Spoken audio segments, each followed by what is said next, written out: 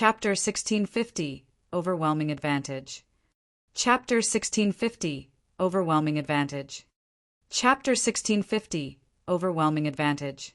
The scene inside the tower had transformed into something akin to an ancient battlefield. Hundreds of thousands of players fought as screams and explosions echoed throughout the tower. Many adventure team members who participated in this struggle for the primordial divine ruins entry slots for the first time were dumbfounded by the view before them. They even found it hard to move their feet. Amazing! So this is the struggle for the primordial divine ruin? This battle is too fierce. Even expert players are no different than ants here. Many adventurer teams and normal guilds, which had planned to participate, watched the battle in a daze from the sidelines. None of them were bold enough to join the fray. They were all afraid of being devoured and annihilated in the blink of an eye. Even the expert players they normally thought were so powerful lasted less than 10 seconds on this battlefield. These experts were either overwhelmed by an uncountable number of spells or ganged up on by equally powerful experts. On this battlefield, expert players were fortunate enough to keep their lives, let alone accomplish anything significant. As for the elite players, they were pure cannon fodder. Most elite players usually died before any of the rear-line healers could get to them. Of the multitude of battles across the battlefield, those near the teleportation zone were the most intense. Zero Wing's 30-man Magic Light team moved like a pack of ferocious beasts that had just escaped their cages. Neither the attacks from Heaven's Burial's melee players nor those from the guild's range players could stop the mobile iron wall the 15 Magic Light MTs had formed. Not only did the Magic Light MTs block every incoming melee attack, but they also sent their attackers flying with their weapons and shields. Zero Wing's rear line DPS then followed up with an intense bombardment, turning its enemies into starlight instantly. Unfortunately, as Heaven's Burial had the numerical advantage, and not even the Magic Light MTs could block every incoming attack.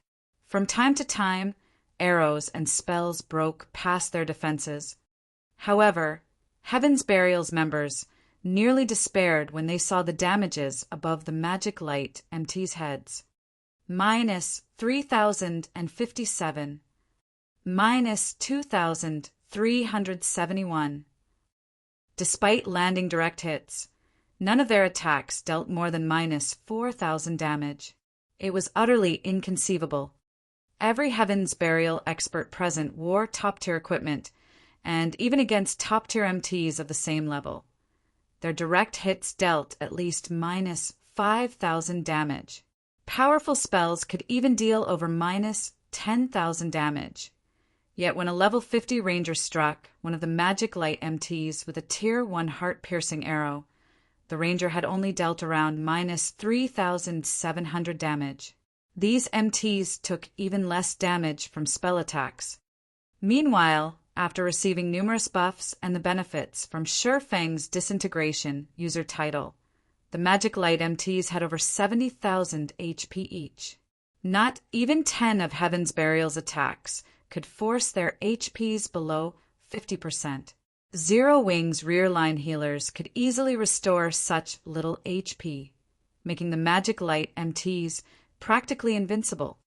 In contrast to Heaven's Burial's DPS, Zero Wing's DPS was overwhelming.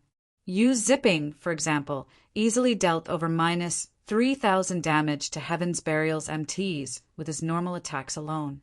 When he used skills like Cross Slash, he dealt over minus 10,000 damage. Unlike Zero Wing's MTs, Heaven's Burial's MTs only had around 50,000 HP. Zipping only needed a few attacks to devour most of an MT's HP by himself.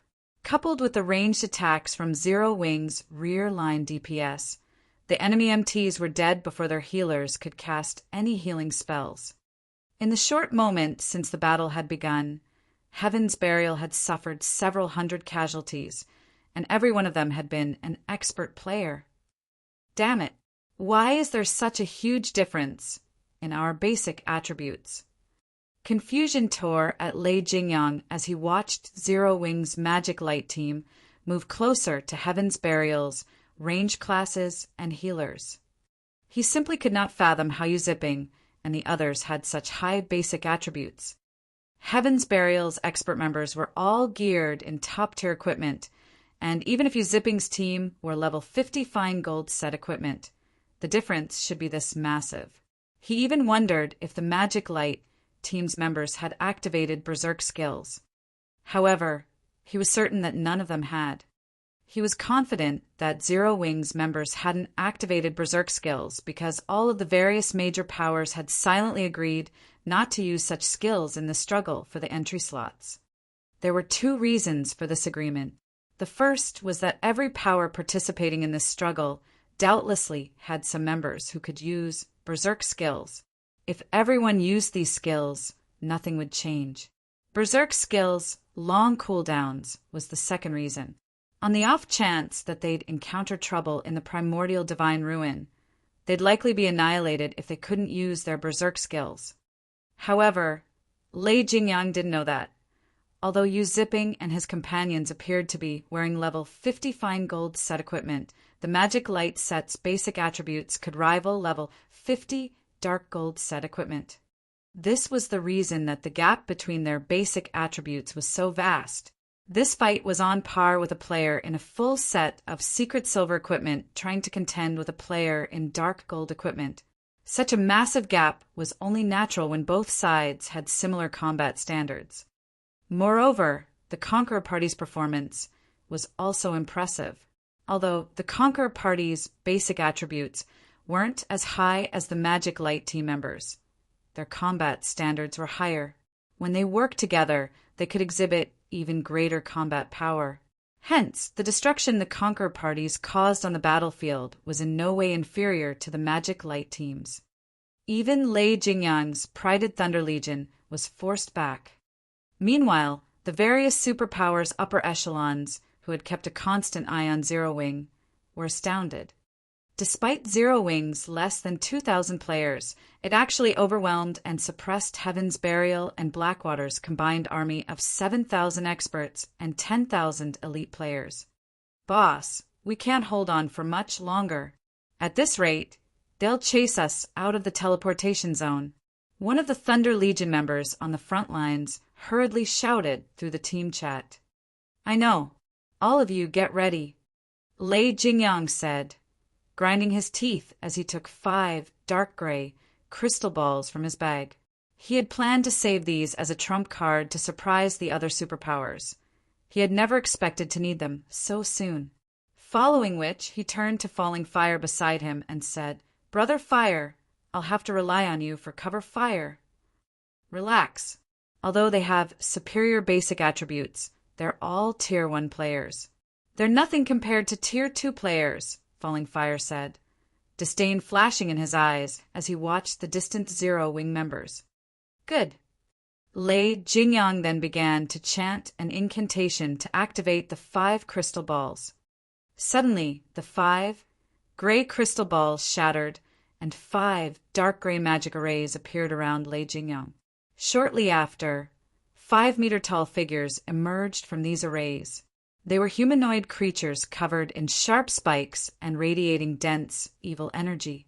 These 5 humanoid creatures were none other than Grand Lord, ranked evil demons. The frightening aura these Grand Lords radiated stunned everyone in the tower. Level 70 Grand Lords. Such monsters were on par with natural disasters to current players. So, this is Heaven's Burial's trump card. Yuan Tiexin's expression darkened upon seeing the evil demons. When Heaven's Burial's members saw the Grand Lord ranked evil demons, however, excitement lit up their faces and their morale skyrocketed. Although the combined force of Heaven's Burial and Blackwater's players appeared exceptionally powerful, it was nothing compared to the superpowers' forces. They had only dared to contend with the superpowers because of this trump card. However, Lei Jingyang wasn't a member of the evil god's temple. He couldn't summon evil demons directly and control them. He could only rely on flame blood, asking the cleric to spend the evil god's temple points he had struggled to accumulate on 5 evil demon crystal balls. Each evil demon crystal ball allowed players to store 1 evil demon within, and even non-evil God's Temple players could use the crystal balls to summon and control the stored evil demon. However, the cost was painful. The evil demon crystal ball was a consumable item, and once the evil demons were stored inside, they would become so as well. Once the crystal ball's 3-hour duration ended, the summoned evil demons would be permanently destroyed. Lei Jingyang had wanted to avoid using this trump card unless absolutely necessary. Since you forced me to use the evil demon crystal balls, none of you from Zero Wing should even think of escape. Lei Jingyang revealed a sinister grin as he glared at Zero Wing's team. He then charged at Zero Wing's members alongside his 5-level 70 Grand Lord ranked evil demons. Falling Fire followed the charge with his own team. Chapter 1651 Hidden Power. Chapter 1651 Hidden Power. Chapter 1651 Hidden Power. The appearance of the 5 Grand Lord ranked evil demons immediately attracted the attention of everyone on the battlefield. If the evil demons summoned were merely level 70 Great Lords, they still wouldn't pose much of a concern. After all, current players could defeat such existences, albeit after paying a considerable price. However, level 70 Grand Lords were a different story. Without Berserk skills, level 50 peak MTs would not survive 2 hits from a level 70 Grand Lord. Moreover, evil demons possessed superior combat standards to monsters of the same rank. Even level 50 MTs with their Berserk skills activated wouldn't last very long against such a monster. Meanwhile, 5 of such evil demons had actually appeared on the battlefield. How could anyone ignore and not feel worried over these monsters? Although the various major powers had already predicted that Heaven's Burial would make use of the evil beasts and evil demons it controlled, they hadn't anticipated that the guild could summon as many as 5 Grand Lord ranked evil demons. Sure enough, they did bring along this trump card. Zero Wing is doomed now. Even a tier 3 summoned creature won't be able to hold back a Grand Lord ranked evil demon, much less 5 of them. The various major powers were delighted as they watched the 5 evil demons charging towards Zero Wing's team. With this, they would have 1 less competitor to worry about. At the same time, though, a somber expression also appeared on their faces. After all, once Heaven's Burial finished off the Zero Wing contingent, needless to say, Heaven's Burial would have no trouble securing a large number of entry slots with the help of the 5 Grand Lord ranked evil demons, leaving other powers like them with fewer slots they could compete for. Just as everyone was thinking of how to go about competing for the entry slots, the 5 evil demons had already arrived at the front line of the battle between Zero Wing and Heaven's Burial under Lei Jingyang's lead. You people from Zero Wing should feel proud that you forced me to use my trump card so soon. However, now that I have, you are all going to become evil demon food. Lei Jingyang revealed a sadistic grin as he swept a glance at the Zero Wing members before him. He then stopped controlling the 5 evil demons and simply commanded them to slaughter Zero Wing's members. Roar! Once the evil demons were no longer under direct control, their eyes released a bloody glow as they bellowed angrily. The evil energy they radiated also intensified, so much so that it clouded the perception of nearby players slightly. Even the Zero Wing members standing somewhat far away from the evil demons could not help but shudder at the powerful auras the evil demons released. Grand Lord ranked evil demons? Shi Feng frowned slightly as he glanced at the roaring evil demons. Immediately he commanded through the team chat, Kola, Turtle Dove, Yumian, you 3 go keep those evil demons busy. Everyone else, focus on wiping out Heaven's Burial's members. Evil demons? That's not a bad opponent. Kola licked his lips in eagerness as he looked at the evil demons. It's a good opportunity to test my new equipment.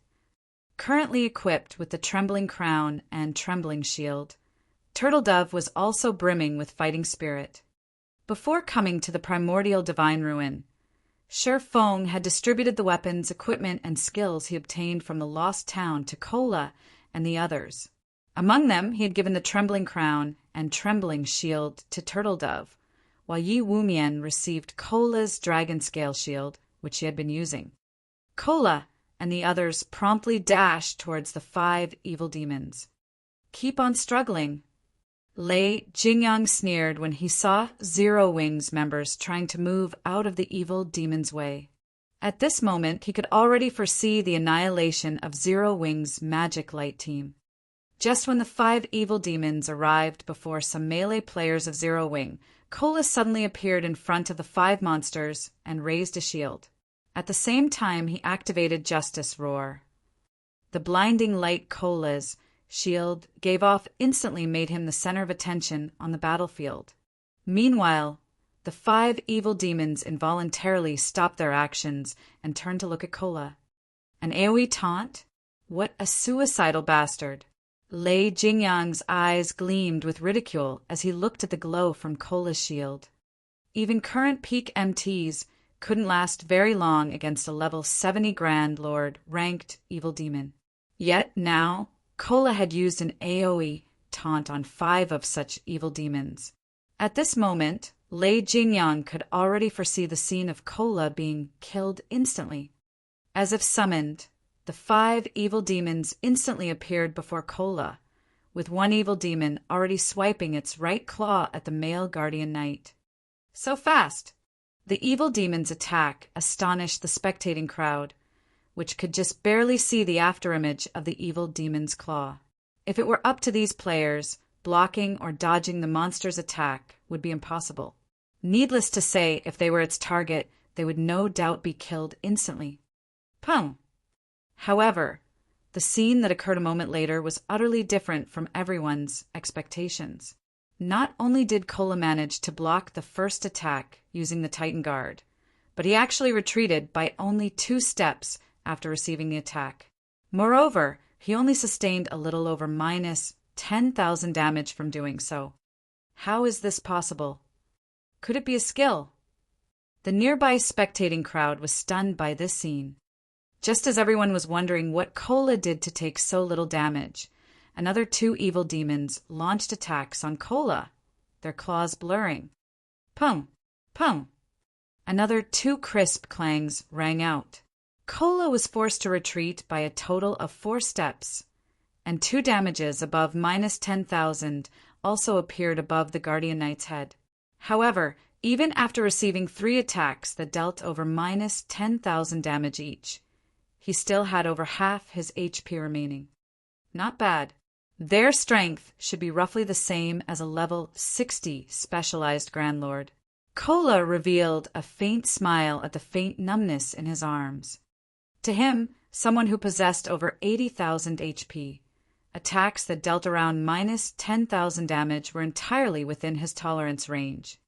When Kola noticed the last 2 evil demons attacking him as well, he decided to activate Titan's Will, the skill reducing the damage he received by 90% and increasing his attack speed by 100%, movement speed by 30%, and starting movement speed by 80% for 20 seconds. When the 2 evil demons' claws collided with Kola's Titan Guard, 2 dazzling flashes appeared. This time, however, not only did Kola not retreat by a single step, but even the damage he received from each attack was just a little more than minus 1,000. That was practically a negligible amount. Following which, several healing lights fell on him, instantly replenishing his HP to full. So this is Zero Wing's chief MT? He's so strong. Everyone's eyes nearly fell out of their sockets when they saw Kola actually going toe-to-toe with the 5 Grand Lord ranked evil demons. If it were them, a single Grand Lord ranked evil demon would be beyond their means. Yet, despite going up against 5 of such evil demons, Kola still seemed to have plenty of energy to spare. Right now, it looked as if these 5 evil demons were actually fake evil demons. However, they were fully aware that this result was not because the evil demons were weak. Instead, Kola was simply too strong. Just the shockwaves resulting from the clashes were enough to force the nearby players to retreat involuntarily. With this, one could imagine how much strength both sides possessed. However, before everyone could recover from their shock over Cola's performance, two more players joined him, each one of them pinning down one evil demon. These two players were none other than Turtle Dove and Yi Wumian. The moment these two MTs appeared, they immediately used a taunt skill and solidified their aggro on their respective targets. Very quickly, two evil demons peeled away from Cola. However, this was still not the most shocking part. The crucial point was that both Turtle Dove and Yi Wumian actually possessed defense that was in no way inferior to Cola's. In fact, when the female Guardian Knight, Turtle Dove, blocked an attack from her Grand Lord, she received only a little over minus 8,000 damage, which was far less than the damage Cola received. This showed that her defense was above even Cola's. As for HP, due to the various team buffs, Yi Wumian had over 75,000 HP. Meanwhile, Turtle Dove, who was equipped with epic set equipment, possessed over 80,000 HP, just like Cola. Meanwhile, due to Cola, Turtle Dove, and Yi Wumian's appearance, the evil demons, whom everyone thought would be able to create a huge ruckus, were now thoroughly suppressed. Damn it, how can their defense be so high? Lei Jingyang was momentarily stupefied when he saw this scene. However, a possibility that made his entire body shudder came to mind soon after. Could they have been promoted to Tier 2 as well? Chapter 1652, Tier 2 versus Tier 2. Chapter 1652, Tier 2 versus Tier 2. Chapter 1652, Tier 2 versus Tier 2. Inside the teleportation zone, the 5 level 70 Grand Lord ranked evil demons furiously attacked the MT trio from Zero Wing, their speed extremely fast. Many expert players present inside the tower could not keep up with the monster's movements, yet Cola and the other MTs blocked every attack of the evil demons using their shields. Moreover, they did so very casually. Meanwhile, any expert player that accidentally came into proximity of their battle would get killed by the battle's shockwaves. They're able to stop even 5 Grand Lord ranked evil demons. Purple Jade wore an incredulous look on her face as she watched Cola, Turtle Dove, and Yi Wumian going up against the evil demons. Even the peak MTs of the Secret Pavilion would need to activate their Berserk skills to go up against a level 70 Grand Lord. However, Cola and the other 2 MTs could actually hold back the evil demons without using any Berserk skills. Moreover, they were even at a numerical disadvantage. Zero Wing is truly extraordinary. It's no wonder Rain is so adamant in working together with the guild. Quiet Melody, who was commanding the Sacred Temple's members in battle, could not help her surprise when she sent a glance at the distant evil demons. Now, she more or less understood why Phoenix Rain had decided to partner with Zero Wing early on in the game. Phoenix Rain's insight was indeed many times more acute than Nine Dragons' Emperor's. Meanwhile, Zero Wing's members also had their morale boosted further after seeing the MT Trio's performance. Brimming with fighting spirit, they started putting even more effort into suppressing Heaven's Burial's members. Damn it, how is this possible? Lei Jingyang was filled with envy as he looked at Cola and the other 2 MTs. Why does Zero Wing possess 3 Tier 2 MTs? Not only did Heaven's Burial receive financial support from major corporations, but it had also managed to recruit plenty of expert players. Despite all this, the entire guild had only 3 people that succeeded in their Tier 2 promotion even until now. The guild had invested everything it had to help these 3 players complete their promotion quests after they reached level 50. Moreover, unlike other classes, MT classes faced much more difficulty with their Tier 2 promotions. Although Heaven's Burial had attempted to help its MTs with their promotions, all of those MTs failed. On the other hand, Zero Wing actually possessed 3 Tier 2 MTs. The value of Tier 2 MTs was much greater than that of Tier 2 players of other classes. After all, the majority of a guild's weapons and equipment came from dungeons. If a guild possessed powerful MTs, it would have a much easier time raiding dungeons. Boss, what should we do? Those 5 Grand Lords are all pinned down right now. We're also still getting pushed back by Zero Wing. At this rate, we'll be chased out of the teleportation zone, the level 50 ranger commanding the battle asked worriedly. Although their side had an overwhelming advantage in numbers, Zero Wing's members were simply too powerful. Thus far, their side had already lost over 1,000 players. In contrast, Zero Wing's death toll amounted to only a little over 100. Most importantly, the 30-man Magic Light team had yet to suffer a single casualty. All ranged DPS, change targets, and focus fire on those 3 MTs of Zero Wing. I refuse to believe that Zero Wing will have another method to stop the evil demons once we get rid of the 3 of them.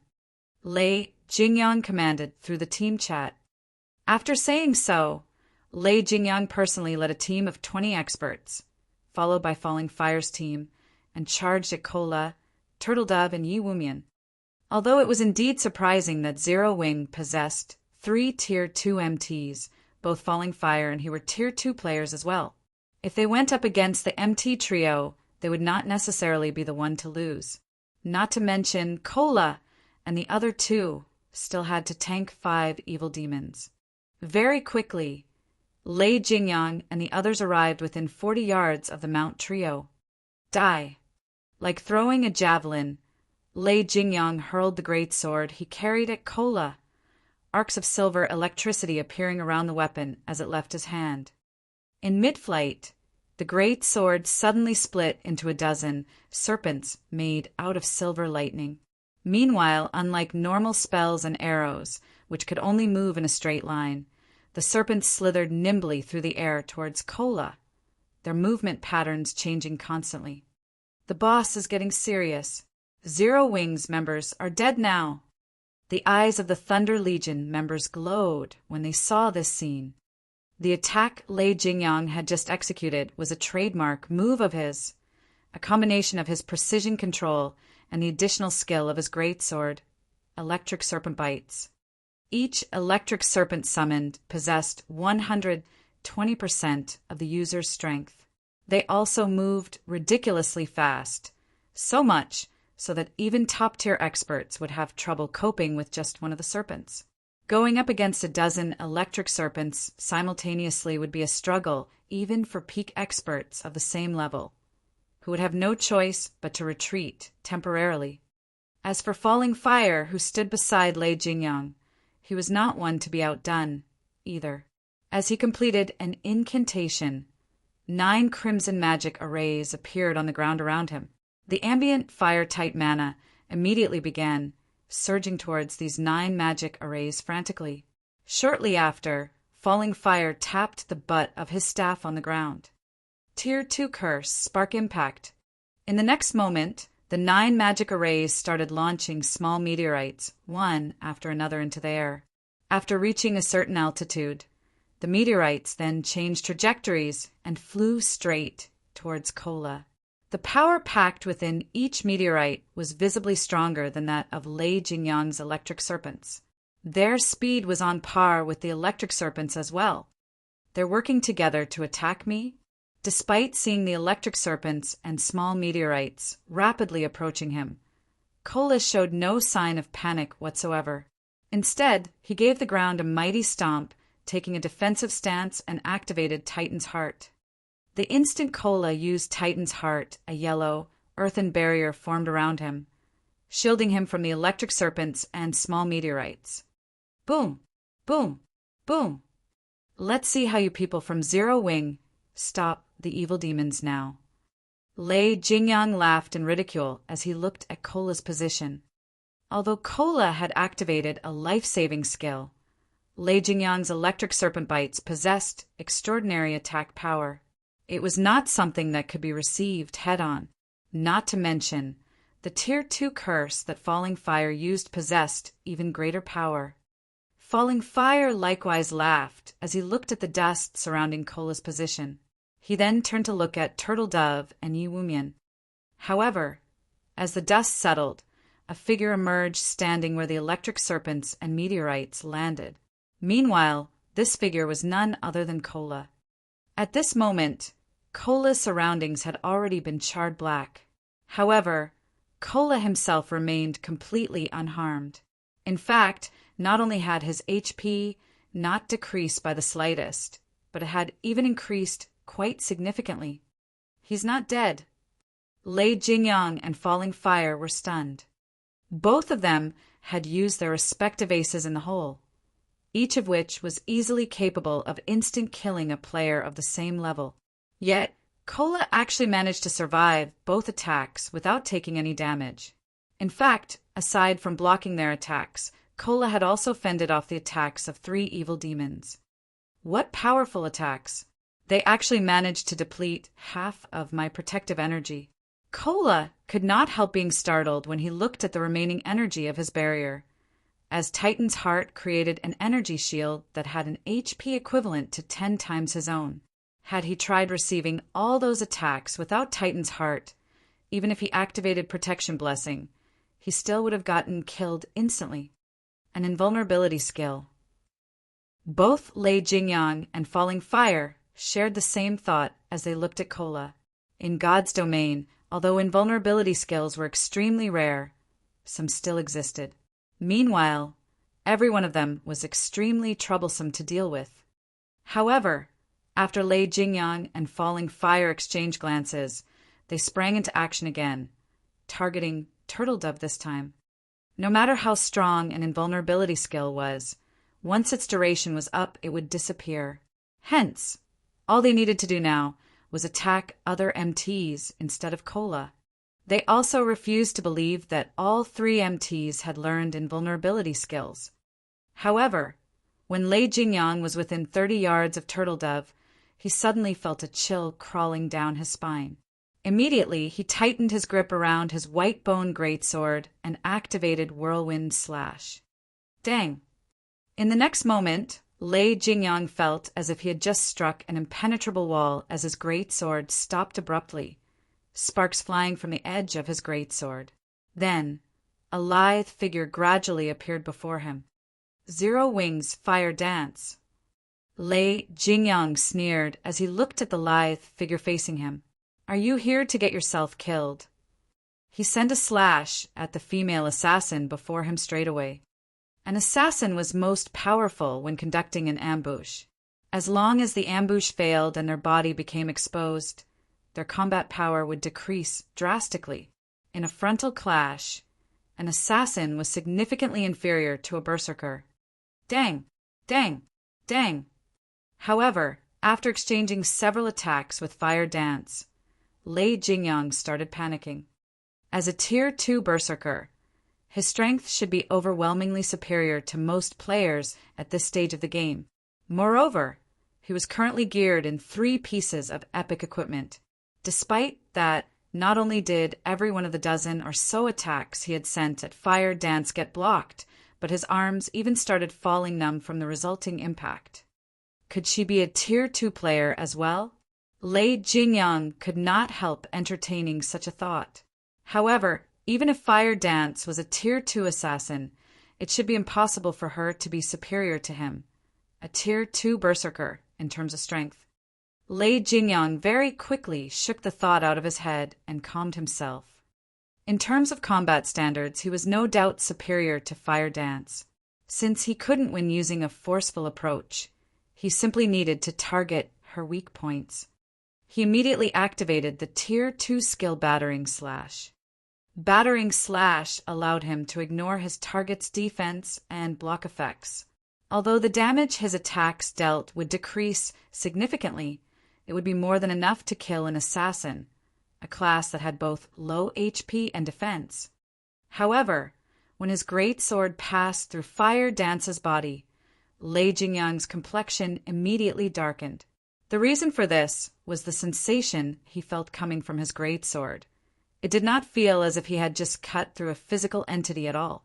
He tried using Blade Storm right away, but before he realized it, Fire Dance had already appeared behind him, the 1,000 transformations in her hand stabbing towards his back. Tier 2 skill, Shadow Raid. Fire Dance instantly transformed into numerous streaks of shadows that pierced through Lei Jingyang's body. Damages ranging between 10,000 and 20,000 appeared rapidly above the berserker's head one after another, depleting his HP to 0. Chapter 1653. Tier 2 Galore. Chapter 1653. Tier 2 Galore. Did Lei Jingyang die? An instant kill. For a time, the players watching the battle between Fire Dance and Lei Jingyang were stunned by the sudden development. The fight had been lightning quick, and many had failed to realize what had happened before it was over. In one moment, Lei Jingyang had been alive and kicking, and in the next he was dead. The members of Lei Jingyang's Thunder Legion were particularly dumbstruck. They all knew how powerful their commander was. Not only did he wield 3 pieces of epic equipment, but he was also one of 3 Tier 2 players in Heaven's Burial. The Berserker had over 53,000 HP as well, which was in no way inferior to Tier 1 peak MTs of the same level. If Tier 1 experts like themselves had to face Lei Jingyang, they'd never be enough to take down the Berserker, even with a 20-man team. Yet, an assassin had killed their commander with a single move. No matter how they looked at the situation, it felt unreal. Only Shifeng knew how possible the feat truly was. After all, Fire Dance wielded a fragmented legendary weapon, which no epic weapon could compare to. Moreover, the assassin class was famous for its explosive damage, dealing significant amounts in a very short time. Meanwhile, Shadow Raid was Fire Dance's strongest explosive skill. If she landed a hit with the skill, even a Tier 2 Guardian Knight or Shield Warrior of the same level would stand on the precipice of death, if not die instantly, let alone a Tier 2 Berserker. After Lei Jingyang died, Heaven's Burial's members fell into a panic, confused about what to do next. Along with Lei Jingyang's death, the 5 Grand Lord ranked evil demons he had summoned had disappeared. This was like salt in an open wound to Heaven's Burial's members. Kola, Turtle Dove, and Yu Wumian had already embedded their strength into their enemies' minds. Lei Jingyang's followers doubted that they had the strength to surpass a Grand Lord ranked evil demon. Useless trash. He actually died so quickly. A deep frown pulled at Falling Fire's face as he watched Lei Jingyang's corpse transform into particles of light. He had never expected Zero Wing to have a Tier 2 assassin and 3 Tier 2 MTs.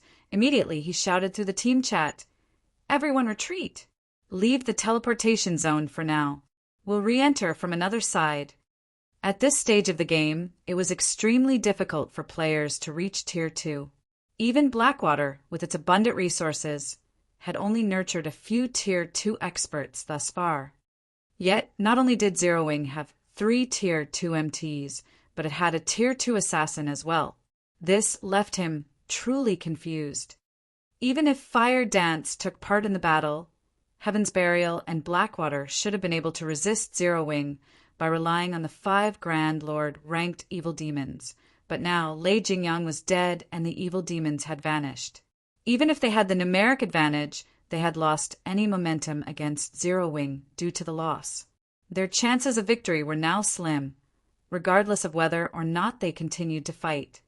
The wisest decision now would be leaving the teleportation zone temporarily and trying to get back in from another side. With the limited number of entry slots, Zero Wing shouldn't bother chasing them. On the off chance that there were less than 15,000 players in the zone after Zero Wing left it, the guild would miss the opportunity to enter the primordial divine ruin. The risk of giving chase simply outweighed the gains. However, as Falling Fire ushered his team out of the teleportation zone, a snowy white dagger appeared behind him, transforming into a streak of silver light as it thrust into the elementalist's back. Another assassin. Falling Fire panicked, but it was already too late to dodge or block the attack physically. Instinctively, Falling Fire activated Blink, vanishing from the dagger's attack trajectory in the most critical moment and reappearing 15 yards away. He then turned towards the player that had ambushed him with a grim expression.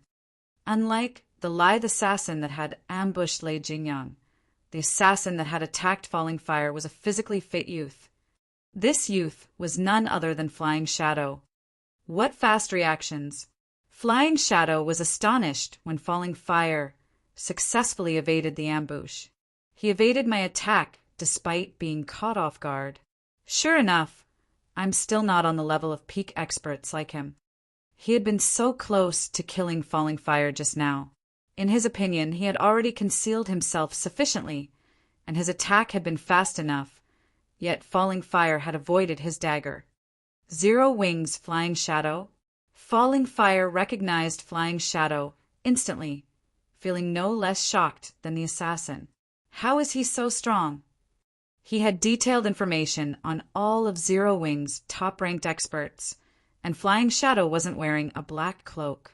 Even without an identification skill, he easily determined the youth's identity based on his appearance. Based on the report he had read, Flying Shadow wasn't nearly as strong as Fire Dance, Zero Wing's #1 assassin. Yet, just now, the youth had displayed far more power than the report had mentioned. After Falling Fire had been promoted to Tier 2, he hadn't encountered a Tier 1 assassin that could get within 10 yards of him undetected. Only the guild's Tier 2 assassins had been successful. Could he be a Tier 2 player as well? As Falling Fire looked at Flying Shadow, he felt the edges of his world beginning to crumble. Since when had reaching Tier 2 become so easy? The fact that Zero Wing had one Tier 2 assassin was surprising enough, but he had just encountered another. Had he not reacted quickly enough, he might have fallen to Flying Shadow's attack. Watching Flying Shadow approach again, Falling Fire began to double speed cast.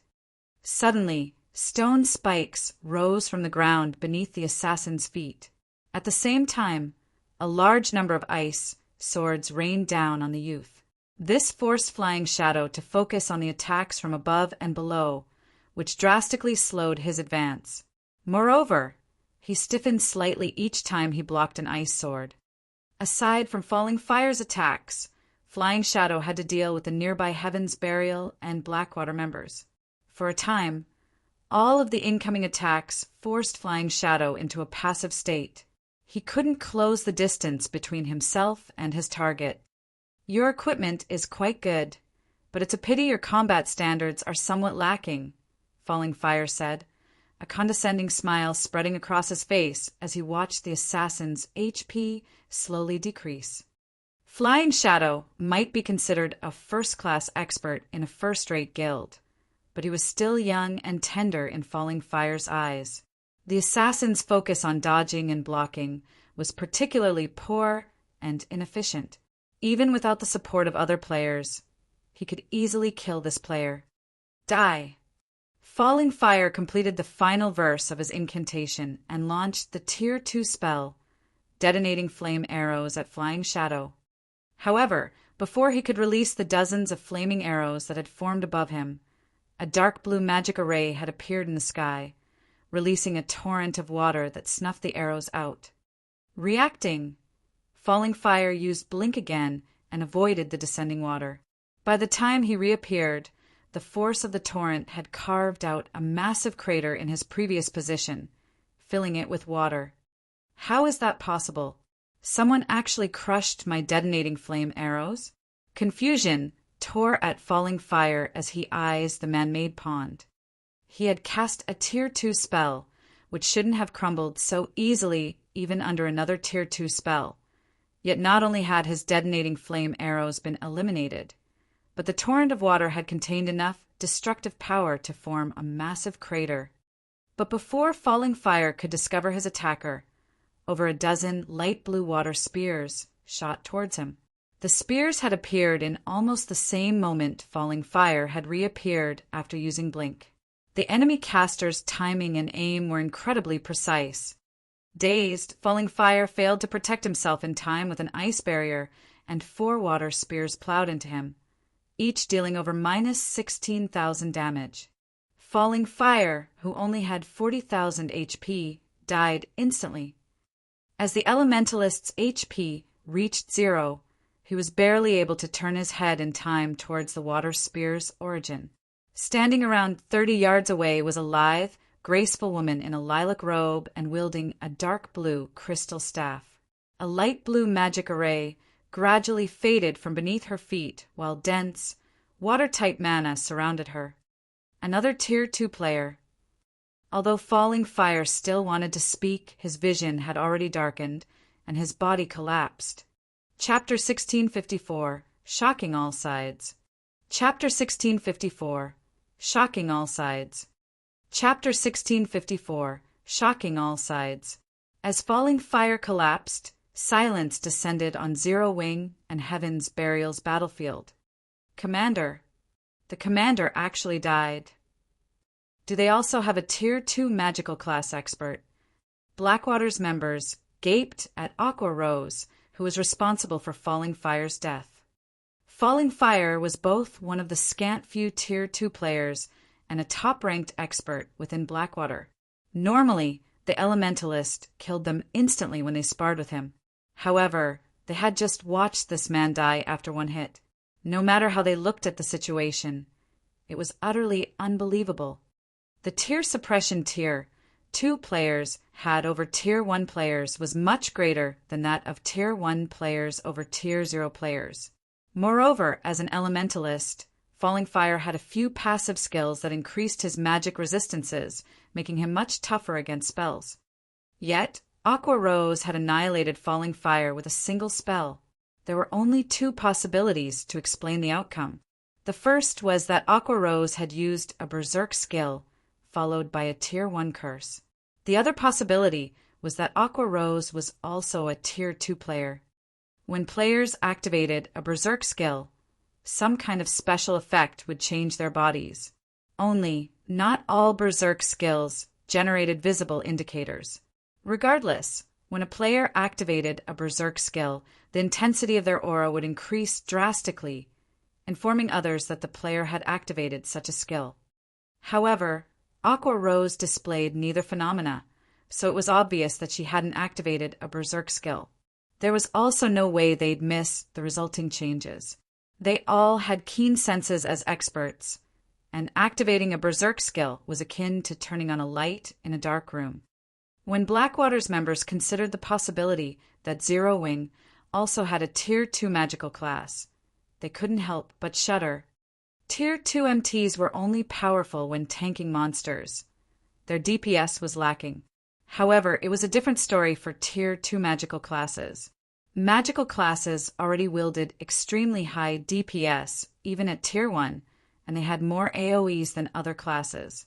After their promotion to Tier 2, magical classes' attacks would grow even stronger. It wouldn't be an exaggeration to call Tier 2 magical classes mobile defense turrets. When solely comparing combat capabilities, Tier 2 magical classes were stronger than another class by far. While everyone struggled with their shock over Falling Fire's death, Aqua Rose used the opportunity to cast the Tier 2 spell, Aqua Precinct. With the female Cursemancer at its center, a water domain manifested, covering a 70-yard radius. Any of Heaven's Burial and Blackwater members caught within Aqua Precinct soon noticed the rapid drop in their basic attributes. In the blink of an eye, their basic attributes had fallen to 70% of their original values, following which 12 8-meter-long water serpents rose from the pool of water, releasing enraged bellows that echoed throughout the tower. Every water serpent possessed the strength to rival a great lord of the same level. Under Aqua Rose's control, the water serpents jumped at the players from Heaven's Burial and Blackwater. Aqua Precinct wasn't like normal AoEs and was categorized as a domain skill. When using it to attack, Aqua Rose wouldn't harm her allies as normal AoE spells would as long as she controlled the spell properly. Tier 1 experts would have a very difficult time coping with a Great Lord's attacks. Only Tier 1 MTs of the same level could block such attacks without receiving much damage. However, unlike normal Great Lords, which had monotonous attack patterns, the water serpents were flexible since Aqua Rose controlled them. Any MT that failed to block the serpent's attacks instantly lost over 20,000 HP. Since Heaven's Burial and Blackwater's MTs had lost 30% of their basic attributes, the Water Serpents only needed 2 hits to finish off a level 50 MT. In the short moment since Aqua Rose had cast Aqua Precinct, she had killed for level 50 MTs. The rear line healers had never even had a chance to heal their allies. Monster. She's a monster. Heaven's Burial's and Blackwater's experts stared at the female Cursemancer in utter horror. Retreat. Run. There's a monster. With Zero Wing's Magic Light Team and Conquer parties gaining the upper hand, followed by Aqua Rose's sudden massacre, Heaven's Burial's and Blackwater's members panicked. Rather than a slow, organized retreat, they turned and fled like cowards. Not only would they lose a level if they died, but they'd also lose a piece of equipment. To expert players like them, the loss was unbearably painful. Hence, now that they knew that they were no match for Zero Wing, they wouldn't continue to throw themselves into the jaws of death. Furthermore, their commanders, Lei Jingyang and Falling Fire, had already died. Big Sis Aqua, you couldn't hold back a little? We've barely killed any enemies, yet you've already scared them all away. How are we supposed to earn extra income now? Shadow Sword and Zero Wing's other Tier 2 players sighed in frustration as they watched Heaven's Burial and Blackwater's members flee. They had previously held back because they were worried about scaring off their prey. It had actually taken quite a bit restraint to drag this battle out, yet their prey had run in fear of them before they could reap the benefits and slaughter them all. This frustrated Shadow Sword and the others. My bad. I'll be more careful next time, Aqua Rose said, sending her companions an apologetic glance. She hadn't expected Heaven's Burial and Blackwater's players to be so cowardly. Thus far, the battle between their guilds had been fairly even. In fact, Zero Wing wouldn't get off easily either if Heaven's Burial and Blackwater continued the fight. Yet, rather than stand their ground, the 2 guilds' members had turned and fled. This will work, too. Just kill as many as you can, but be careful to stay near the team and in the teleportation zone, Sherfone commanded. He was not particularly surprised by their enemy's response. Although Heaven's Burial and Blackwater's experts were no weaklings, the series of mental blows had thrown them into a panic. Fortunately, Heaven's Burial and Blackwater's reaction was a good thing for Zero Wing. At the very least, Zero Wing could now secure more entry slots for the primordial Divine Ruin. Shadow Sword, Blackie, Violet Cloud, Rampant Blade, Alluring Summer, and Zero Wing's other Tier 2 players began to put all they had into their battles. With the overwhelming strength of Tier 2 classes, Shadow Sword and the others charged into Heaven's Burial and Blackwater's ranks like lions charging into a flock of sheep. The guild's magical class players, such as Blackie, Violet Cloud, and Alluring Summer, dominated the battlefield like humanoid defense turrets. Without anyone to hinder their progress, they each killed over a dozen players with every attack. This only encouraged Zero Wing's other members to fight with more fervor. By the time Heaven's Burial and Blackwater's members left the teleportation zone, they had littered their path with corpses and equipment. The 2 guilds had lost nearly 2,000 experts since the battle had begun. The outcome was startling. If these casualties were only ordinary or elite players, the loss wouldn't be as painful, but the players Zero Wing's members had killed were all experts. These 2 guilds had lost just as many experts as there were in an ordinary, first-rate guild. Amazing! So this is Zero Wing's strength? Didn't someone say that Zero Wing was no match for Heaven's Burial and Blackwater? Heaven's Burial sure is unlucky. Not only is it in danger of losing Ancient Rock City, but entering the primordial Divine Ruin will also be a major challenge. The various major powers had been paying very close attention to the battle between Zero Wing and Heaven's Burial, and the superpowers present were no exception. However, none of them had ever imagined that this outcome was possible. Even Purple Jade, who had a high opinion of Zero Wing, had assumed that the guild would fight its enemies to a draw at best. Yet, Zero Wing had actually chased Heaven's Burial and Blackwater out of the teleportation zone while suffering minimal losses. This had completely exceeded her expectations. As for the various guilds and adventurer teams, which had planned to enter the teleportation zone near Zero Wing, shrank back in fear after seeing the guild's prowess in battle. "Commander, are we still going to charge in?" A level 50 shield warrior clad in black armor could not help but ask his commander. "Charge in? Are you suicidal? We're retreating. We'll go in from another side." Chapter 1655. 10 years too early. Chapter 1655. 10 years too early. Chapter 1655. 10 years too early. After Zero Wing's victory over Heaven's Burial, the various superpowers in the teleportation zone couldn't help but reevaluate their opinions of Zero Wing. Sure enough, Zero Wing can be quite capable. No wonder they dared to ignore our guild's warning. It might not be a bad idea to consider partnering with them for the Primordial Divine Ruin raid, a middle-aged man in black armor muttered as he looked at Zero Wing's members with an interested expression. He carried a great sword with runes that radiated a chilling aura. The Primordial Divine Ruin was akin to a dungeon. If one wished to progress inside the ruin, they needed a certain level of strength, whether it be basic attributes or combat standards. The difficulty also increased as one delved deeper into the ruin. After reaching the Primordial Divine Ruin's 4th underground floor, players faced extraordinarily strict requirements. In fact, it was so difficult to pass from the 4th floor to the 5th floor, where the gate to the Primordial City was located, that a single guild team could no longer clear the challenge. They would only have a higher chance of reaching the 5th underground floor by working together. The middle-aged man's words surprised the nearby players. The middle-aged man before them was none other than Broken City, an upper echelon from King's Return. He had been very famous in the virtual gaming world some years ago.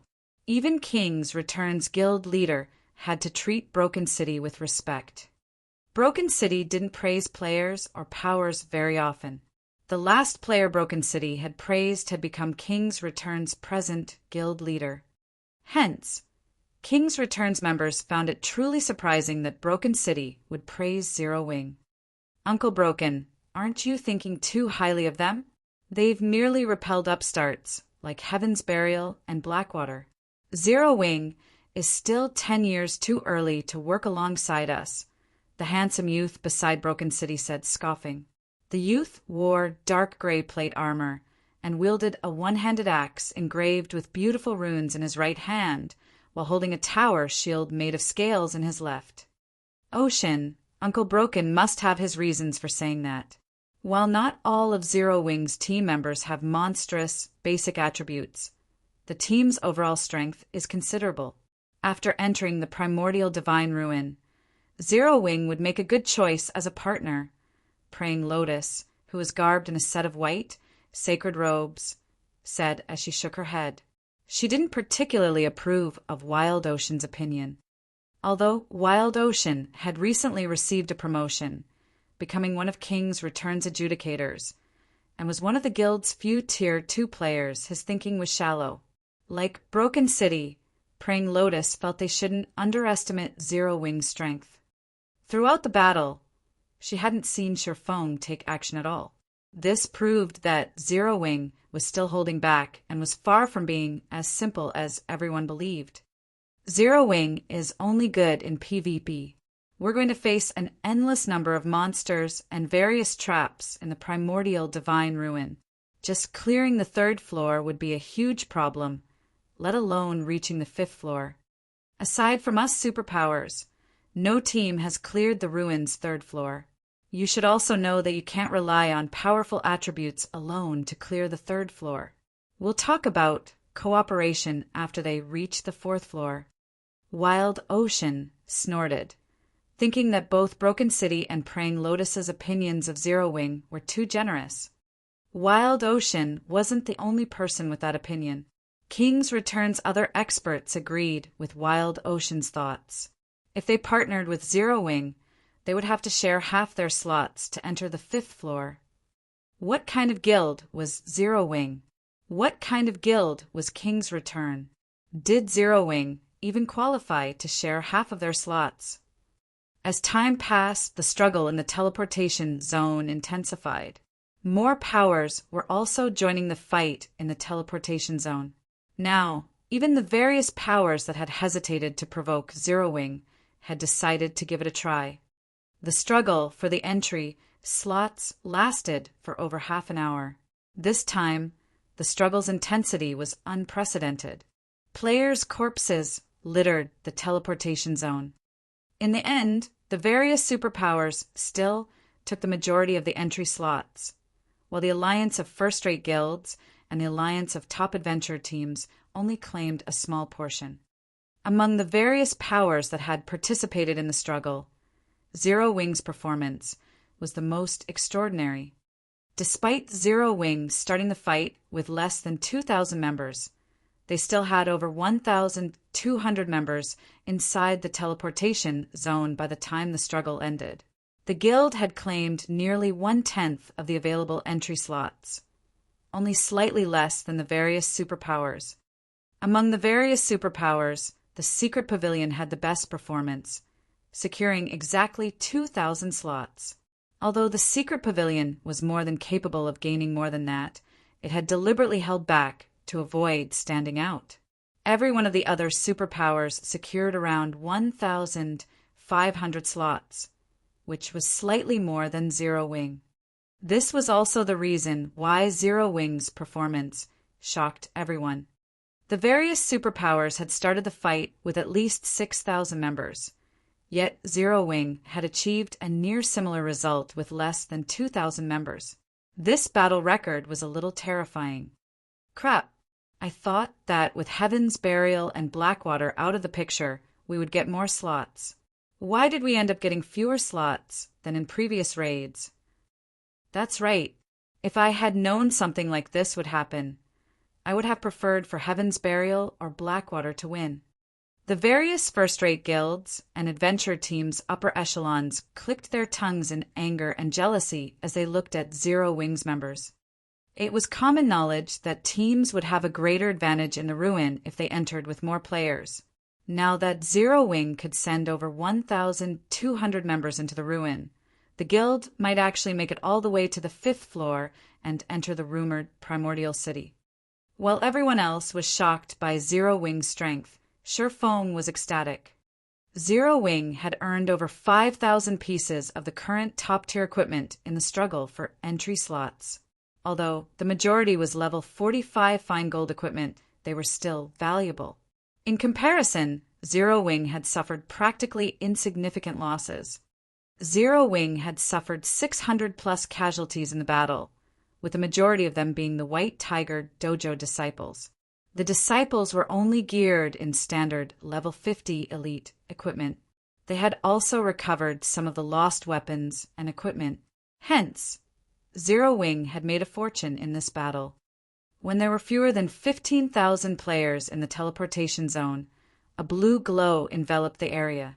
The players inside the zone disappeared a moment later, leaving an empty plot of land behind. The members of the various major powers that remained inside the tower quickly spread the news of the battle's outcome. With the teleportation array's help, Zero Wing's surviving members instantly arrived at Dark Canyon. There were 3 shining, silver moons hanging in the sky. The visibility within the canyon was also very poor. At best, they could see 200 yards around them, and they couldn't sense any other creatures, which instilled a deep fear and insecurity. So, this is the Primordial Divine Ruins, 1st floor. Aqua Rose muttered as she curiously surveyed her surroundings. With her physique as a Tier 2 player, she soon discovered the hidden threats around them. A group of skeleton undead hid at the top of the canyon, carrying heavy crossbows that could launch bolts with the power to rival Tier 2 skills. It was obvious that these skeletons had already locked onto their team and were ready to fire their crossbows at a moment's notice. Aside from the crossbow-wielding skeletons, Aqua Rose noticed a large number of ghosts flickering in and out of existence on the path ahead. The ghosts wandered around the bottom of the canyon, and even the weakest among them was a level 50 chieftain, while the strongest were level 55 Grand Lords. If players accidentally provoked these monsters, the consequences would be unimaginable. As if they had long since familiarized themselves with this floor, the various superpowers teams quickly advanced on a predetermined path. As they advanced, the superpowers teams skillfully pushed away any ghosts they came across while dodging the heavy crossbow bolts. In comparison, the alliance formed by top adventure teams quickly had their advance halted by powerful ghosts, their members peppered by the crossbow bolts from above the canyon. Damn it! Why is it so difficult? The various adventure teams' upper echelons frowned at the first floor's difficulty. They were at a loss. Seeing this, the superpowers members shook their heads disapprovingly. The primordial divine ruin was an extremely dangerous place, yet the various adventure teams had believed that getting into the ruin was the most difficult part. The struggle in the teleportation zone was simply a prelude for what was to come.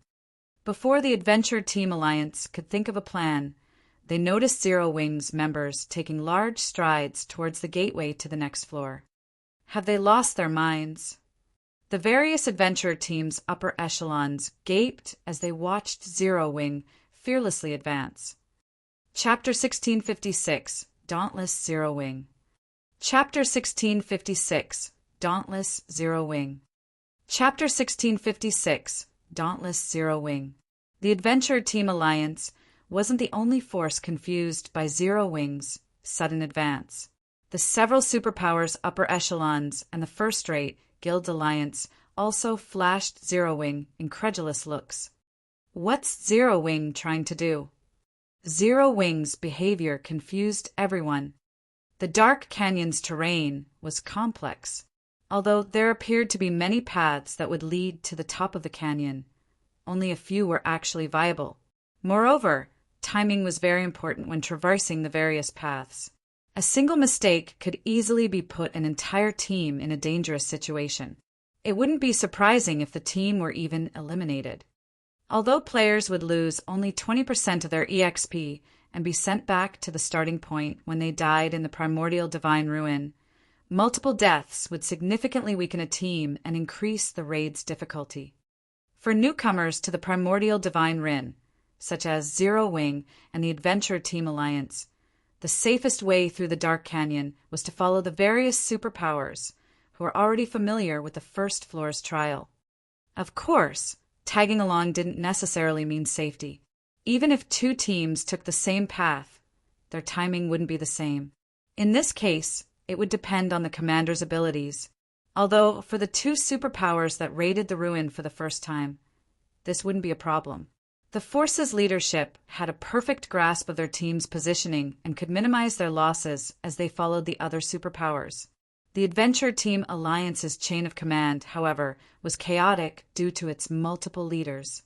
As a result, the Adventure Team Alliance suffered many casualties as it attempted to follow after a superpower.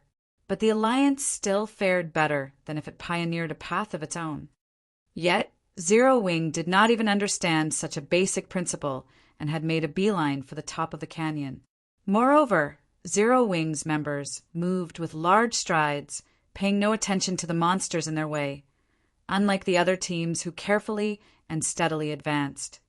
Suddenly, Cola, Turtle Dove, Yuwumian, and Violet Cloud rushed ahead of Zero Wing's team, charging onto the gravel path that contained a plethora of wandering ghosts. Meanwhile, the 15 MTs of the Magic Light team's 15 MTs guarded the rear of the team, while the Conquer Party split up and covered the sides. Ghost Knight Undead Chieftain. Level 50. HP 60000/6000000. Ghost Berserker Undead Lord. Level 52. HP 17 000/17 Ghost General Undead Grand Lord. Level 55. HP 85-000-000/85-000-000. As Kola and the others moved through the canyon, the wandering ghost knights and ghost berserkers quickly discovered their presence. Like hungry wolves that had just discovered meat, the ghosts surged towards the MT trio. Are they trying to get themselves killed? Are they really trying to grind the ghosts as if they were common monsters? Everyone was stupefied as they watched Kola, Turtledove, and Yuwumian attract more and more ghost knights and ghost berserkers. The primordial divine ruin had an endless supply of monsters, and even if players killed these monsters, the awarded EXP and loot was insignificant compared to monsters outside of the ruin. Grinding these monsters simply wasn't worth the effort. Though, to the various powers present, it did not really matter even if a large number of ghost knights and ghost berserkers ganged up on them, as they were more than capable of defeating these monsters. Instead, the canyon's true danger came from the numerous skeletons stationed at its top. The bolts they fired from their heavy crossbows were as powerful as Tier 2 attacks. Even level 50, Tier 1 MTs would be forced to retreat by several steps and lose around 4,000 HP if they blocked one of these bolts with their shields.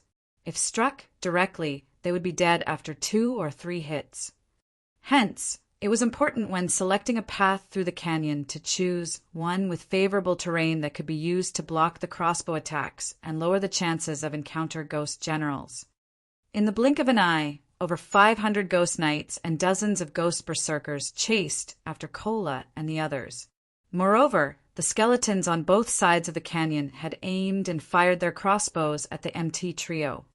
However, Kola and the others paid no attention to the countless incoming attacks and continued to advance mindlessly, attracting more monsters as they went.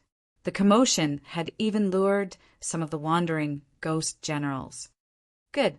Everyone charge. Follow Kola's group. Sure Fong revealed a smile when he saw the swarm of monsters charge at Kola and the others.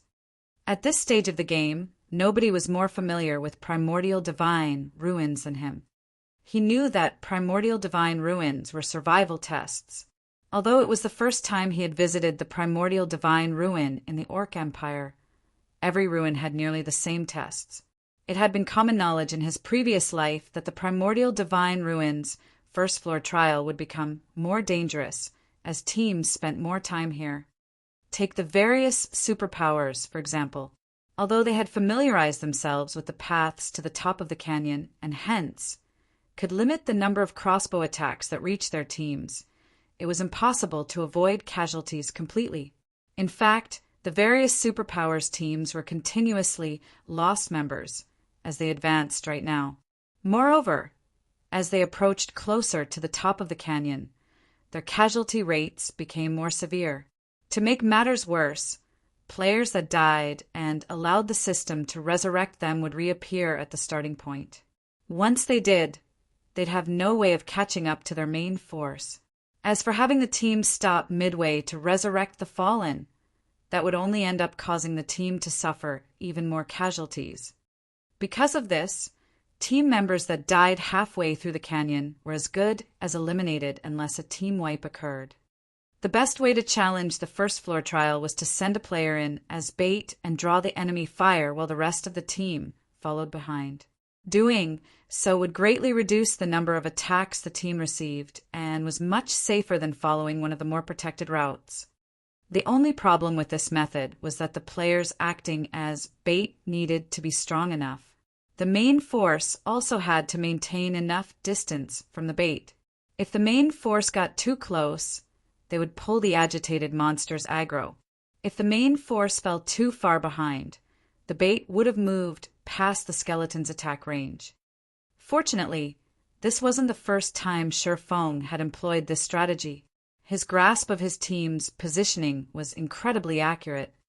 With Violet Cloud in the center, Kola's group pushed forward. As they faced numerous attacks, their HPs steadily decreased. Fortunately, the chieftain-ranked ghost knights and lord-ranked ghost berserkers were not much of a threat. The true threat came from the Ghost Generals and the heavy crossbow attacks from both sides of the canyon, in particular. Currently, a swarm of Ghost Knights chased after Cola's group of 4, and although the situation looked dire, it worked in the group's favor as the Ghost Generals had a hard time reaching the players.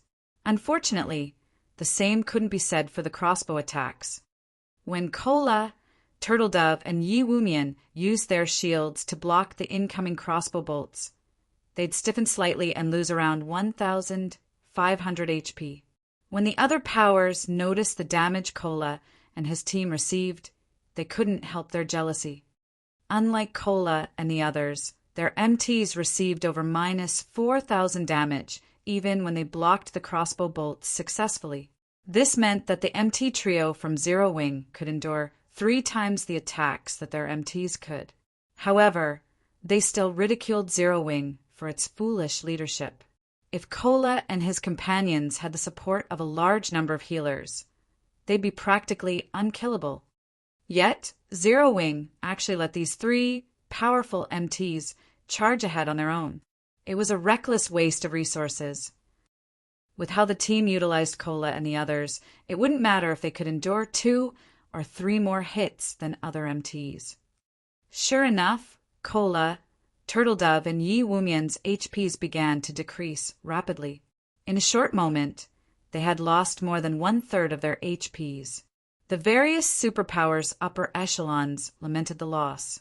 The MT trio only had a single healer to support them, and it simply wasn't enough to keep the 3 players alive. But after another moment, the superpowers noticed something strange. Despite Cola, Turtledove, and Yi Wumian's HPs having already fallen below the 25% mark, Violet Cloud hadn't prepared to cast any spells. What's going on? Isn't that girl a cleric? Or does she have some kind of grudge against those MTs? Everyone watched Violet Cloud in confusion. However, while the spectating crowd wondered about the young woman's hesitation, Cola took a look at his own HP bar. "Let's begin," Cola said, rather than panicking. His voice contained a hint of excitement. Turtledove and the others then nodded in response. Following which, Cola shouted before releasing a blinding golden glow. Suddenly, a golden pillar of light descended from the sky and enveloped Cola's group, illuminating the dark canyon. Suddenly, for golden barriers enveloped each member of the group. The move Cola just used was none other than the Tier 2 skill, Divine Shield, which Sir Fong had obtained from the Boneless Land. When activated, the skill granted the Divine Shield buff, which lasted 30 seconds, to a maximum of 10 players. The buff decreased incoming damage from Tier 3 or below attacks by 50% and attacks above Tier 3 by 20%. The buff also increased attack speed and movement speed by 20% and healing effects received by 100%. Divine Shield was a very powerful skill, though it had a downside, a 1-hour cooldown. Violet Cloud also used the Tier 2 spell, Holy Prayer. The spell affected all allies within a 50-yard radius and granted them a hot buff that healed them based on Violet Cloud's mana. Moreover, players affected by Holy Prayer would receive a 20% damage reduction buff. The spell had a 1-minute duration and a 20-minute cooldown. Under the effects of these 2 skills, Cola's group members each recovered over 8,000 HP every second. The damage they received was reduced to a pitiful amount as well. This turn of events allowed Cola's group to advance with ease while the rest of Zero Wing's team followed behind. In less than a minute, Zero Wing's members had reached the top of the canyon. Chapter 1657, Continuous Clearance. Chapter 1657, Continuous Clearance. Chapter 1657, Continuous Clearance. The sounds of battle had filled the dark canyon, but as Zero Wing's members reached the top, the various powers, which were still engaged in combat, fell silent. That's actually possible. For a moment, everyone was at a loss for words as they stared at Zero Wing's members. They had invested a ton of effort and made numerous sacrifices during their previous raids to locate the best route up the canyon, and they would still suffer before they reached the safe zone at its top. Yet, Zero Wing had run for the top of the canyon without sparing their surroundings a glance. Not only had the guild team succeeded, but they had only lost a few dozen players, which was practically negligible. Sure enough, Zero Wing is extraordinary, Praying Lotus muttered, her eyelashes fluttering as she watched Sherfone, the commander of Zero Wing's team. No other guild would dare to be so bold. The two skills Cola's group had used were particularly powerful. Although they were not invulnerability skills, the combined effect had nullified the threat from both the ghosts and the heavy crossbows. They only got through thanks to powerful attributes and skills, Wild Ocean said, clicking his tongue. The next floors will be even more difficult, and basic attributes will become less important. If they try to pull another stunt like that, they'll get themselves killed. Praying Lotus did not rebuke Wild Ocean's words this time. After all, what the Shield Warrior youth had said was true. As players delved deeper into the primordial divine ruin, the trials they faced would become more difficult. They would also encounter more and different traps. Rather than simply relying on raw power, players would have to rely on their technical abilities in the lower floors. The brute force method Zero Wing had used was only viable on the first floor.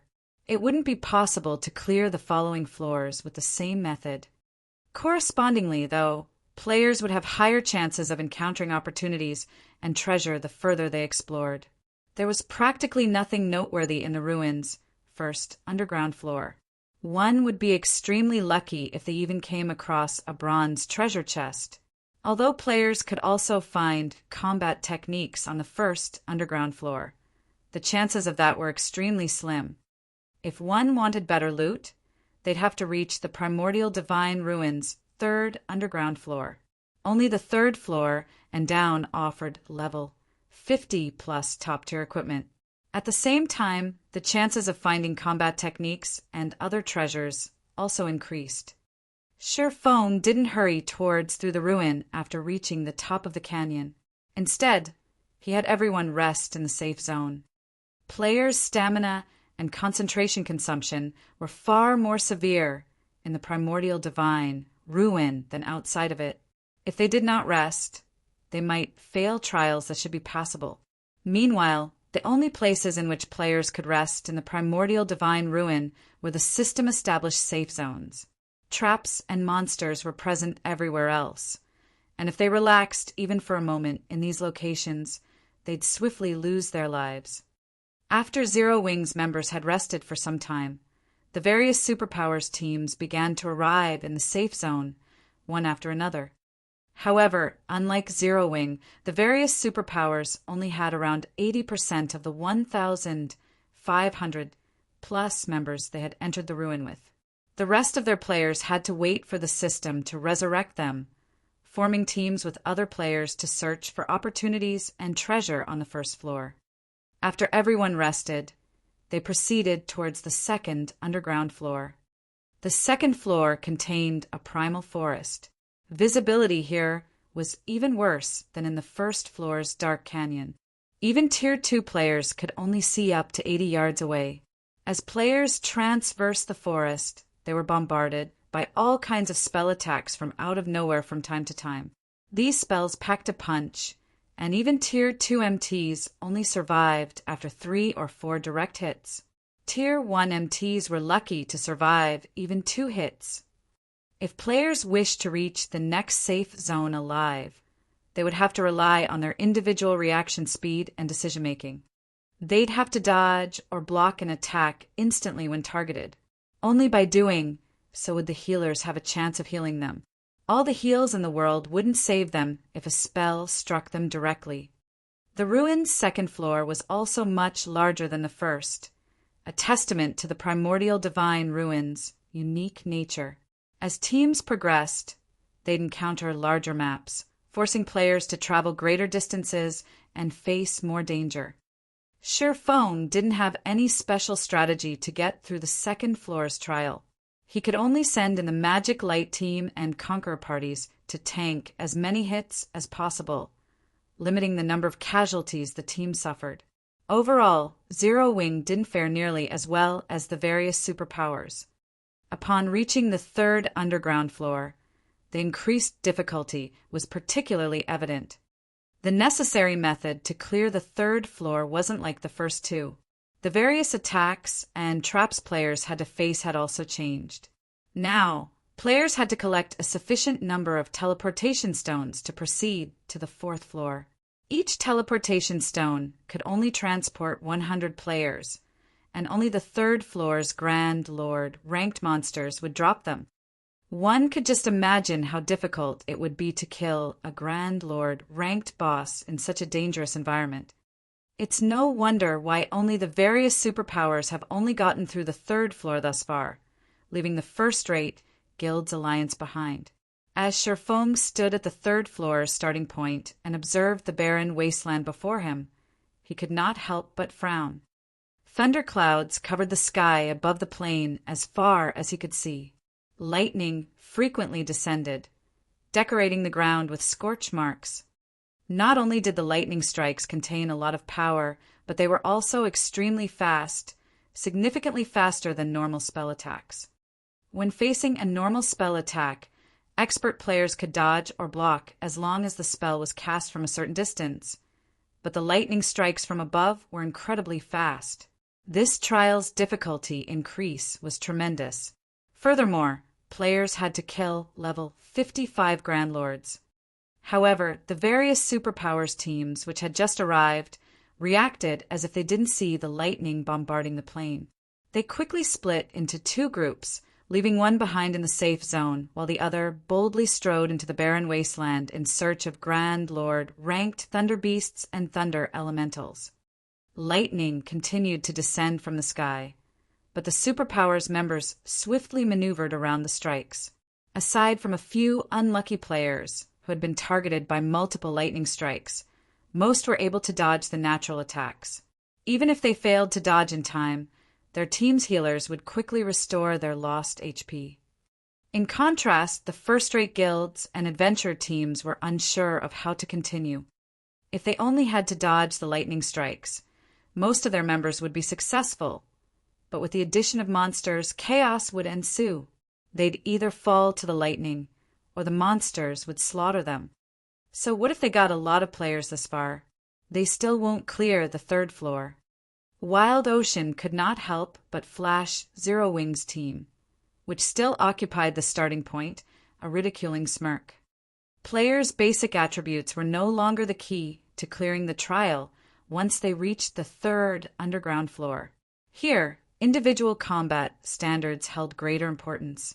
If a team couldn't defeat the Grand Lord ranked bosses while being showered by lightning strikes, it would venture no further in the primordial divine ruin. Guild leader, the lightning strike's attack rate and numbers are too high. I'm afraid that no more than 50 of our members will be able to fight while dodging the strikes. Should we grind the bosses for teleportation stones with just a 50-man team? Although it will slow us down, we shouldn't have a problem collecting the necessary teleportation stones, Aqua, Rose suggested. If any other guild, excluding the superpowers, encountered such a situation, they'd likely be stuck here. Even Zero Wing only had a few experts who could fight in this lightning zone. Not even the Conqueror's Armor's battle arrays would be very effective. Meanwhile, trying to raid Grand Lords with so few experts was impossible. This was also why the various first-rate guilds, which had reached the ruin's third underground floor previously, had never cleared it. However, Zero Wing was different. Its team had over 10 Tier 2 players and shouldn't have a problem forming a 50-man raid team that could dodge the lightning while fighting the bosses. Unfortunately, raiding level 55 Grand Lords with only 50 members would take a lot of time. More time than the various superpowers raid teams, which had around 300 members each. No need, we'll all go together, Sherfong said, smiling as he shook his head. Everyone. For a moment, Aqua Rose thought she had misheard Sherfong. Relax. If this were any other trap, we might not have a way to deal with it. But if we only have to deal with lightning, we won't have to worry, Sherfong said. He then took a thick, ancient tome from his bag. This item was none other than the ancient weather book. Chapter 1658, Might of the Ancient Book. Chapter 1658, Might of the Ancient Book. Chapter 1658, Might of the Ancient Book. Across the vast wasteland, the various superpowers hunted bosses with organized precision. Meanwhile, the first-rate guilds and top adventure teams could only watch from within the safe zone. Although these teams had a few experts who could dodge the lightning strikes, players who could dodge while fighting a Grand Lord were as rare as a phoenix's feather. A level 55 Grand Lord was already an extremely difficult foe, and teams lost players even during a normal raid. Hence, trying to raid one while severely handicapped would simply be suicidal. To compensate for their lack of numbers, the various first-rate guilds and top adventure teams had tried to pool their experts to raid the bosses. However, despite multiple attempts, they had failed. Although the alliance of the various first-rate guilds and adventure teams had formed allowed them to build a raid team with sufficient manpower, the environment favored the Grand Lord ranked thunder elementals and thunder beasts. The third floor's environment enhanced all lightning-type skills and spells by 30%. Cloth armor classes which had low HP and defense would likely die instantly if they failed to dodge the thunder elementals or thunder beast skills. 0 mistakes were allowed in battle. However, players would be hard-pressed to avoid mistakes while constantly bombarded with lightning. In the end, the Alliance team wiped after losing so many members midway through the battle. As the first-rate guilds and top adventure teams rested, Sherfong led his entire team into the lightning zone. It was as if he had missed their tragic downfall after fighting in the wasteland. They're going all together? Have Zero Wings members lost their minds?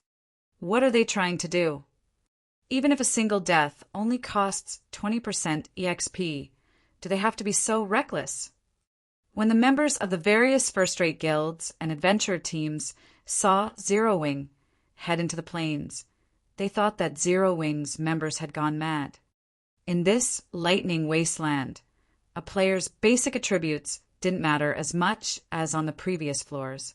Here, combat standards were far more important. Even if a team charged into the lightning wasteland with 1,000 members, each member would suffer the same number of lightning strikes. In fact, the players would have a higher chance of being struck. This was because players would have less space to maneuver in a larger group. Moreover, if players were not careful when they dodged, they'd likely avoid their own lightning strike only to get hit by their neighbors. The various powers weren't the only ones confused by Sherfeng's ludicrous decision. Even Zero Wings members were confused. They had seen how the experts from the various first-rate guilds and top adventure teams had ended up after fighting in the wasteland. They also knew that those expert standards were much stronger than theirs. If they rushed into the plains, they'd doubtlessly suffer a similar fate. As Zero Wings members approached the safe zone's boundary and were about to enter the lightning zone, they couldn't help their growing nerves. Why are they here?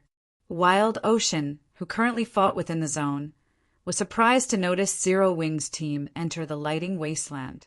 Are they that tired of living? Zero Wings' team had over 1,000 members, and if it tried to enter the zone with so many players, the number of lightning strikes that would descend on the team would be staggering. Not even superpowers like King's Return would pull such a stunt. Could Zero Wing be experimenting and trying to see how many of its members can survive a battle in the lightning zone? Praying Lotus, who was casting a healing spell, was just as stunned to see Zero Wings advance. As the various superpowers members wondered, one player from Zero Wing after another stepped into the zone. Watching 1,000+ players set foot into the lightning wasteland was extraordinarily eye-catching. Almost everyone kept a curious eye on Zero Wing's team, wondering how it planned to deal with the countless lightning strikes that would fall upon them. 3 seconds passed. 5 seconds passed. 10 seconds. However, not a single strike of lightning fell on Zero Wing's team. Every member on the team was alive and kicking, and they had an easy time defeating the multiple chieftain-ranked thunder elementals and thunder beasts that had charged at them. Where is the lightning? Why do those chieftain-ranked thunder elementals and thunder beasts seem weaker than the ones we're fighting? The watching players were stunned as they sent Zero Wing's team sidelong glances. They could not understand what was going on. Where were the lightning strikes that were supposed to descend? Could the lightning strikes have stopped because they have more people? Purple Jade was greatly confused as she watched Zero Wing's members. The lightning was the most troublesome aspect about the primordial divine ruins' third underground floor. Without the lightning strikes, the third floor's trial would just be a simple series of Grand Lord raids. If that were the case, the various superpowers could easily clear the floor. That's not possible. Other teams have dispatched even more players than Zero Wing in past raids. But this has never happened, Yuan Tixin said, shaking his head. He, too, wore a confused look. Even Zero Wing's players were confused. Only Aqua Rose knew that this was Shifeng's doing. It seems this thing is quite effective. Shifeng smiled at the ancient weather book in his hands. The ancient weather book could change the weather in a 2,000-yard radius for 2 hours. Removing the thunder clouds in a specific area was a small task for the item. Without the lightning strikes, the third floor's trial posed no threat to his team members. Very quickly, Zero Wing's team located a level 55 Grand Lord ranked Thunder Beast. Great Thunder Wolf, Thunder Beast Grand Lord. Level 55, HP 88 000/88 000. Now, the boss, which had given the various superpowers painful headaches, was an ordinary Grand Lord to Zero Wing, with Cola, Turtle Dove, and Yi Wumian taking the lead, and the Magic Light team's MTs tanking the nearby mobs. The rest of the team could focus on dealing damage. Moreover, without the lightning environment's boost, the Great Thunderwolf's attacks were little more than tickles to Cola and his fellow MTs. The Grand Lord's normal attacks only dealt around minus 8,000 damage, while its skill attacks only dealt around minus 20,000. Even without Turtle Dove and Yi Wumian's assistance, Cola could easily tank the Great Thunder Wolf. The other players launched frenzied attacks at the Great Thunder Wolf, each dealing several thousand damage. As the team fought, the Grand Lord's HP visibly decreased. Naturally, this made the various superpowers jealous. The primordial divine ruins bosses weren't like field bosses. Their attributes wouldn't change, regardless of how many players raided them at one time. This meant that the more members a raid team possessed, the greater the team's advantage would be. Zero Wing's team had over 1,000 members, which was more than triple what the other teams possessed. Moreover, Zero Wing's members did not have to worry about avoiding lightning strikes. In less than 5 minutes, the Great Thunder Wolf fell before Zero Wing's members. Everyone on the team also gained a significant amount of EXP. Moreover, the Great Thunder Wolf had dropped 8 items in total thanks to Shifeng's divine providence. Although this didn't seem like much, it was above average for Grand Lords above level 50.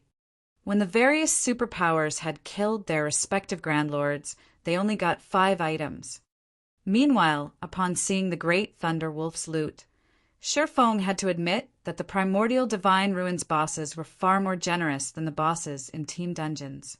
Out of the 8 items dropped, 1 was a teleportation stone and 5 were level 50 weapons and pieces of equipment, 3 of which were fine gold rank and 2 were secret silver rank. The last 2 items were pages of incomplete combat techniques. An advanced combat technique? Shifeng was ecstatic the moment he saw the 2 sheets of lambskin parchment. Basic combat techniques would drop as complete items in the primordial divine ruin, but advanced combat techniques and above would appear as pages. Players would have to gather every page to learn the combat technique. Excited, Shifeng immediately inspected the 2 parchment sheets. Chapter 1659, Top-Tier Advanced Combat Technique. Chapter 1659. Top-Tier Advanced Combat Technique. Chapter 1659. Top-Tier Advanced Combat Technique. As Sher Fong inspected the incomplete pages, his eyes shone with excitement. Lightning Flash. This dilapidated page belongs to a book that depicts a secret attack technique, which has been passed down since ancient times. Only after gathering all incomplete pages can you read the complete book's content. There are a total of 13 pages. This leaflet is the third page. Lightning Flash. This dilapidated page belongs to a book that depicts a secret attack technique, which has been passed down since ancient times. Only after gathering all incomplete pages can you read the complete book's content. There are a total of 13 pages. This leaflet is the sixth page. Most of the combat techniques that dropped in the primordial divine ruin were basic combat techniques, and most of them dropped as the complete versions.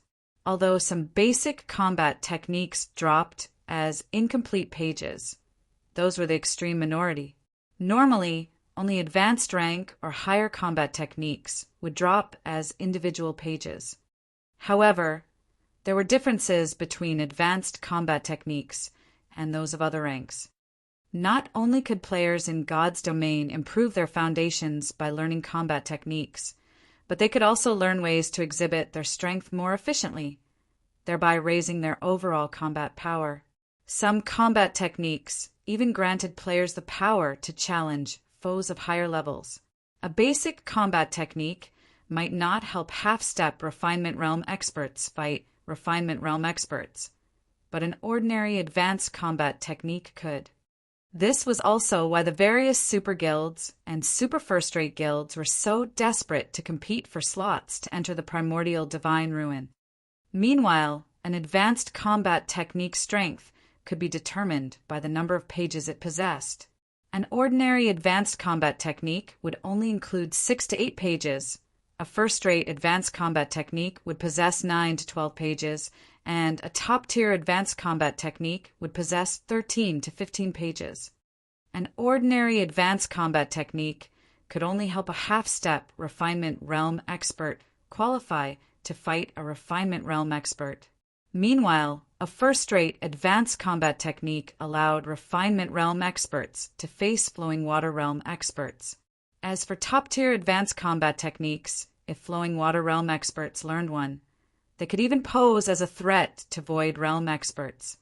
Even throughout God's domain, Void Realm experts were extremely rare.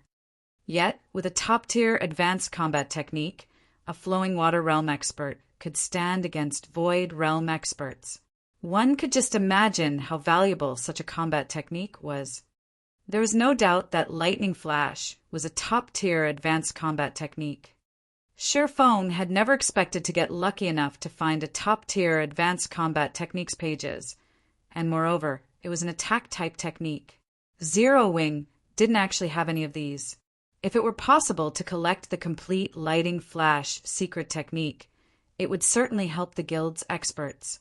Learning the technique would likely offer more benefits than the Conqueror's armor. The Conqueror's armor only gave its wearer the power to face Refinement Realm experts temporarily, and after all was said and done, it was only a piece of level 50 equipment. Once players leveled up, the equipment would be useless. It could not truly become part of a player's strength. An advanced combat technique was different. Once players learned it, they could put it to good use regardless of their level. It would also offer significant help when players challenged their promotion quests. Moreover, a complete advanced combat technique was different from secret technique tablets. Although the combat techniques one could learn from a secret technique were more powerful than advanced combat techniques, very few players could learn them. It was impossible to share those techniques with a significant number of players. However, a complete advanced combat technique took the form of a book. He could store the book in the guild warehouse, and guild members could read it as they wished. Setting aside whether or not players could actually learn the technique successfully, at the very least, everyone would have the opportunity to learn. In the past, the reason that experts from the various superpowers had an easier time with their promotion quests, rising through the tiers, than experts from first-rate guilds and below wasn't just better weapons and equipment. Rather, it was because their access to combat techniques was superior in both quantity and quality. Thinking up to this point, Sherfong led his team in search of another boss rather than resting. The ancient weather book only had a 2-hour duration, whereas it had a 10-hour cooldown. He might be able to wait for such a long time, but the primordial city would not wait for him. Who knew if the primordial city had an entry limit? If there wasn't one, they might be all right, but if there were, he and Zero Wings members would lose their chance to enter the legendary city if they were too late. Hence, he had to cherish every second and minute of these 2 hours. Zero Wings members continued to hunt one Grand Lord, ranked Thunder Elemental, or Beast after another. When the team encountered a Grand Lord in the barren wasteland, they'd pounce like a pack of hungry wolves. They behaved nothing like the players from the various superpowers, who returned to rest in the starting area after slaying 1 or 2 bosses. The various superpowers grew envious at seeing this. Without the threat from the lightning strikes, Zero Wing could casually slaughter these ready-made Grand Lords. Not only were the team members able to earn an abundance of EXP, but they also secured plenty of top-tier equipment. The primordial Divine Ruins' 3rd underground floor had practically become a sacred, leveling spot for Zero Wing. How is this possible? King's Return's Wild Ocean was at a loss as he watched the scene before him. He had assumed that Zero Wing would be stuck on the 3rd floor, yet based its pace, it'd likely be the first team to reach the 4th underground floor. Uncle Broken, should we contact them? Praying Lotus whispered to Broken City, who stood beside her. Thus far, the various superpowers had only reached the 4th floor. Not one of their teams had made it to the 5th yet. The 4th floor was simply too difficult, and there was no comparing it with the 3rd floor. With the current strength of King's Return's team, it could not clear the 4th floor alone. If King's Return wished to reach the 5th floor, it would have to ally with another team. However, doing so would leave the team fewer entry slots to the 5th floor. No, it is too soon. We'll send them an invite once they experience the 4th floor's wall, Broken City said, smiling as he shook his head. The 3rd floor's trial was child's play compared to the 4th floor. Not only did players have to face all sorts of attacks, but the Guardian boss was also a bona fide level 58 Grand Lord ranked archaic species. Even now, not a single superpower had dealt any damage to the Guardian boss. Although King's Return had prepared thoroughly this time, they had no more than a 30% chance of defeating the Grand Lord. Needless to say, Zero Wing's chances were even lower. While the various powers grinded bosses on the primordial Divine Ruins' 3rd underground floor, news of Zero Wing's team completing the 3rd floor's trial quickly spread among the participating teams. The various large guilds and top adventure teams from the kingdoms and empire neighboring the Orc Empire, in particular, had to re-evaluate their opinions of the guild. The various superpowers had, thus far, monopolized the primordial Divine Ruins' 4th floor. The fact that Zero Wing had reached that floor proved that it could nearly rival those superpowers in terms of top-tier experts. At the very least, Zero Wing was definitely superior to first-rate guilds and top adventure teams in this regard. However, a deathly silence had fallen over the meeting room within Heaven's Burial's ancient Rock City residence due to this latest information. Nobody could have imagined that in one short day, Heaven's Burial would lose the massive advantage it had cultivated. And it was all due to Zero Wing. First, Zero Wing had shattered Ancient Rock City's defensive magic arrays. Then, the guild had plundered their entry slots for the primordial Divine Ruin. Now, Zero Wing was about to set foot on the ruin's 4th underground floor. Zero Wing. Singular Burial's expression twisted as he read the latest report. Heaven's Burial's reputation was in tatters. If they did not figure out a way to deal with this problem now, the guild would likely have a rocky path ahead, even if they held on to ancient Rock City. Singular Burial spun towards Flame Blood, who sat beside him wrapped in bandages, and growled. Flame, didn't you say that Beast Emperor needs the souls of 400,000 elite players to display his full strength in Starmoon Kingdom? Go. Tell him that I will fulfill that request. Guild leader, are you planning on giving up on Starmoon Kingdom entirely? Flame Blood could not help his surprise. Beast Emperor's request was no laughing matter. It was both the last and worst option Heaven's Burial had. That's right. Since we can't have Starmoon Kingdom, what's the point in leaving it alive? Singular Burial nodded, a hint of madness flashing in his eyes. Although he did not want to admit it, he had to acknowledge the fact that Heaven's Burial had lost the struggle for Starmoon Kingdom. Regardless of whether or not they defended ancient Rock City, the necessary funds to repair it was still a problem. They also had to pay plenty in bounty claims each day. If they continued the battle with Zero Wing, it would only be a matter of time before the guild was finished, even if Heaven's Burial had the support of major corporations. If he wanted Heaven's Burial to survive, he had to give up on Starmoon Kingdom. I understand. I'll contact Beast Emperor right away. Seeing how serious Singular Burial was, Flame Blood inwardly lamented the fact that the man had become like this. He never thought that a guild like Zero Wing could actually corner Singular Burial, a genius to this extent. Of the many years he had followed Singular Burial, this was the first time something like this had ever happened. Chapter 1660, Lightning Flash Secret Technique. Chapter 1660, Lightning Flash Secret Technique. Chapter 1660, Lightning Flash Secret Technique. In a certain mountain range covered with dense forests, countless powerful monsters roamed about the area. Every monster here was above level 100, and quite a few were mythic rank. However, none of these monsters dared to approach the forest in the mountain range's inner regions. Suddenly, a figure appeared at the forest's entrance. It was none other than Flame Blood. When Flame Blood appeared, several massive, humanoid creatures appeared around him, each radiating the terrifying aura only Tier 4 mythic monsters had. Amazing. After not seeing him for some time, he's already developed to this point? Flame Blood was stunned when he noticed the 6 mythic-ranked evil demons around him. Mythic-ranked evil demons. Evil demons were far more difficult to nurture than evil beasts. Previously, Beast Emperor had only been able to nurture a Grand Lord ranked evil demon.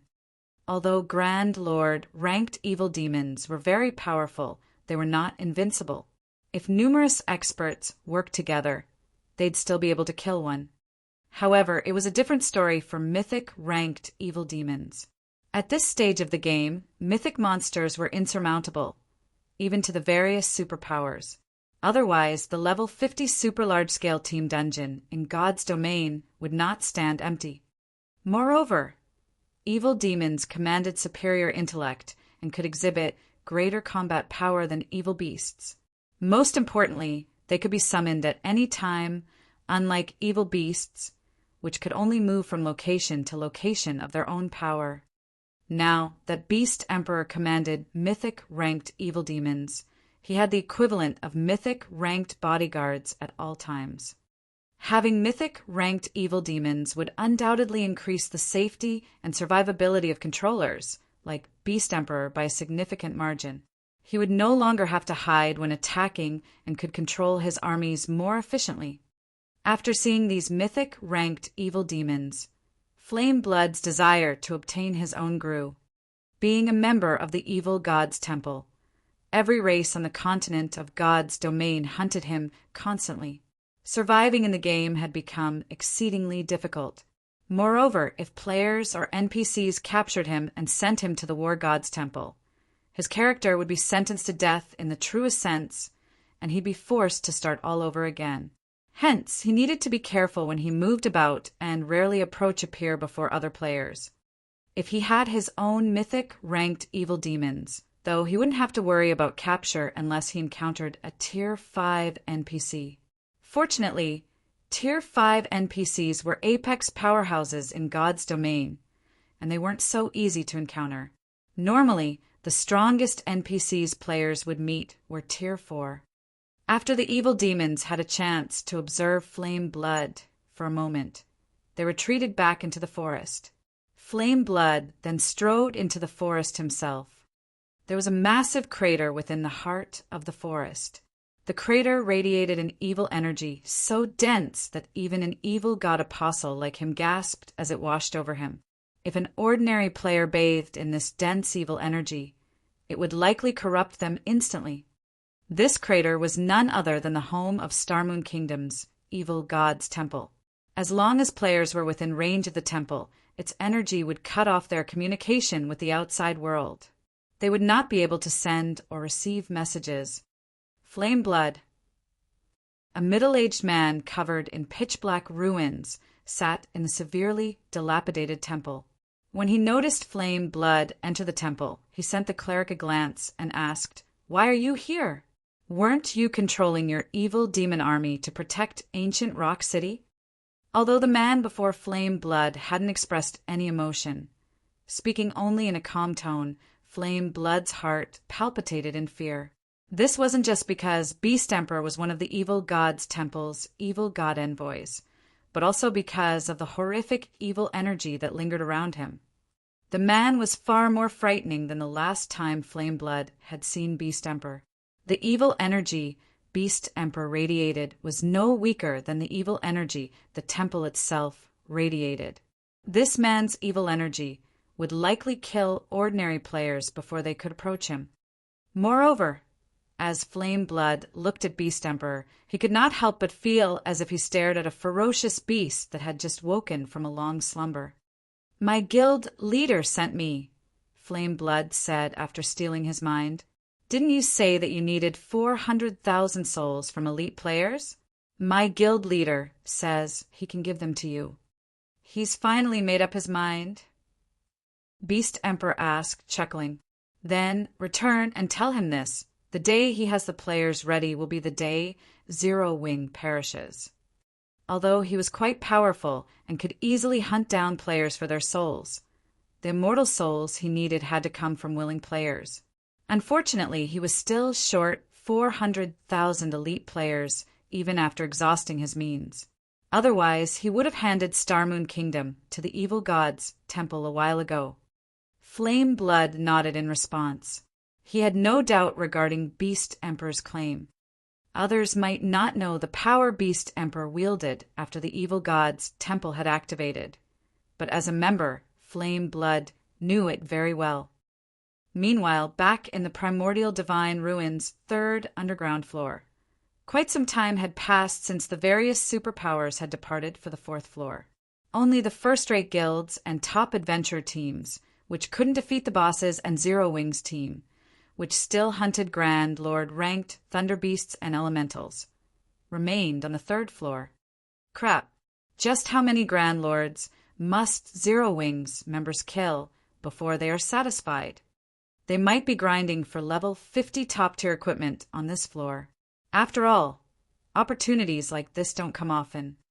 With how many Grand Lords they've already killed, they should have more than enough teleportation stones. I wonder if they'd be willing to share some with us? Don't even think about it. First, the Primordial City will definitely have an entry limit. It's only natural to let as few players as possible reach the 4th and 5th floors. Moreover, the teleportation stones are bound to players of the same team and can only be passed around between players on the same team. The stones can also only be used on team members. If the team's member count suddenly increases, the teleportation stones they've collected thus far will become useless. That makes it even less likely that they'd be willing to help us. The various first-rate guilds and top adventure teams couldn't help but envy Zero Wing's battling members as they searched for treasures on the third floor. When they saw the teleportation stones scattered across the ground, their eyes became bloodshot.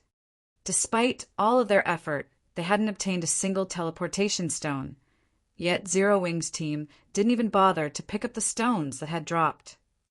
Meanwhile, Sherfong activated Divine Providence as they killed another level 55 Grand Lord ranked Thunder Beast.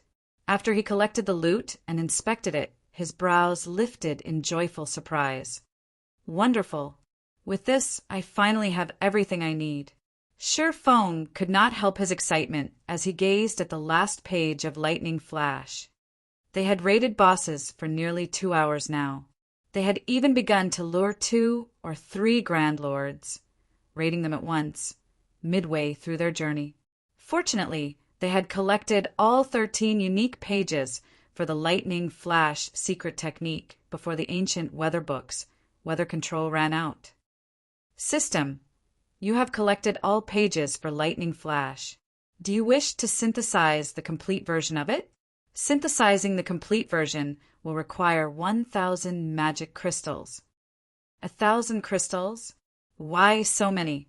Sherfong was confused after reading the system notification. Normally, synthesizing an advanced combat technique only required between 50 and 100 magic crystals, depending on the number of pages the technique possessed. Yet, the combat technique in his hands required 1,000 magic crystals. The system was clearly trying to swindle him. I want to see what kind of combat technique you're going to give me. Sherfong couldn't care less about the cost, however, paying the 1,000 magic crystals without hesitation. After all the trouble he had gone through to collect the pages, he wasn't going to leave them to rot just because the system wanted to rob him. Fortunately, there wasn't much of a difference between 100 magic crystals and 1,000 to Sherfong. Suddenly, with Sherfong at its center, a pitch-black magic array appeared beneath his feet. A powerful stream of mana surged upward from the array, and ignoring the ancient weather book's effects, thunderclouds gathered above, blocking out the sun above Sherfong. Massive lightning bolts then descended from the clouds, striking the 13 incomplete pages that hovered above Sherfeng's head. After hundreds of thundering booms echoed throughout the 3rd floor, a thick, ancient tome hovered before Sherfong. Faint arcs of blue electricity danced around the tome. Chapter 1661, Bronze Combat Technique. Chapter 1661, Bronze Combat Technique. Chapter 1661, Bronze Combat Technique. The hundreds of lightning bolts suddenly flashing in the vast wasteland immediately drew the attention of every player on the primordial divine ruins' 3rd underground floor. Compared to the normal lightning strikes, not only were the ones just now much more powerful, but the number and rate at which they appeared were also much higher than before. The resulting thunder also echoed throughout the entire wasteland, hurting everyone's eardrums. What's going on over there? Why did so many lightning bolts suddenly strike Zero Wing? Everyone on the 3rd floor turned towards Zero Wing's location at practically the same time, their hearts bursting with curiosity. Previously, none of the lightning strikes had hit anywhere near Zero Wing. Yet now, Zero Wing received a violent bombardment.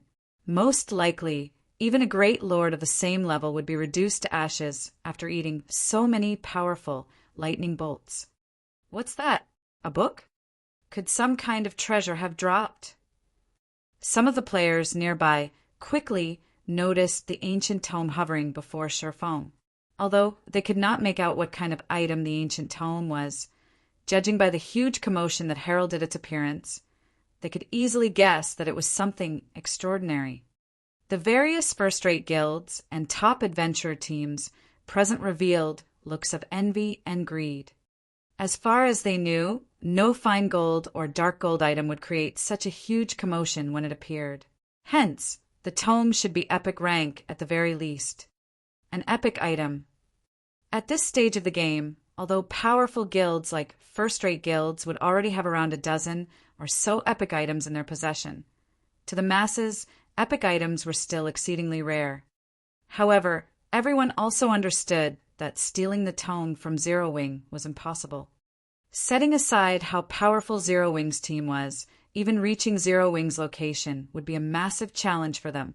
What a powerful aura! Shi Feng was indescribably shocked as he looked at the ancient tome in the air before him. He had seen the synthesis of many advanced combat technique tomes before. However, none of them had ever caused such a huge commotion.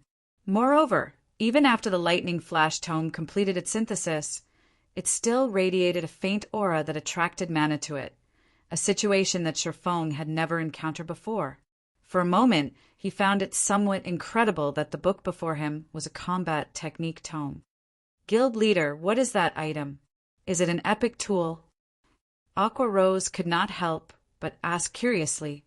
The other members of the team also held great curiosity about the lightning flash secret technique. Immediately, they pricked their ears up in hopes of catching wind of the tome's identity. As for the item's attribute panel, they held no expectations of catching a glimpse of it. Nowadays, Zero Wing was rife with spies of other guilds. Meanwhile, in regard to the epic items the guild possessed, they were generally considered a secret.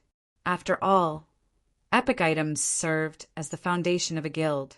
If used at a critical moment, they could achieve miraculous effects.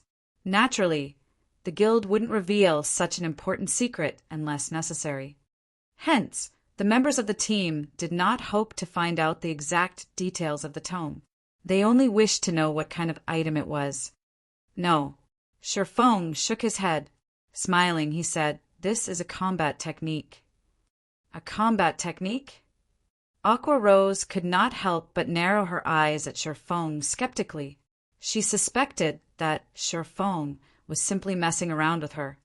What kind of combat technique could cause such a huge commotion? Even a secret technique tablet would not create such a commotion when it dropped. Shi Feng's words stunned everyone. Although they refused to believe Shi Feng, they all knew what kind of personality he had. He would never lie about something like this. Moreover, if he did not wish for them to know what the tome was, he could simply say that it was a guild secret. In that case, they naturally would not pursue the matter. Yet, everyone also found it unbelievable that a combat technique could cause such a huge commotion. Of course. Moreover, it isn't just any ordinary combat technique, Shi Feng said, a hint of excitement in his voice. This is a bronze combat technique with a complete legacy. Advanced combat techniques was something that countless expert players wished to learn. Even the various superpowers only possessed a few. In the past, advanced combat techniques had also been the strongest combat techniques Shi Feng knew of. However, after finding out about secret technique tablets, in addition to the relevant information Phoenix Rain had provided him, he discovered the existence of combat techniques that were even stronger than advanced combat techniques, bronze combat techniques. Normally, secret technique tablets were the only source of bronze combat techniques. Meanwhile, the power one could exhibit using such a technique was beyond imagination. Even Void Realm experts would have difficulty coping against a bronze combat technique. Shi Feng had never expected to obtain a bronze combat technique on the 3rd floor of the primordial divine ruin. Compared to a bronze tablet, a tome that recorded a complete bronze legacy technique was undoubtedly much better. Although a bronze tablet contained numerous bronze combat techniques, only 10 players could enter a bronze tablet each month, which meant that the guild could use it to nurture a mere handful of players. However, a combat technique tome did not possess such a restriction. As long as he willed it, he could let however many players learn from it as he wished. A bronze combat technique. Most of the Zero Wing members present revealed looks of confusion when they heard Shi Feng's words. They did not understand what a bronze combat technique was at all. As for Aqua Rose and the others who had previously entered the legacy space for the secret spellcasting technique, they could not help but gape in shock. They knew what exactly a bronze combat technique represented. Something much more powerful than an advanced combat technique. Only players like them who had entered the bronze temple of a secret technique space would know about bronze combat techniques. However, back then, they received only one learning opportunity for each floor they ascended in the Bronze Temple. Moreover, each floor became increasingly difficult to clear as they reached higher floors, which severely limited the number of learning opportunities they had. Now, however, they had a complete bronze combat technique tome.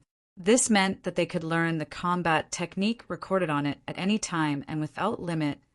Now that we have achieved our goal here, it's about time we headed down to the 4th floor, Shifeng said, chuckling. He then used the teleportation stones to send everyone to the 4th underground floor of the primordial divine ruin. Zero Wing's team of 1,000-plus players vanished from the lightning wasteland. Primordial divine ruins, 4th underground floor. The setting here was a quiet valley abounding with lush vegetation. A towering set of doors could be seen situated at the heart of the valley. Even if one stood at the summit of the mountains that formed the valley, one could still see this towering set of doors very clearly. Not only were the doors 100 meters in height, but they also sported plenty of divine runes carved on them. The doors radiated a powerful aura that would probably deter ordinary players from approaching them. At this moment, however, a flashy light show could be seen taking place before the massive stone doors. At the same time, sounds of explosions kept echoing throughout the entire valley. In the next moment, a 2-headed, 3-tailed earth dragon, which stood before the stone doors, could be seen letting out a deafening roar. Meanwhile, encircling this earth dragon was a team of 1,000-plus experts. Currently, these expert players were attacking the monster in a frenzy, bombarding the 50-meter tall earth dragon with one attack after another. However, despite the spectacular phenomena accompanying their attacks, the attacks themselves dealt only around minus 400 damage. From beginning to end, not a single attack inflicted over minus 1,000 damage to the monster. What a powerful monster! An archaic species? Or is it a ferocious beast? Zero Wing's members could not help but stare wide-eyed at the monster guarding the massive stone doors, their hearts filled with shock. Chapter 1662, Edgeless Blade. Chapter 1662, Edgeless Blade. An Earth Dragon. Shifeng could not help but be astonished as he looked at the 50-meter tall monster standing inside the valley. Frost Flame, 2-headed Earth Dragon, archaic species, inferior dragon, Grand Lord. Level 58, HP 270, 000, 000/270, 000/000. Compared to other archaic species of similar rank and level, the Frost Flame 2-headed Earth Dragon was clearly stronger. Its HP already rivaled that of mythic monsters of the same level. It did not look like a Grand Lord at all. Moreover, aside from the Earth Dragon having superb defense, the battlefield it fought in was surrounded by pools of scorching lava. From time to time, jets of lava would shoot up and rain down on random locations of the battlefield. Even MTs would be able to endure a direct hit from the lava only 3 or 4 times. Should they successfully block the lava rain, the durability of their weapons and equipment would decrease significantly.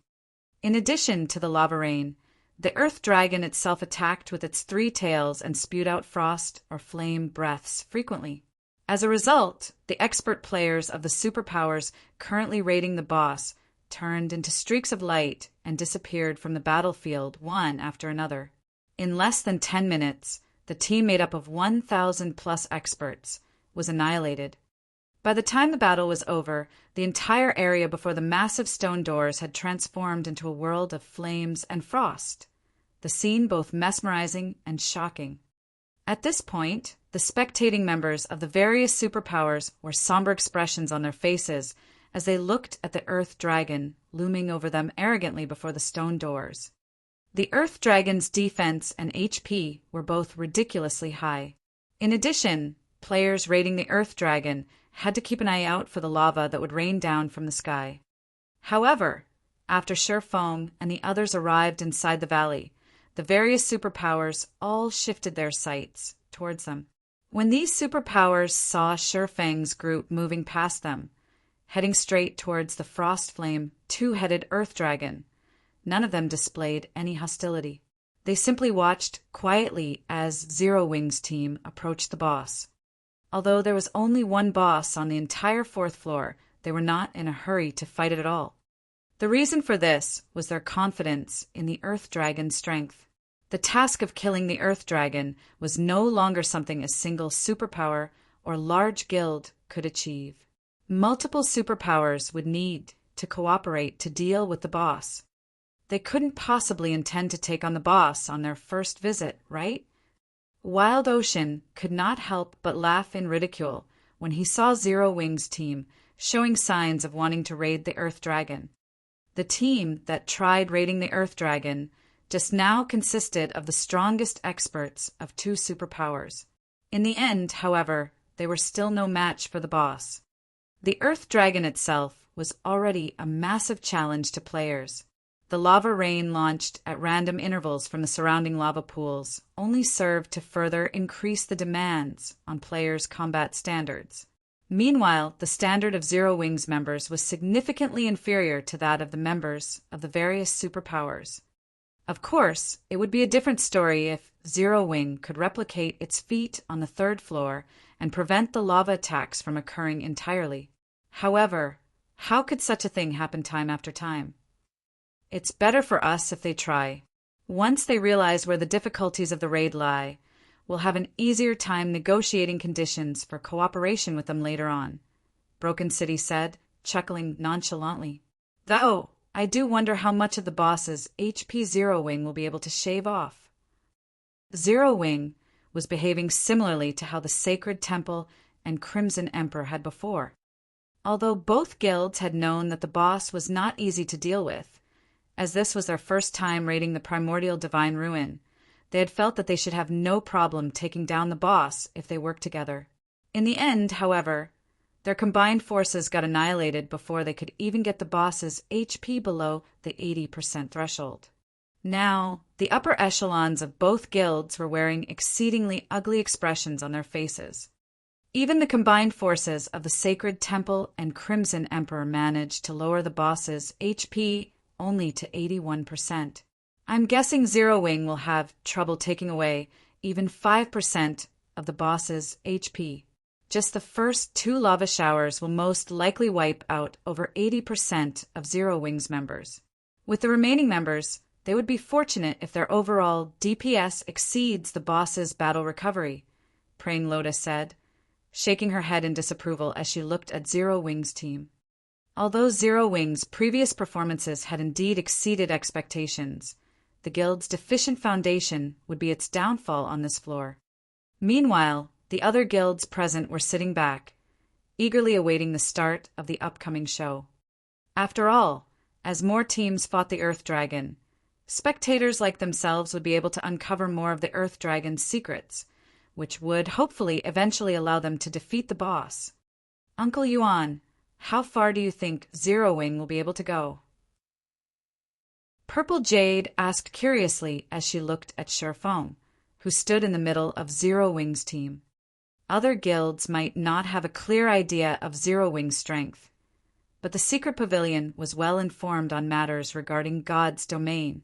They were quite aware that when Phoenix Rain's Phoenix Pavilion and Zero Wing obtained the first clear of the Sunset Forest, Zero Wing had played an indispensable role in the raid. I'm not sure. Maybe they'll shave off around 20% of the boss's HP. Hopefully, they can get the boss to enter its second phase. That way, we can get a better understanding of the boss, Yuan Tiexin replied, shaking his head. Meanwhile, just as Yuan Tiexin and Purple Jade were conversing with each other, Zero Wing's members were also looking at and discussing the Earth Dragon. Guild leader, let's go.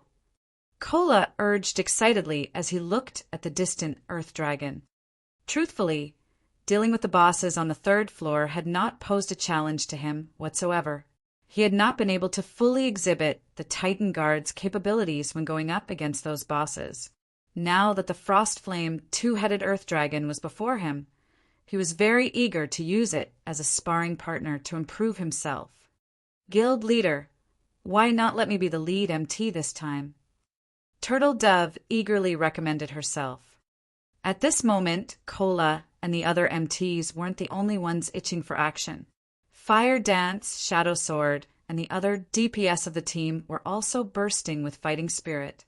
As long as Sherfone gave the command, they would immediately charge at the Earth Dragon without hesitation. Hold on a moment. Shadow, take this weapon and use it for this raid, Sherfone said after pondering for some time. He then took out the Tier 3 mana weapon Edgeless Blade from his bag and handed it over to Shadow Sword. Initially, Shadow Sword wanted to say that the Crimson Moon Greatsword he wielded was already plenty good and that there was no need to switch weapons. However, after he accepted the Edgeless Blade, he fell into a daze. Although he had yet to equip the weapon, the instant he took it into his hands, he could feel immense power surging into his body. At the same time, his mind also gained greater clarity. Shadow Sword immediately inspected the attributes of the Edgeless Blade. What is this weapon? Shadow Sword muttered blankly as he looked at the Edgeless Blade's attribute panel. Crimson Moon was one of Titan City's 31 holy weapons. At this point, he had already upgraded the weapon to Dark Gold rank, and its attributes were significantly superior to even ordinary Dark Gold weapons. In the future, he could even raise it to Epic rank. However, compared to the Edgeless Blade he was currently holding, Crimson Moon was no different from an iron rod. He found it truly hard to imagine that such a powerful weapon could exist at this stage of the game. Moreover, even if he eventually upgraded Crimson Moon to Epic rank, he did not think that it would be a match for the Edgeless Blade. The reason for this evaluation was the sensation he got when he held the Edgeless Blade. It felt as if he had just activated a berserk skill. Just equipping the weapon had increased his strength by 40%. Moreover, the Edgeless Blade's attack power was directly correlated to his strength attribute. Overall, the Edgeless Blade's attack power was 50% higher than Crimson Moon's. In response to Shadow Sword's reaction, Sherfone dispensed with explanations. He commanded through the team chat, "All right, everyone get ready. Cola, Turtle Dove, and Yi Wumian will be responsible for tanking the boss. Everyone else, pay attention to your positioning. Make sure not to stand near the Earth Dragon's heads and tails. If nobody has any problem, let's begin." As soon as Sherfone was done speaking, Zero Wings members charged into the Frost Flame, two-headed Earth Dragon's sphere of influence like a frenzied mob. Chapter 1663, Tier 3 Power. Chapter 1663, Tier 3 Power. Chapter 1663, Tier 3 Power. The Frost Flame, two-headed Earth Dragon, laid before the massive stone doors with all of its eyes shut. As the Earth Dragon breathed, the area before its heads turned into a hell of frost and fire. When Cola, Turtle Dove, and Yi Wumian got within 300 yards of the Earth Dragon, it stirred. When its two sets of amber eyes fell on the MT trio, it released a deafening roar that echoed throughout the valley. A horrific pressure washed over Zero Wings' approaching members, instilling a sense of dread and turning their movements sluggish. Ha ha ha, they're really doing it, and they're charging in as one mindlessly instead of sending a few experts to test the waters. What a bunch of brave fools. Wild Ocean laughed when he saw the ugly expressions that Zero Wings members wore. He knew just how powerful the Earth Dragon was. After all, he had already fought the boss more than once. One could only understand the Earth Dragon's strength if they had experienced it personally. From what he had learned, he knew that ordinary Grand Lord ranked archaic species couldn't compare to this Earth Dragon. The boss had even easily overwhelmed a Tier 2 shield warrior like himself. Although the Earth Dragon seemed like a single entity, it should actually be treated as an amalgamation of three. This was because its two heads were capable of acting independently. Although all three tails normally moved in unison, they moved as though they had minds of their own, They could sense and attack targets that the two heads couldn't see. The Earth Dragon also possessed tremendous strength. Even when it was suppressed by a magic array, a single attack forced a Tier 2 metric tons to retreat several steps and take over minus 20,000 damage. This was after he had executed a technique to deflect most of the attack's power. If he simply blocked the Earth Dragon's attacks normally, he would take over minus 30,000 damage from its normal attacks. If he were careless for even a moment, the Earth Dragon would kill him instantly. Even without the constant threat of the lava showers, the Earth Dragon was a daunting foe. The Frost Flame, two-headed Earth Dragon was the absolute gatekeeper for the primordial divine ruins' 5th underground floor. Along with the Earth Dragon's roars, lava began to spew from the ground, creating a wall of lava around the battlefield. The ring of lava that formed sealed off Zero Wing's path of retreat. Now, it wasn't possible for players inside to escape or enter the battlefield. Players wouldn't have any opportunities to attack in rotation. Only the victor would survive this lava-surrounded battlefield. As the lava barrier formed, the Earth Dragon's two mouths widened. The ice and fire-type mana in the environment began to surge towards the beast's maws. Zero Wing really is unlucky. The Earth Dragon is actually using Frost Flame Breath right off the bat. The battle is likely already over. Praying Lotus sighed, watching the scene from afar. Frost Flame Breath was one of the Earth Dragon's Team White moves. Not only did the skill possess a massive AoE, but it had an extremely short channeling time. As a cone attack skill, players normally wouldn't have trouble dodging it if they were within 50 yards of the boss. However, Zero Wing's members were still over 100 yards away from the boss. In this case, they would have to cross greater distances to move out of the skill's AoE, which was impossible with so little time. Praying Lotus wasn't alone in her thinking. Everyone could already imagine the boss wiping out Zero Wing's team before they could land a single attack. Seal.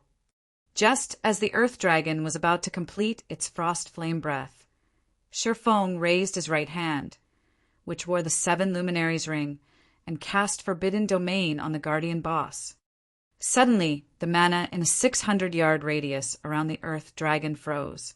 The mana surging towards the Earth Dragon's heads also stopped. In turn, the magic arrays which Frost Flame Breath had formed began to crumble due to a lack of mana started crumbling due to a lack of mana. What a powerful silencing effect! Zero Wing has such a powerful silencing skill. The distant spectators gasped. None of them could believe that a player was actually capable of stopping the Earth Dragon's Frost Flame Breath as it activated. God's Domain might have many players who had learned silencing skills, but there were differences in these skills' strength. Normally, silencing skills would have striking effects against Tier 0 and Tier 1 players, but most of the silencing skills they've seen thus far had little effect on Tier 2 players, much less boss monsters.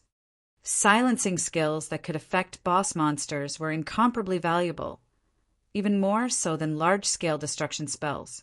Being able to silence a boss, even for a moment, could save a team from instant annihilation and turn the tide of battle, and most superpowers would offer astronomical prices to purchase such skills. According to their knowledge, aside from Tier 3 silencing magic scrolls, there had yet to be a player that had learned a silencing skill capable of affecting a Grand Lord-ranked boss. Even silencing skills that could affect Great Lords had yet to be discovered, but Zero Wing actually possessed one. Zero Wing's value rose even higher in the various spectating superpowers' eyes. At the very least, Zero Wing now possessed an advantage none of them had against the Frost Flame two-headed Earth Dragon. With this silencing skill, raiding the Earth Dragon would be considerably easier. After being silenced, the Earth Dragon became enraged. Letting out a powerful roar, it charged toward Sherfong. Having expected such a reaction, Sherfong leisurely commanded, "Kola, you 3 will intercept the boss. Guild leader, leave it to us." Kola, and the other smiled as they moved to meet the boss in battle. To the Earth Dragon, the MT trio was little more than a group of ants. The Earth Dragon lifted one of its claws and swept it horizontally at the approaching pests. "Come." Seeing the massive claw approach, Kola's lips curled into a grin. He then raised his shield and charged forward. Pum! When the Earth Dragon's massive claw swept across the uneven ground, it removed all obstacles without slowing in the slightest. Yet when its claw collided with Kola's Titan guard, its speed sharply decreased. The claw completely stopped after another 10 yards or so. What strength! Kola was surprised when he blocked the Earth Dragon's claw. This claw swipe had taken nearly 40,000 of his HP. The Earth Dragon's strength was already close to rivaling an ordinary mythic monster of the same level. The onlooking superpowers were even more shocked. If the Earth Dragon were unsuppressed, a single attack would be enough to instant kill a Tier 1 metric ton, while Tier 2 MTs would lose over 50,000 HP. Meanwhile, their Tier 2 MTs only had a little over 60,000 HP. 2 hits would be more than enough to kill a Tier 2 metric tons. Yet, even after receiving the Earth Dragon's attack head-on, Kola still had over half of his HP remaining. This proved that, at the very least, Kola could tank 3 of the unsuppressed Frostflame 2-headed Earth Dragon's hits. This also meant that, even if the Earth Dragon weren't subjected to any form of suppression, Kola could tank the Earth Dragon head-on if they healed him enough. This, in turn, gave his team the foundation it needed to raid the Earth Dragon. With an MT like Kola, their chances of defeating the Earth Dragon increased by at least 20%. Seeing the ant survive its first attack, the Earth Dragon proceeded to swipe its other claw. This time, Turtledove received the attack. Pum! Once again, something unbelievable occurred. The boss pushed Turtledove a much shorter distance than Kola. She also only lost a little over 34,000 HP. Likewise, she still had over 50% of her HP. Immediately after the Earth Dragon's 2 consecutive attacks, Shadow Sword, who was only a short distance behind Kola and Turtledove, leaped into the air and slashed at the Earth Dragon's chest. After the flash of silver, the Earth Dragon's heads screamed in agony. Shadow Sword's greatsword had actually cut through the Earth Dragon's adamantine-like scales, leaving a bloody gash on the monster's chest. Minus 10,320. An unbelievable number had appeared above the Frostflame 2-headed Earth Dragon's heads. Chapter 1664, Frightening Team. Chapter 1664, Frightening Team. Over 10,000 damage. How is that possible? I'm not seeing things right. How is his damage so high? Is he wearing a full set of epic equipment? The crowd couldn't tear their eyes off of Shadow Sword, shock and curiosity overwhelming their minds. In fact, many of them wanted to rush over and demand to know what Zero Wing had done to allow a player to deal over minus 10,000 damage to the Frostflame 2-headed Earth Dragon. The majority of their members' attacks had only dealt damage in the hundreds. Only their Tier 2 players had dealt more than that, thanks to their superior attributes. Even so, their normal attacks only dealt around minus 3,000 damage each. Yet Shadow Sword had dealt over minus 10,000 with a normal attack. Even if Shadow Sword were a Tier 2 Berserker, there should be no way his damage should surpass their Tier 2 members by such a large margin. The only reason they could think of was that the Berserker must have a full set of epic equipment, but even then, such a thing was unrealistic. How valuable was epic equipment? Players would need over 10 pieces to be fully geared in epic ranked equipment. Most of God's domain's large guilds didn't even have that many pieces. Even super guilds could only afford to equip their strongest members with 4 or 5 pieces for maximum efficiency. They refused to believe that Zero Wing had the capability or generosity to gear a single player in 10 or more pieces of epic equipment. Guild leader What kind of weapon did you give Shadow? Its attack power is amazing. Aqua Rose and Zero Wings, other Tier 2 players, could not help but ask Sherfong after seeing Shadow Sword's shocking damage. They knew very clearly what kind of equipment Shadow Sword wore, and they knew that none of them could deal over minus 10,000 damage to this Guardian boss, especially not with a normal attack. The only explanation for Shadow Sword's unexpected performance had to be the weapon Sherfong had given him before the raid. However, they found it hard to imagine that changing weapons would offer such a massive boost. Even if the Great Sword were an epic weapon, the Berserker shouldn't be capable of so much damage. After all, the various superpowers had armed their Tier 2 DPS experts with epic weapons as well. I never said that I had given Shadow the weapon. I'm only letting him use it. As for what kind of weapon it is, that is a guild secret. Sherfong said, revealing a meaningful smile.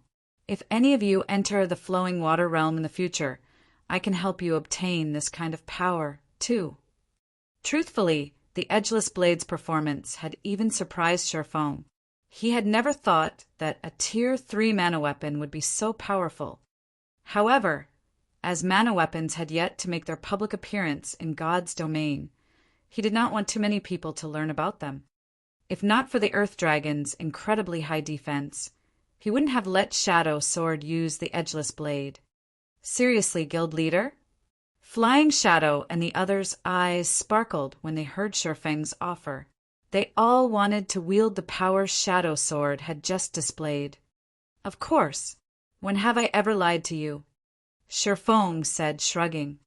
Although Tier 3 mana weapons were extremely rare, even rarer than epic weapons, there were 12 Tier 3 mana weapons sitting in the Lost Town's tower.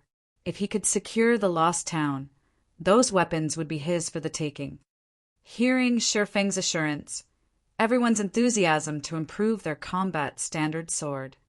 If they raised their combat power to the flowing water realm and obtained a weapon like the Edgeless Blade, they would instantly become apex experts in God's domain. They wouldn't even have a problem killing a peak expert of the same level. Just thinking of the possibility excited them. The team began to vent its newfound passion in its fight against the Earth Dragon as damages in the hundreds began to appear above the boss's head. Only the Magic Light team and Zero Wings Tier 2 players dealt over minus 3,000 damage, with some even reaching minus 5,000 damage. When Sherfong and Fire Dance joined the fray, the spectators were shocked once more. Due to the benefits formed the Shadow Bloodline, each of Fire Dance's normal attacks dealt over minus 9,000 damage. Although she didn't deal as much as Shadow Sword, she was an assassin. Her specialty was speed rather than raw power. Naturally, Sherfong was more impressive than both Shadow Sword and Fire Dance. His attack power was on a whole other level. His normal attacks alone dealt over minus 12,000 damage, while his skills easily dealt between minus 30,000 to minus 50,000 damage. He was practically a humanoid Great Lord. As they attacked, Sherfong sent 9 magical class players to approach the Earth Dragon and use the 9-star Polar Domain Magic Array to suppress the boss. Although the Earth Dragon had extraordinary strength, at the end of the day, it was only a Grand Lord. Its resistance wasn't on par with mythic monsters. Hence, the Intermediate Magic Array still suppressed the Earth Dragon's attributes by 15%, following which Sherfong spent 5,000 magic crystals to activate World Projection, suppressing the boss even further.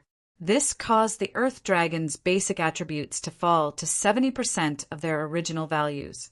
Its maximum HP decreased to 189 million as well. Sherfong had no intention of using Disintegration Field, as the skill didn't differentiate friend from foe. Aside from himself, everyone within range would be subjected to the Disintegration Field suppression. Right now, his team had to attack while focusing on their positioning and the lower showers. If he used Disintegration Field, the Earth Dragon wouldn't be the one to suffer. Zero Wings members would. Fortunately, the 30% decrease to the Earth Dragon's basic attributes relieved some of the pressure on Kola and the other two MTs. Even when they didn't use special techniques to block the boss's normal attacks, they received less than minus 20,000 from each hit. This damage wasn't nearly enough to threaten their lives. To increase the team's overall DPS, Shifeng had ordered some of the weaker experts to activate their berserk skills instead of holding back. Suddenly, the Earth Dragon's HP began to fall, the speed of which shocked the watching superpowers. However, as the battle drug on, the surrounding barrier began to spew jets of lava into the sky. The lava then rained down on everyone on the battlefield. Not even Shifeng had a good solution for countering this massive AoE. He could only rely on Violet Cloud's holy prayer, reducing the damage his teammates took while simultaneously healing them. As for Kola, he used Divine Shield to protect the MTs fighting on the front line. When the lava shower ended, even with Violet Cloud's assistance, Zero Wing's team had lost over 100 members. Zero Wing's casualty rate was significantly higher than the various superpowers teams. Fortunately, the lava showers did not happen too often, giving Zero Wing's members plenty of time to damage the boss. When the second lava shower eventually fell on the team, Zero Wing suffered evidently fewer losses. Most of the players that had died during the first lava shower had lower combat standards, while the survivors were stronger. The Earth Dragon's HP quickly fell to 95%. 95%, 90%, 80%. When the Earth Dragon entered its second phase, it ceased its claw attacks. Instead, it began to execute AoE breath attacks, though they weren't as powerful as its Frost Flame Breath. Even so, each attack dealt considerable amounts of damage. When Kola tried to take a hit with his shield, he had instantly lost over 30,000 HP. The change in attack pattern also forced Zero Wing's members to run constantly, evading the boss's AoE attacks. This development instantly reduced the team's overall DPS. However, Shifeng still had the situation in hand. Roughly 6 minutes after the battle had begun, the Earth Dragon's HP fell to 30%. At this point, Zero Wing's team only had 300 members left alive. Everyone else had either died to the breath attacks or the lava showers. The boss is entering its third phase. Whoever has a berserk skill, use it now. Shifeng hurriedly shouted when he saw the Earth Dragon's HP fall to 30%. Hearing Shifeng's command, Kola and the other MTs activated Power of Darkness, no longer holding back and skyrocketing their attributes. Meanwhile, the Frost-Flame two-headed Earth Dragon released a deafening roar, and the surrounding ice and fire-type mana concentrated around it. The Earth Dragon swiped one of its claws at Kola, Turtledove, and Yuumian. Despite the boost to the MT trio's basic attributes, the attack shoved them back by over a dozen yards. They had nearly lost their footing from the devastating impact. Each of them had lost over 50,000 HP on the spot. Had they failed to activate their berserk skills in time, they would have died instantly. Quick! The boss's defense has weakened. Attack it with everything you've got. When Shifeng realized that the Earth Dragon had entered its berserk and saw that his attacks now dealt over minus 16,000 damage, he ordered his team to go all out. With the decrease to the boss's defense, Shifeng stopped holding back himself as he activated Heavenly Dragon's power. All of a sudden, the Earth Dragon's HP began to fall much faster. Meanwhile, the less HP the Earth Dragon had remaining, the stronger its retaliation became. From time to time, it randomly targeted a player with its tails and breaths. Although Kola and the others continued to use taunt skills to hold the boss's aggro, all their efforts were futile. 25%, 15%, 5%.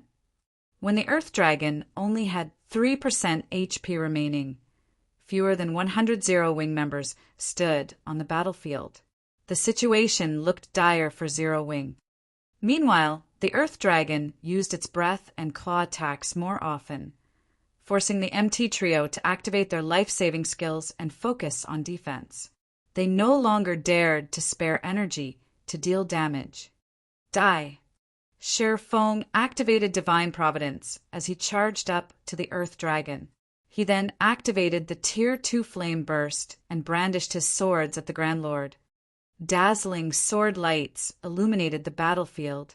Every time these lights flashed, a scorch mark would appear on the Earth Dragon's body.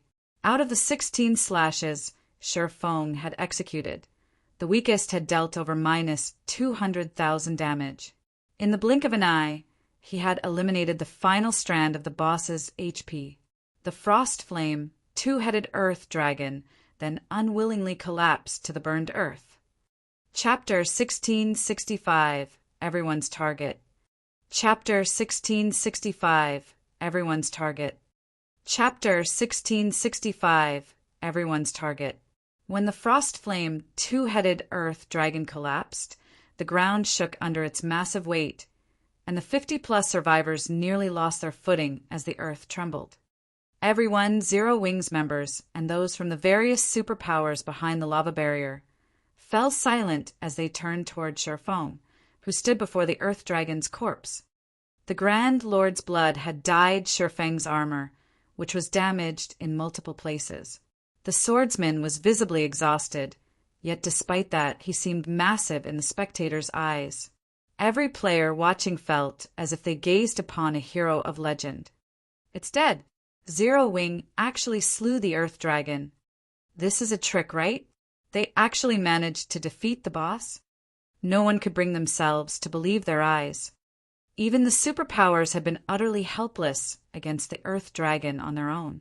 They likely would have had to pull their forces to defeat the boss. Yet Zero Wing's team had accomplished the feat on its own. Immediately, the sound of system notification reached everyone's ears. System, congratulations to Team Zero Wing for being the first to kill the Frost Flame, two-headed Earth Dragon, rewarding 3 fifth-floor teleportation stones and 10 humanity reputation points. With this system notification, even those who refused to believe that Zero Wing had succeeded had no choice but to accept it as fact. Is this why Phoenix Rain has such great faith in Zero Wing? Yuan Tiexin fell into deep thought as he stared at Sherfang's back. Zero Wing, huh? King's Return's Broken City could not help but watch Sherfang closely as well. The guild is actually far more powerful than the rumors made it out to be. It seems that our subordinates will have to pay much closer attention to the guild. Suddenly, the various superpowers' attitudes towards Zero Wing changed. Now, rather than treat Zero Wing like some insignificant power, they had to view the guild as a competitor. Meanwhile, Sherfong remained ignorant of the attention he received from the various superpowers. He only had eyes for the items that had dropped before him.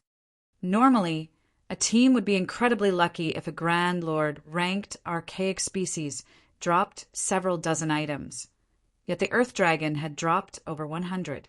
The size of the bounty had far exceeded Sherfang's expectations. Seeing this, the spectating superpowers' eyes became bloodshot. In fact, many of them wanted to charge forward and steal the loot. Needless to say, the first kill of such a powerful archaic species would definitely grant extremely bountiful loot. Such loot could elevate their respective teams' strength to a whole new level. Unfortunately, none of them could act on their desires with the lava barrier between them and the items. They could only watch helplessly as Sherfong collected one item after another.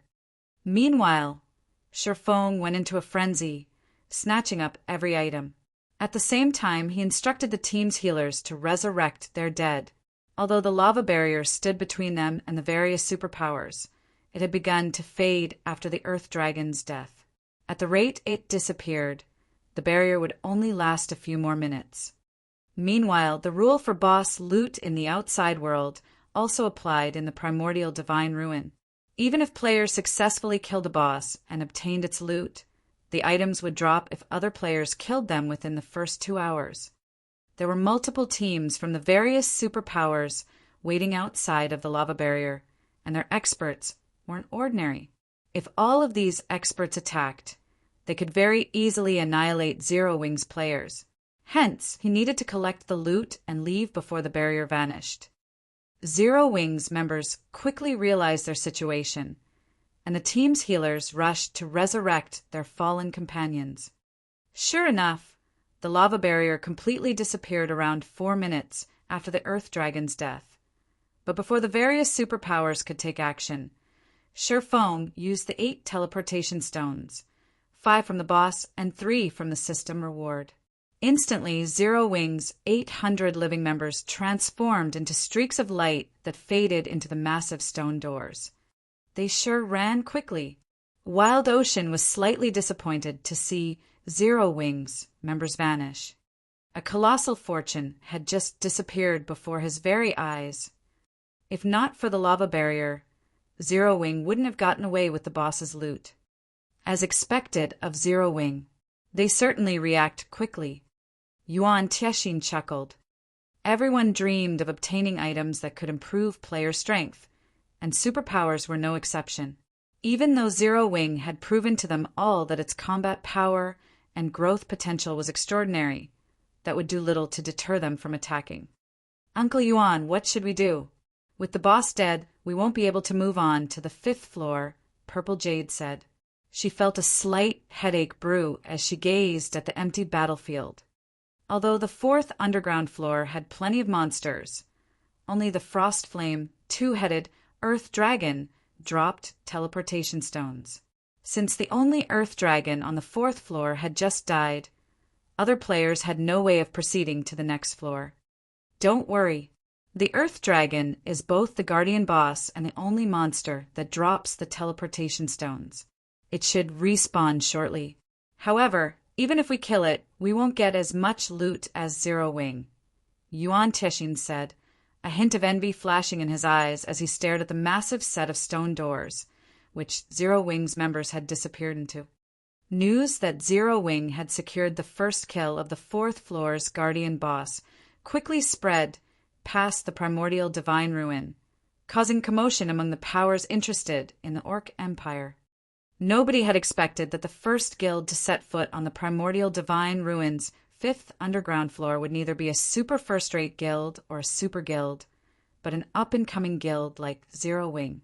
For a time, a significant number of guilds and adventure teams became interested in cooperating with the guild.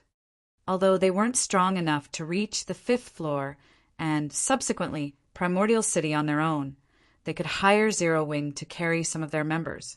They might be able to learn all sorts of combat techniques from the guild as well. As for purchasing these services from the various superpowers, they had no hope of such a thing. They had nothing the various superpowers wanted. But Zero Wing was a different story. Zero Wing was a guild with very shallow foundations. It lacked both manpower and resources. Moreover, as a developing guild, Zero Wing definitely needed a large amount of funds and resources, which their guilds and adventure teams could provide. With this, they would have the basis for cooperation.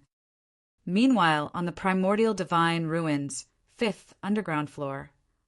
After leaving the 4th floor, Shifeng's group was transported to a quiet lakeside surrounded by forest. So this is the 5th floor. Everyone turned as they observed their surroundings. Unlike on the previous floors, they didn't feel danger from the area around them. On the contrary, they felt comfortable and at peace. Everyone rest up. We'll search for the path to Primordial City later, Shifeng instructed as he noticed his recently resurrected team members' exhaustion. Every 5th floor in the Primordial Divine Ruin was a milestone. The 1st floor would test players, while the 5th would allow them to rest. The 5th floor's mana density was so high that players could swiftly recover their stamina and concentration even as they moved about. The recovery effects on this floor were no weaker than those in NPC cities' hotels. In the past, some guilds had even established temporary towns on the Primordial Divine Ruins rest floors. These temporary towns had provided a safe haven from other players and a place for players to trade and replenish their supplies. Unfortunately, the services these towns had provided had been exceedingly expensive. But that couldn't be helped. Once players left the primordial divine ruin, not only would they have to start over with the first floor's raid, but they'd also have to wait a full day before entering again. Just re-entering the ruin would be a problem. If a team wanted to resupply inside the ruin, they had to accept the atrocious prices. Hence, the temporary guild towns on the ruin's rest floors generated considerable profit each day.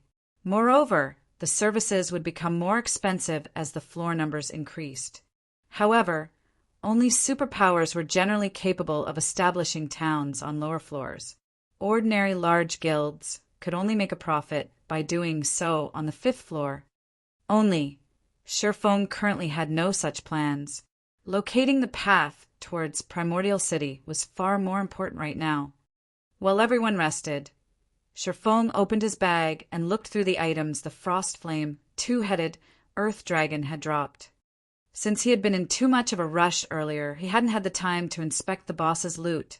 But even if the other guilds wanted to chase his team to the 5th floor, they'd have to wait until a new Earth Dragon spawned on the 4th to do so.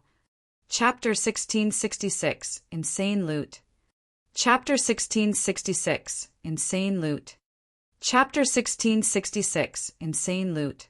The Frostflame, two-headed Earth Dragon had dropped over 100 items.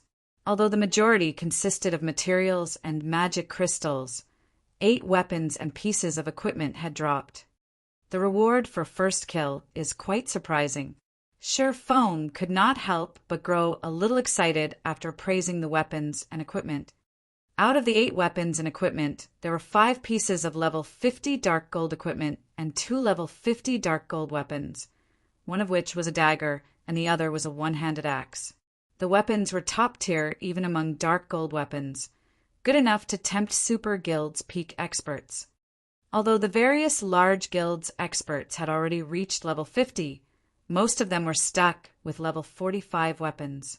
Take the various superpowers that had entered the primordial divine ruin alongside Zero Wing, for example.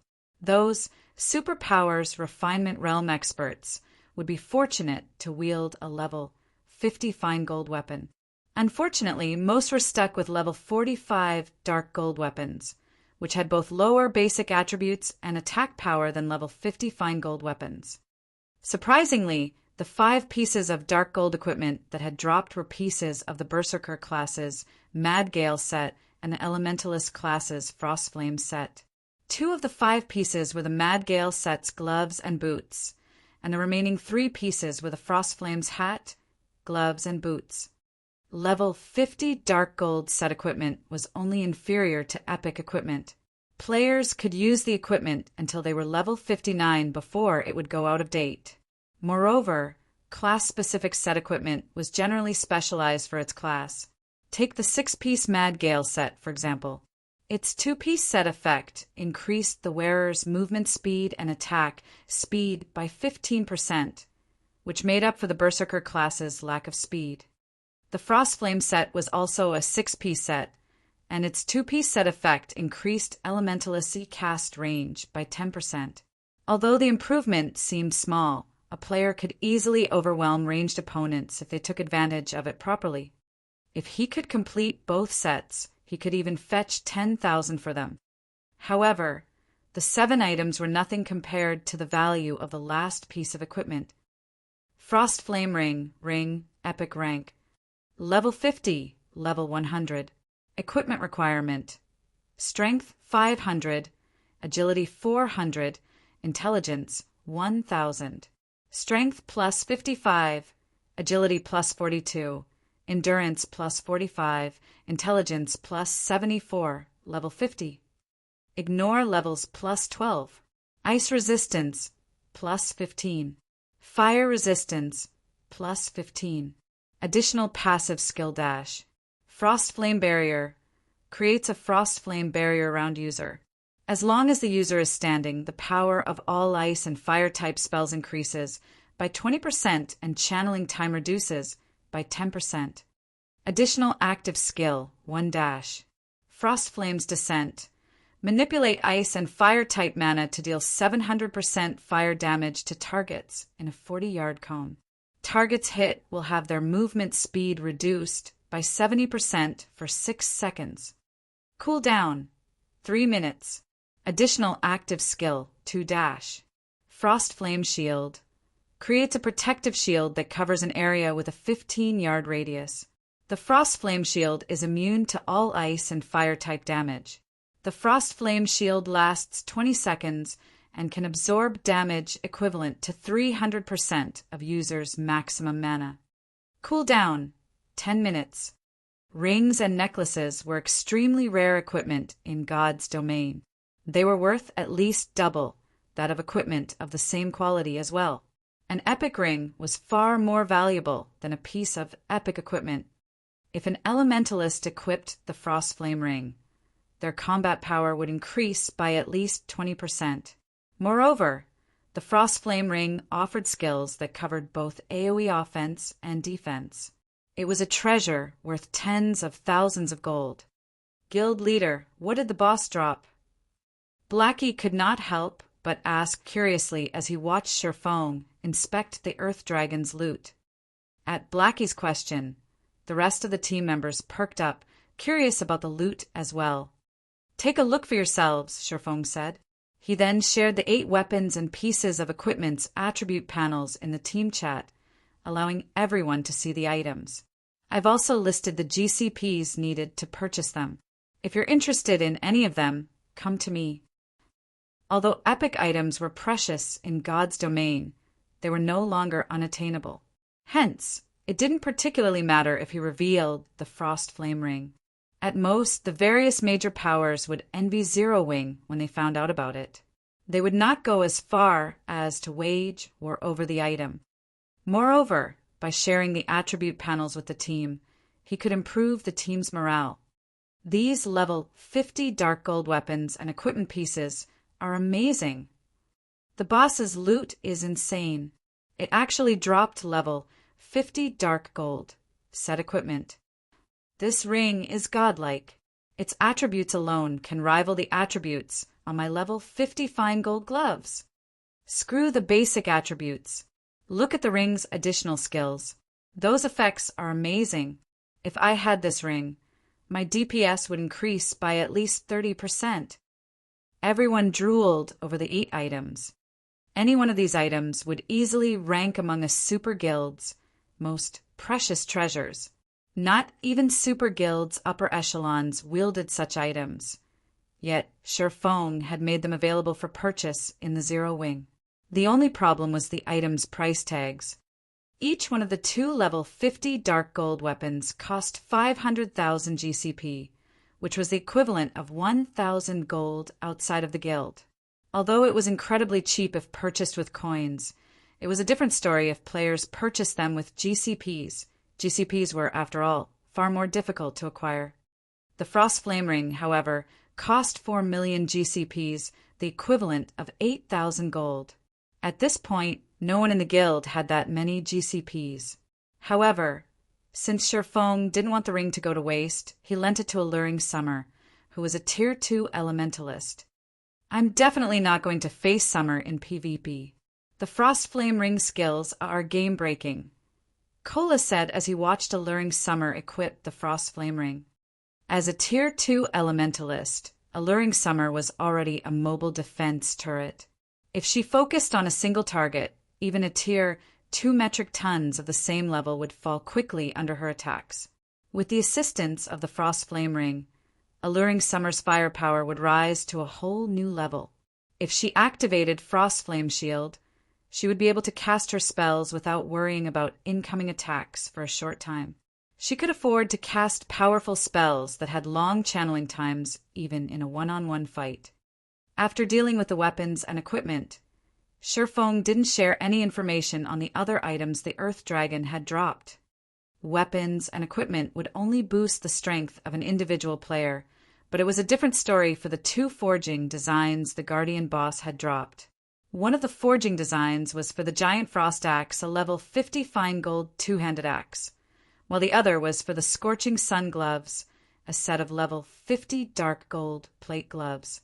If he allowed Cream Cocoa and the others to learn these designs, they could craft plenty of powerful weapons and equipment pieces for the guild. The 2 designs were exceedingly more valuable than the 7 dark gold items combined. Shi Feng had also obtained a leaf of tattered parchment from the Earth Dragon. Although the words and images on the parchment had long since become indiscernible, it still radiated a faint trace of pressure. When Shi Feng felt this pressure, he was shocked. After taking a closer look at this parchment, Shi Feng was elated. The parchment was actually a hero's chapter. Moreover, unlike the hero's chapter he had obtained during a previous auction, this hero's chapter contained information on a particular hero and would summon said hero when used. It was even more valuable than a hero's chapter that summoned a random hero. The name of the hero recorded was also one that Shi Feng was extremely familiar with. It was also a name that everybody in God's domain had known during his previous life, the Magic King, Craig Midlands. Chapter 1667, Magic King. Chapter 1667, Magic King. The fact that the Earth Dragon had dropped a hero's chapter, let alone a hero chapter for Craig Midlands, had truly surprised Shi Feng. In God's domain, there were 32 heroes that could only be summoned with specific heroes' chapters. They were also the strongest heroes players could summon using the heroes' chapters. In the past, these 32 heroes had been known as the 32 Pillars. Based on historical records, every one of these 32 heroes had cleared the complete God's trial and gained the ancient God's recognition. If nurtured properly, any one of these 32 pillars could easily become the guardian of an entire city.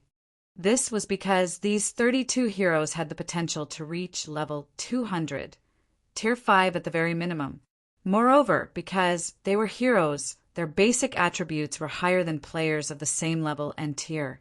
When players nurtured these heroes to their peaks, only tier 6 God-ranked players had any chance against them. Among the 32 pillars, the Magic King, Craig Midlands, ranked 17th. He had been a famous NPC in God's domain who had mastered the 6 major elements. No ordinary tier 5 NPC could compare to his strength. Craig Midlands had once fended off a siege that included 20 tier 5 players and successfully protected the city he had been tasked to guard. He had even killed 11 of the tier 5 experts. The hero's display had been so impressive that it had even stupefied the guild that had nurtured and summoned him. Nobody had expected the Magic King to be that powerful. Normally, even a tier 5 NPC would fall if 20 tier 5 players ganged up on him. Yet the Magic King had resisted and won. However, Craig's victory over the team of tier 5 players was not what that shocked the world the most. Rather, players had been astounded by the spells he had used. With his mastery over 6 major elements, not only did his attacks carry great destructive power, but his attack methods were also varied and complex. His attacks had basically no weaknesses. If a tier 5 player had tried to face him one-on-one, they would have been beaten to a pulp. Moreover, for every element Craig Midlands grasped, he could create one elemental doppelganger. Although each doppelganger only had 80% of Craig's attributes, they were far stronger than players of the same level and tier. In other words, trying to fight Craig Midlands was on par with fighting 7 tier 5 NPCs. With this, I'll have a capable protector for Zero Wing City. Shi Feng clearly remembered that the guild that had acquired the Magic King, Craig Midlands in his previous life, had only been a first-rate guild. Naturally, the guild had used Craig to protect its main city, and due to the NPC's presence, not even super first-rate and super guilds had dared to strike that city. If he used Craig to protect Zero Wing City, the city's defensibility would rise to an entirely new level.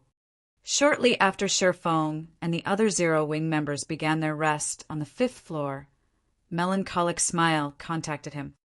"Guild leader, what did you do in the primordial divine ruin? Many large guilds have come to Candlelight to negotiate cooperation," Melancholic Smile asked inquisitively.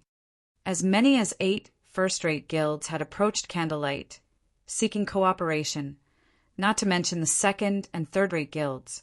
Watching these guilds' upper echelons enter white river cities, Candlelight trading firm with their entourages has been spectacular.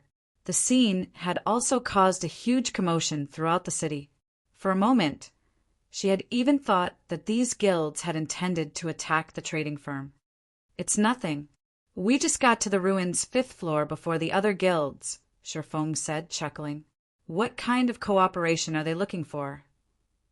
"They're asking to purchase some of our guild's basic combat techniques and opportunities to learn advanced combat techniques. Though slots to enter Primordial City are their main goal. They are willing to pay with magic crystals and top-tier weapons and equipment," Melancholic Smile said. The bounty war between Zero Wing and Heaven's Burial was still in full swing. As a result, Zero Wing burned through funds, weapons, and equipment each day. If Zero Wing could sell the services these large guilds requested for top-tier weapons and equipment, it would help the guild out a great deal. Unfortunately, this matter would have a massive impact on the guild, and she couldn't make the decision by herself. Their ideas sound quite solid. Sherfong began to ruminate on the matter. A moment later he said, "All right, we will agree to their conditions. However, they can only offer payment with magic crystals. Moreover, we will only sell the opportunity to learn basic combat techniques. Each learning opportunity will cost 1,000 magic crystals.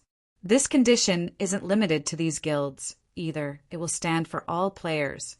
As for the guild's other requests, refuse them." Due to the appearance of the primordial divine ruin, basic combat techniques had become more commonplace in God's domain. Even so, pitifully few first-rate guilds had secured any techniques from the ruin. The other guilds couldn't even make it inside. However, as players unlocked more of the primordial divine ruin, the number of players allowed inside would increase.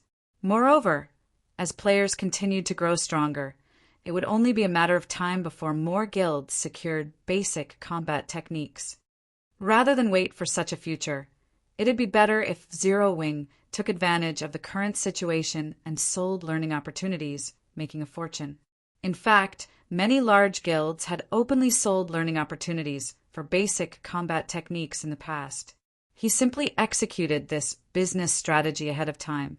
In any case, he had obtained 3 basic combat techniques on his way to the 5th underground floor, with 2 from the Earth Dragon. As for the advanced combat techniques, there was no way he'd sell them. Both in his previous life and in this one, advanced combat techniques were a guild's core secret. While basic combat techniques helped players build a solid foundation, they did very little to improve players' combat standards. Only advanced combat techniques had a considerable effect on players' combat standards. 1,000 crystals, perchance? Isn't that price a little too high? Melancholic Smile asked awkwardly. Currently, magic crystals sold for 30 silver each on the market. Thus, 1,000 magic crystals were worth 300 gold. However, while the various guilds might accept a price of 300 gold, that wouldn't necessarily be the case for 1,000 magic crystals. Every large guild desperately needed magic crystals right now, and players wouldn't necessarily learn a combat technique in its entirety on the first attempt. It's fine. Just tell them. Whether or not they accept our price is up to them. Nobody's forcing them to learn our combat techniques, Sherfong said, chuckling. Although basic combat techniques were the weakest of the bunch, they weren't easily found. Players could not obtain one just because they wanted to. Despite the primordial divine ruin activating some time ago, only a small number of basic combat techniques had dropped thus far. Moreover, different basic combat techniques offered different kinds of benefits. Some improved attack methods, some improved footwork, and so on. Just because a player had learned a basic combat technique, that did not mean that other techniques would be useless. On the contrary, the more basic combat techniques a player learned, the sturdier their foundation would become. With a strong foundation, players would have a much easier time learning advanced combat techniques. In fact, players may even be able to create their own basic or advanced combat technique. I'll relay the message to these guilds and announce it to the public, then, Melancholic Smile said. After giving the matter some thought, she saw the logic in Shifeng's decision. Other guilds still treated their basic combat techniques like family heirlooms. Even core members had to pay a significant amount of GCPs to learn the techniques. Since they had approached Zero Wing to purchase its family heirlooms, it was only natural that the guild demand a higher price. Moreover, there were many wealthy individuals among gods, domains, adventure teams, and independent experts. Generally, adventure teams and independent experts had no opportunity to learn basic combat techniques, so they'd be more than willing to pay the price. After disconnecting his call with Melancholic Smile, Shifeng sent out a few scouts to explore the 5th floor. In less than 10 minutes, Shifeng received a report from one of the scouts. Guild leader, I found a gigantic magic array in the forest. There's also an NPC in the center of the array, a scouting assassin reported. An NPC? Send me your coordinates. Shifeng was instantly ecstatic. As far as he knew, there shouldn't be an NPCs on the primordial divine ruins rest floors. Since one of his scouts had found one, that NPC must be related to Primordial City. Chapter 1668, Primordial City's Entrance Test. Chapter 1668, Primordial City's Entrance Test. Chapter 1668, Primordial City's Entrance Test.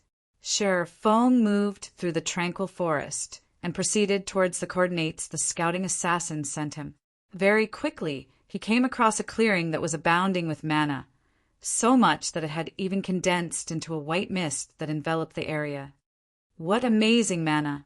Shifeng was startled as he moved through the white mist. While he stood within the white mist, not only did his mind become much clearer than before, but even his stamina and concentration recovery rates skyrocketed. The recovery rates were at least 4 times higher than what one would experience inside hotels of NPC cities. If players were to practice combat in such an environment, the results would be wondrous. Training here would be particularly effective. In his previous life, while part of the reason why players loved places with high mana density was the ease in exhibiting their combat standards there, a more important reason was the much greater efficiency in practicing and learning combat techniques. Although combat techniques did not consume mana, they did take a toll on the user's stamina and concentration. Meanwhile, unlike basic attributes, hidden attributes like stamina and concentration were not displayed using numerical values. Players could only rely on their own senses to determine how much stamina and concentration they had remaining. If players fought normally inside major NPC cities, their stamina and concentration consumption would be roughly equal to their regeneration rates. Hence, players could fight in arenas to their heart's content without worrying about becoming exhausted. However, it was a different story if players started incorporating combat techniques in battle. Combat techniques placed a significant burden on stamina and concentration. Executing a basic combat technique would cost roughly 4 to 5 times more stamina and concentration than executing a simple attack. Hence, if players continuously executed basic combat techniques, even when fighting or practicing inside a city, they would very quickly exhaust their stamina and concentration. Needless to say, the depletion rate for executing advanced combat techniques was even more severe. Hence, high mana density locations were extremely popular among experts of God's Domain during Shifeng's previous life. In the current God's Domain, combat techniques had yet to be popularized. If they had, though, Zero Wing City's player population would have long since shot past 10 million. This was also one of the reasons behind Shifeng's decision to sell basic combat techniques to the public right now. If only a small number of people are allowed to enter Primordial City, it won't be a bad idea to have the ones left out remain here to practice combat techniques. Taking a look at the mist-covered clearing, Shifeng figured that there was more than enough space for 1,000 players to practice combat techniques here. Places with high mana density were extremely rare in God's domain, not to mention places with mana so dense that it formed a mist. This small area was definitely a sacred training ground. Any superpower that discovered such a location would definitely do everything they could to monopolize it to nurture their own experts. Guild leader, the NPC is over there. After Shifeng arrived at the designated coordinates, a blue-clad assassin approached him. The assassin then pointed at the old man standing inside a magic array a short distance away. The elder wore a set of white robes and held a golden staff in his right hand. Looking at this elder, Shifeng found that the old man did not exude any kind of powerful aura and looked very ordinary. However, when Shifeng tried inspecting him, he failed to get any information about the elder, not even the old man's name.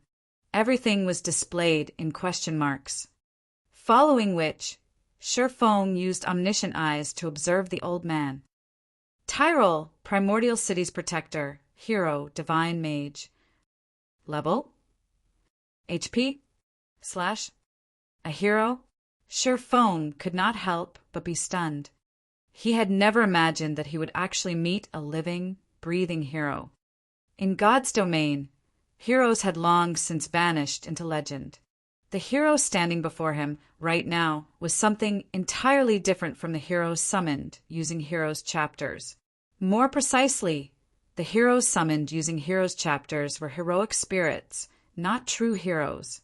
Even so, they were still incomparably powerful and more than capable of safeguarding an entire town or city by themselves.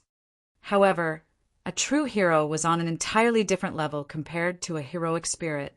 Unlike heroic spirits, true heroes still retain the blessing they received from ancient gods. Therefore, their life rating was even higher than that of archaic species. Moreover, heroes possessed extraordinary combat standards.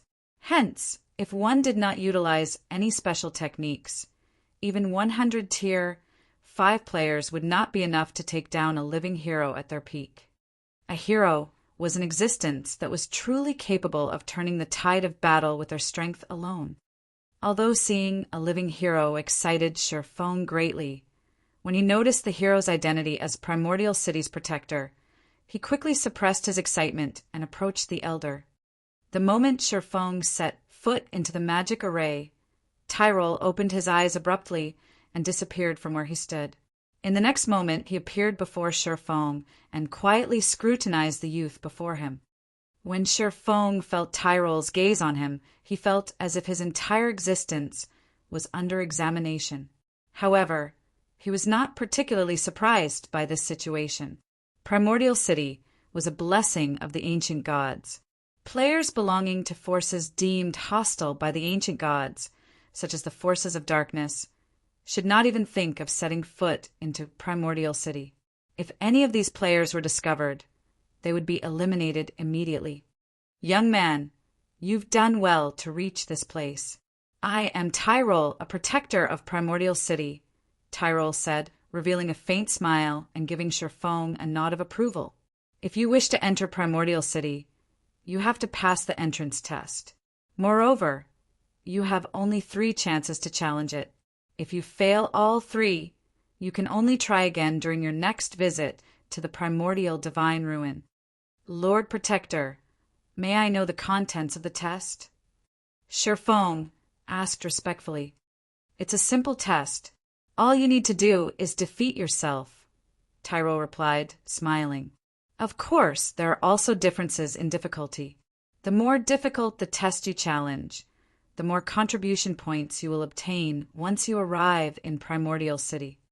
There are 5 different difficulties available: normal, hard, hell, Azura, and God.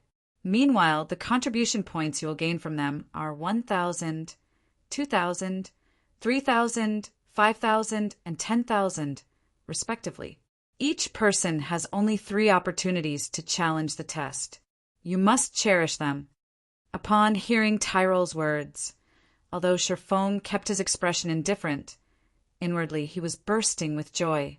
Similar to the city on Thunder Island, if players wished to mingle in Primordial City, they needed contribution points.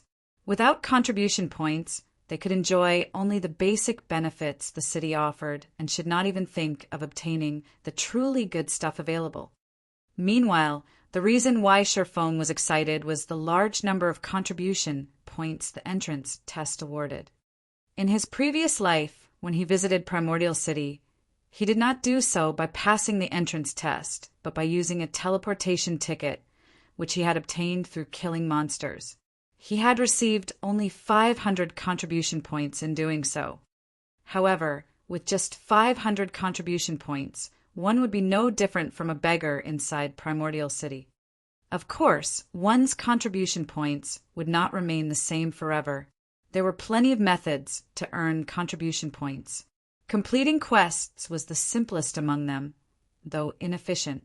Ordinary quests only granted around 2 to 5 points each, while high-ranking quests granted around 20 to 50 points each. However, high-ranking quests were extremely rare. Hence, collecting even 500 contribution points was very difficult. Yet, now, even the normal entrance test awarded 1,000 contribution points upon completion. The additional 500 points would save players plenty of time. Moreover, this was also good news to Zero Wings members. It meant that everyone would have an opportunity to enter Primordial City. Young adventurer, have you decided to enter Primordial City? Tyrol asked, smiling as he looked at Sherfong. I am willing to accept the test. Sherfong nodded. Very good. May I know which difficulty you wish to choose? Tyrol asked with a wave of his hand. Instantly, 5 crystal balls of different colors appeared before Sherfong. Aside from having different colors, these crystal balls also exuded auras of various intensities. Even the crystal ball with the weakest aura made Sherfong shudder involuntarily, whereas the one with the strongest aura made him feel deep despair. Chapter 1669, Shadow of Trial. Chapter 1669, Shadow of Trial. What powerful auras! Sherfong tensed as he gazed at the 5 crystal balls hovering before him. It was obvious that these crystal balls represented the strength of the opponent he would face. These crystal balls' auras also provided a hint to help players make the best decision. However, even the weakest crystal ball radiated considerable pressure. It was evident that entering Primordial City wouldn't be as easy as he had expected. Sherfong wasn't the only player present who could sense the 5 crystal balls' auras. Aqua Rose and the others, who had just arrived outside of the magic array, could sense the intense energy from the crystal balls as well. Every crystal ball felt as if it contained some horrific creature. These crystals represent your opponent's strengths. You may choose the one that you think you can defeat, but please remember, you only have 3 chances, Tyrol reminded. 3 chances. After giving the matter some thought, Sherfong proceeded to choose the second strongest crystal ball. Lord Tyrol, I choose this one. Based on the aura of the God rank test, he knew that he had no chance of completing it. In fact, he wasn't even particularly confident of passing the Azure rank test. But since he had 3 chances, he might as well give it a try. If he could clear the Azure rank test, he could earn more contribution points before entering Primordial City, which would save him from having to pick up plenty of troublesome tasks. Azure rank.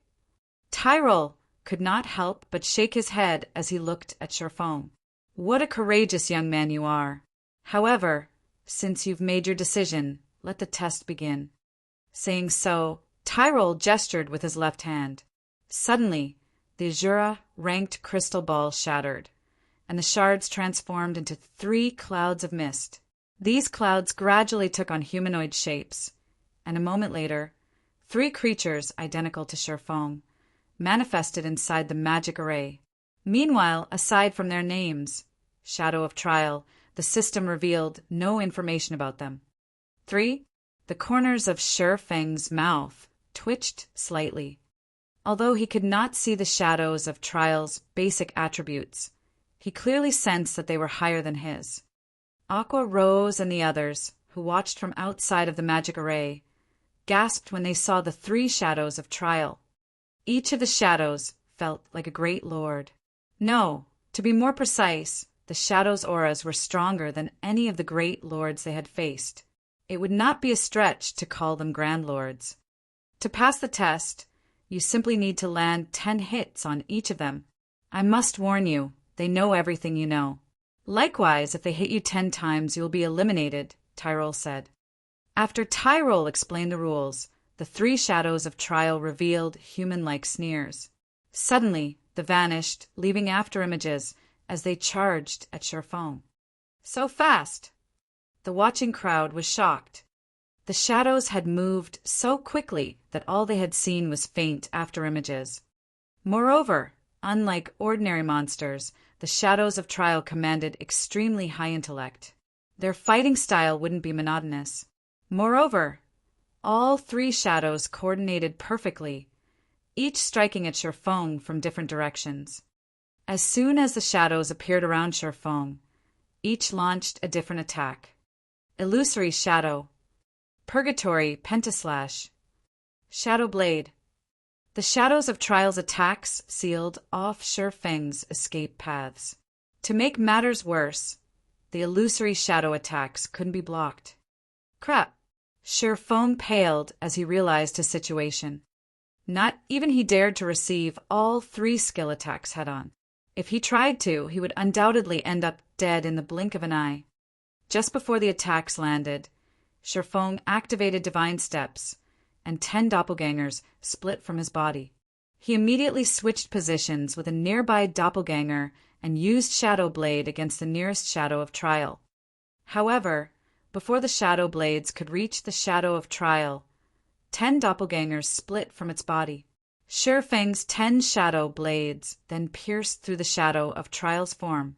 However, it was evident that he had nearly struck a doppelganger. How is this possible? They have my weapons and equipment skills as well? Shi Feng was shocked when the shadow also used Divine Steps. However, before Shi Feng could regain his senses, all 3 shadows of Trial activated Heavenly Dragon's power, their attributes soaring. They slashed their blades at their target, the intensity of their strength creating powerful gales. With no better plan, Shi Feng continued to switch positions with his doppelgangers to avoid the incoming attacks. Although Heavenly Dragon's power was strong, it was a berserk skill that focused on boosting strength. Its buff to speed was only subpar. For a time, Shi Feng was at a complete disadvantage as the 3 shadows of Trial chased him relentlessly. The spectating players outside of the magic array were flabbergasted. They were literally watching 3 doppelgangers gang up on their guild leader. Moreover, the doppelgangers' basic attributes were even higher than Shi Feng's. If they had to face 3 of those doppelgangers at once, they'd likely die in an instant. However, Divine Steps had a limited duration. The instant those allied doppelgangers vanished, Shi Feng gritted his teeth as he also activated Heavenly Dragon's power. Upon activating the berserk skill, he darted for one of the 3 shadows. Sword's Orbit. Suddenly, brilliant stars bombarded the shadow of Trial, one after another. However, before the hits landed, they abruptly halted before a protective barrier. Absolute Domain. When Shi Feng's targeted shadow of Trial had activated Absolute Domain, the other 2 shadows also gained invulnerability. Giving Shi Feng no time to react, one of the 3 shadows activated Instant Strike and swung its blade fiercely at the player. Shi Feng knew that he couldn't dodge the attacks in time. The only thing he could do was to activate his own Instant Strike and execute Sword's Orbit to defend himself as much as possible. Boom! Boom! Boom! Every time their weapons clashed, dazzling sparks flew around them. Loud clangs also echoed throughout the forest. It seemed as if 2 primordial beasts were attempting to slay one another. A moment later, however, Feng slid backward. As soon as the first shadow of Trial's instant strike ended, another shadow activated the skill. When Feng's own instant strike came to an end, he lost his ability to keep up with the shadow's attacks. Absolute Domain. After activating his invulnerability skill, Feng switched the Aura of Earth to the Aura of Time and activated Forbidden Domain. It might be much of an issue if only one shadow of Trial could use all of his skills, but the fact that all three were capable of this put Feng at a painful disadvantage. If he wished to emerge victorious, he had to rely on his combat techniques. As the shadows of Trial weren't ones to be beaten, one of them activated Forbidden Domain as well. Suddenly, both sides are silenced, losing the ability to use spells or skills. Following which, the three shadows ganged up on Feng once again. Although Feng's techniques were superior, the Shadow Trio had higher basic attributes. Moreover, the Shadow Trio disregarded their own defense as they brutally attacked. This forced Feng into a defensive state. He was only one person after all. If he tried to strike one of the three shadows, he'd leave himself open for the other two. Meanwhile, each of the shadows could afford to take 10 hits each, but he would be eliminated after 10 hits. Both sides struggled in a stalemate. Feng focused on a single shadow, using his superior techniques to create gaps in its defenses and attack. The bitter struggle inside the magic array made the spectating players anxious. But they also knew that such an intense battle wouldn't last long. Once the silence debuff ended, Feng would be at a disadvantage once again. When Forbidden Domain's duration had only 10 seconds remaining, despite Feng's desperate attempts, he had only struck one of the three shadows 5 times. He still needed to land 5 more hits on that shadow to eliminate it, but he was running out of time. 8 seconds. 5 seconds. 3 seconds. Am I going to lose? Chapter 1670, Ascension Realm. Chapter 1670, Ascension Realm. As the seconds ticked by, and Forbidden Domain neared the end of its duration, Aqua Rose and the other Zero Wing members couldn't help their growing nerves as they watched from outside of the magic array. They had never thought that even the test to enter Primordial City would be so difficult. Aside from all else, once Feng and one of the shadows of Trial's Forbidden Domains ended, the other 2 shadows could still use the skill. At that time, Feng would have to face 3 shadows that could use skills while he could not. With the huge disparity in combat power, he would doubtlessly meet his end. Not only did the shadows of Trial have higher basic attributes, but their combat standards were also at the refinement realm. They executed every slash without any excess movement. When the 3 shadows cooperated, they could even make up for the weaknesses in each other's defenses and elevate their combat power further. I have no choice but to gamble everything on one attack. Feng also knew what outcome awaited him once his Forbidden Domain ended. With no other choice, he gritted his teeth and forced his way through the countless incoming attacks, swinging his blades at the shadow that had already taken 5 hits. Sword's Orbit. If he could eliminate one shadow before Forbidden Domain ran out, he'd still have a chance at victory, albeit a small one. If he didn't do so, he would die the moment his skill's duration ended. However, as if they had predicted Feng's desperation, the 3 shadows smirked as they launched attacks, aiming for Feng's blind spots. Despite noticing the incoming attacks, Feng did not bother dodging. Instead, he continued to swing his swords at the shadow before him. 1 slash, 2 slashes. At this point, Feng traded blow for blow with the shadows. As a result, he was hit again and again. 2 hits.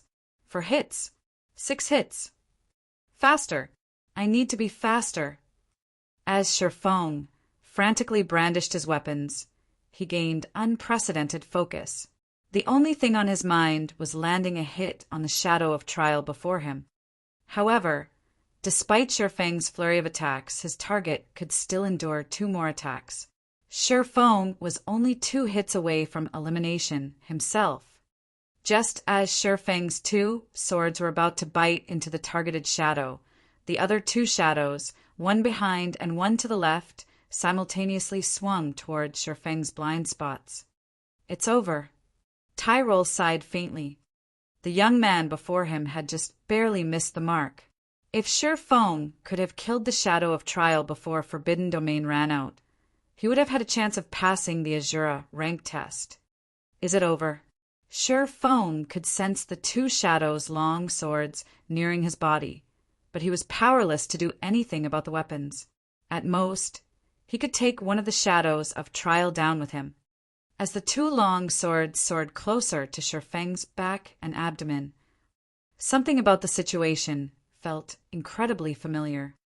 Feng felt like this test was similar to the test Rhinebeck, one of the Sea God's Temple's Vice Knight commanders, had given him. Before the breakthrough he had achieved during that trial, he hadn't been able to withstand Rhinebeck's attacks, no matter what he had done.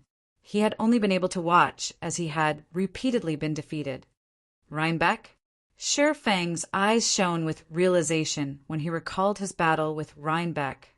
Right. Combat method. My combat method. Suddenly, Feng put strength into his legs and made a spinning jump. Utilizing the rotational momentum, he swung Killing Ray at the shadow attacking his abdomen, the sacred sword moving with remarkable speed. Dang! A crisp clang echoed throughout the forest. In that critical moment, Feng had used Killing Ray to block the attack from the side while he used Abyssal Blade to slice at the targeted shadow's shoulder. He then utilized the force generated from blocking the attack at his side to push himself over 8 yards away from the nearest shadow. When his feet touched the ground again, he used a hand to stabilize himself, only coming to a halt after 2 more spins. He survived! Aqua Rose and the other Zero Wing experts stared with wide eyes, utterly shocked. Feng had actually executed an incredible maneuver at the last second, narrowly avoiding mutual destruction. This is... Tyrol revealed an odd look as he watched Feng. How is that possible? He has already reached the Ascension realm in the realms of truth. Existences that could set foot in the realms of Truth's truth realm were exceedingly rare, with only a few throughout the kingdom. Meanwhile, experts who had reached the Ascension realm were even rare in Primordial City. One could not simply reach the Ascension realm by understanding the realm's philosophy. They would also need to temper themselves and gain the experience of countless life-or-death battles to execute the proper physical response. During Tyrol's brief moment of surprise, the 3 shadows of trial resumed their assault on Feng. Like before, the 3 shadows surrounded Feng and attacked him from different angles. Although Feng had avoided certain death, he was still at a disadvantage. He had little more than a second before his Forbidden Domain ran out, and he had only blocked the attack aimed for his abdomen. The attack from behind had still found its mark. Now he could only afford to receive 1 more hit before he was eliminated from the test. Come, Feng said with a hint of excitement as he watched the 3 shadows. Suddenly, over 20 sword lights surrounded Feng, sealing off all escape paths. However, instead of using Sword's orbit to repel the attacks, Feng simply adjusted his footwork, turning as he executed 8 slashes, which wasn't much compared to his earlier efforts. Yet, something surprising happened again. Despite reaching his maximum attack speed, these slashes continued to accelerate. The 3 shadows of trial interlocked with their target before passing by Feng. The swordsman blocked every one of the incoming attacks. Die! As the shadows passed, Feng swung Killing Ray, slicing the neck of the shadow that had already received 9 hits. The shadow then vanished, leaving 2 remaining in the magic array. What just happened? Aqua Rose, Fire Dance, Shadow Sword, and the other Tier 2 experts from Zero Wing were stupefied. Not only had Feng blocked every incoming attack without using Sword's orbit, but he had also created a gap in the Shadow's defenses and eliminated one of them. None of them could figure out how he had pulled it off. So, this is the realm above the truth realm that Rhinebeck had mentioned? Shi Feng felt incredible as he turned towards the remaining shadows of trial. Rhinebeck had only informed Shi Feng that he had just entered the truth realm. After undergoing Rhinebeck's test, he had learned that one shouldn't just focus on adapting to the changing battle physically. One could also adjust their perspective of the battle. In other words, aside from using his environment to his advantage, he could use his opponent's attacks as well. Unlike the realms of refinement, which focused on sharpening one's senses, the realms of truth focused on improving one's utilization of their body and the environment. Only, Shi Feng had never realized that the realms of truth's principles could help increase his combat power by such a large margin, allowing him to overcome his enemy's attributes and overwhelm the 3 shadows of trial. However, Shi Feng's forbidden domain had ended after he had killed the one shadow. Without hesitation, the 2 remaining shadows activated Blade Liberation before one activated forbidden domain. Twofold berserk? Shi Feng could not help but grin as he noticed the shadow's aura strengthen. Before the enemy's forbidden domain reached him, he activated Blade Liberation as well. Fortunately, his skill's cooldowns had reset when he had first entered the magic array. So, the berserk skills he had exhausted during his battle with the 4th floor's Earth Dragon were ready for him. After activating Blade Liberation, Shi Feng executed Void Steps and disappeared. Seeing this, one of the 2 shadows activated Skywheel Sword, while the other activated Lightning Edge, both of which were AoEs. However, neither of the shadow's attacks had forced Shi Feng out of his concealment. For a time, the shadows attacked their surroundings randomly in confusion. Yet, even after dozens of seconds, Shi Feng remained hidden. He only revealed himself after both shadows had used up their forbidden domains, and when he did, he already stood beside them. Illusory shadow. Suddenly, 5 crisscross slashes bombarded one of the shadows. Although the targeted shadow responded quickly and tried to dodge, it still received 3 hits. Realizing the danger they were in, the 2 shadows decided to end the fight quickly, both activating Chilling Field. The domain skill covered a 50-yard radius and was capable of both offense and defense. The skill's movement speed reduction effect also prevented Shi Feng from moving about freely. Seeing this, Shi Feng responded in kind, activating his own Chilling Field. Suddenly, 27 icicles covered the battlefield, 9 belonging to Shi Feng and 18 from the Shadows of Trial, following which the 27 icicles danced and clashed repeatedly and rapidly. Yet, despite outnumbering their target, the 2 shadows failed to land a single hit on Shi Feng. In fact, Shi Feng only needed 6 of his icicles to defend himself, attacking with the remaining 3. 2 hits, 3 hits, 5 hits. The 2 shadows rapidly accumulated hits, and eventually Shi Feng landed the 10th strike on both Shadows of Trial, killing them. Chapter 1671, City Rookie. Chapter 1671, City Rookie. He won. Our guild leader is amazing. As the Zero Wing team watched the Shadows of Trial in the magic array gradually fade, they couldn't believe their eyes. The battle that had just occurred had overwhelmed them mentally. If they had been distracted for a split second, they would have missed the instant Shi Feng, and the shadows had clashed. Both sides' basic attributes were ridiculously high, and they could clash multiple times in the instant it took to blink. The several dozen White Tiger Dojo disciples that had joined the team on the 5th floor were utterly dumbfounded. They had witnessed many expert battles in the past, and had even fought experts in the battle arena. But if they had to rank the experts they've seen thus far, the player before them would doubtlessly rank at the very top. It's finally over. Shi Feng breathed a deep sigh of relief once the battle had ended. He hadn't expected the Azura ranked test to be so difficult. If not for the epiphany regarding the realms of truth, which had allowed him greater use of his own body and everything around him, including his opponents. The shadows of trial would have defeated him. However, this experience had taught Sherfong one thing. Aside from improving in the realms of refinement, which focused on one's senses and physical control, it was very important that players climb the realms of truth. The realms of refinement were akin to the body. As one became physically stronger, they'd be able to exert more strength. However, the realms of truth were like a weapon.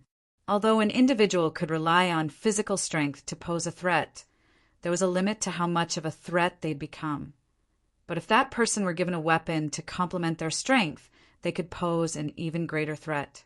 Naturally, the better the weapon one wielded, the more power they could exhibit.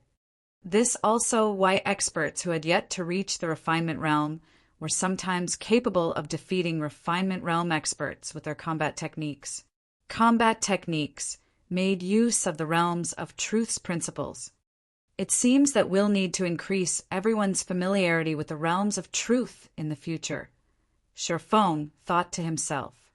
There was a limit to how fast one could reach higher realms of refinement, and reaching higher realms of truth wouldn't conflict with a player's growth in the realms of refinement. In fact, the two realms would even complement each other, helping one improve their combat power far faster. Only introducing everyone to the realms of truth wouldn't be easy. First, he needed a proper training ground.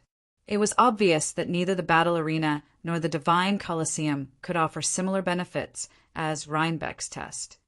Without such a training ground, players wouldn't be able to comprehend the realms of truth's principles regardless of how many times he explained them. Moreover, understanding theory and putting said theory into practice were two different things. Wait, that's not right. There is one.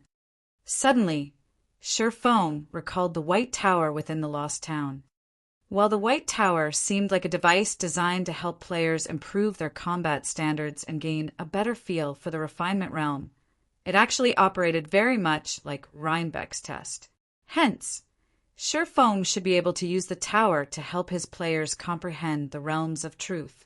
Furthermore, God's domain's lore never mentioned the realms of refinement, only the realms of truth. The more Sherfong thought about it, the more he felt that the White Tower was a suitable training device to help players grasp the realms of truth. A sacred land to train in the realms of truth. Huh? Sherfong had begun to give up on the Lost Town, preparing to accept the system's penalty, but now his desire to secure the town had reignited. It's no wonder why the quest to obtain the Lost Town is so difficult. So this is why. Training one's grasp of the realms of refinement had long since become common in the virtual gaming world. The various super guilds already had complete training systems for just that, while super first-rate guilds had partial systems. However, not one of these guilds had a training system for the realms of truth. They most likely didn't even know how to train players' grasp of the realms of truth. If he could secure the Lost Town, he'd have a sacred land for players to focus on the realms of truth. With the help of the White Tower, players would not have to waste time poking around in the dark like the Freedom Alliance's Silent Entropy and could grasp the realms of truth with much greater efficiency. With the Boneless Land's Lost Town housing such a sacred tool, it was only natural that the quest to obtain it would be insanely difficult. As Sherfong tried to figure out how to complete the Demon's Nest quest, he heard the sound of a system notification. System, congratulations. You are the first player to complete the Azure rank entrance test, rewarding 3,000 Primordial City contribution points and 1 Primordial City rookie emblem. Young adventurer, congratulations on passing the test. As the first heaven-blessed individual to pass the Azure rank test, this city rookie emblem belongs to you. Make good use of it. Who knows? It might even help you improve further within Primordial City, Tyrol said after appearing before Sherfong. He then took out a silver emblem in the shape of a crescent moon encompassing a sun and passed it to Sherfong. The instant the emblem appeared, the surrounding mana gravitated towards and circled the emblem. City rookie emblem? After recovering from his shock over the additional 3,000 contribution points, Sherfong gave the emblem a curious look. This was the first time he had heard of this item. Based on Tyrole's tone when he had mentioned it, it should be extraordinary. Immediately, Sherfong tried to inspect the emblem's attribute panel. City Rookie Emblem, Dark Gold Rank. Primordial City's Emblem of Honor. When worn, user will enjoy the authority of a bronze adventurer in Primordial City. In addition, user may teleport to Primordial City from any location. Cooldown: 2 natural days, 96 hours. User restriction: Yi Feng. Amazing. It's giving me the authority of a bronze adventurer right off the bat. No wonder why he told me to make good use of it. Sherfong was ecstatic as he gazed at the city rookie emblem. At this point, the term Bronze Adventurer was still foreign to God's Domain's players. This was because the title was unique to Primordial City. Bronze Adventurers in Primordial City were the equivalent of nobles in NPC cities. Only, as the ancient gods had specifically created Primordial City for adventurers, noble ranks didn't exist within its walls. Rather, special ranks were granted to adventurers based on their contributions to the city. The available ranks included Common Adventurer, Bronze Adventurer, Silver Adventurer, and Gold Adventurer. Each subsequent rank enjoyed greater authority and treatment in Primordial City than the last. However, it was extremely difficult for players to rise through the ranks as they weren't based on Primordial City contribution points. Instead, they were determined by one's Primordial City honor points. One had to earn 1,000 honor points just to become a Bronze Adventurer. Moreover, players would be fortunate to receive 1 honor point even after completing a high-rank quest in the city. If players wanted to earn more than that per quest, they'd have to complete Primordial City's trial quests, which were exceedingly challenging. Unfortunately, failing to complete the trial resulted in an unusually severe death penalty. In the past, most players had opted for the safe and reliable method of completing high-rank quests to collect honor points rather than challenge Primordial City's trial quests. Because of this, very few players had become Bronze Adventurers, let alone Silver or Gold Adventurers. Even after 10 years in God's Domain, Sherfong had never heard of someone becoming a Gold Adventurer. Meanwhile, not only would Bronze Adventurers enjoy a 10% discount on all expenditures that required Primordial City contribution points, but they'd also get to enjoy other benefits that common adventurers had no access to. One such example was the planar teleportation function, which allowed players to travel to the various higher planes. Not only were the higher planes monsters much stronger, but they also dropped far better loot. It was also possible to obtain unique resources. Only, teleporting to a higher plane was expensive, costing 1,000 contribution points per teleportation. If players died in these higher planes, they'd be teleported back to Primordial City instantly. Without sufficient strength and preparation, only a fool would grind in these higher planes. Right, there's still the higher planes. Sherfang's eyes suddenly sparkled.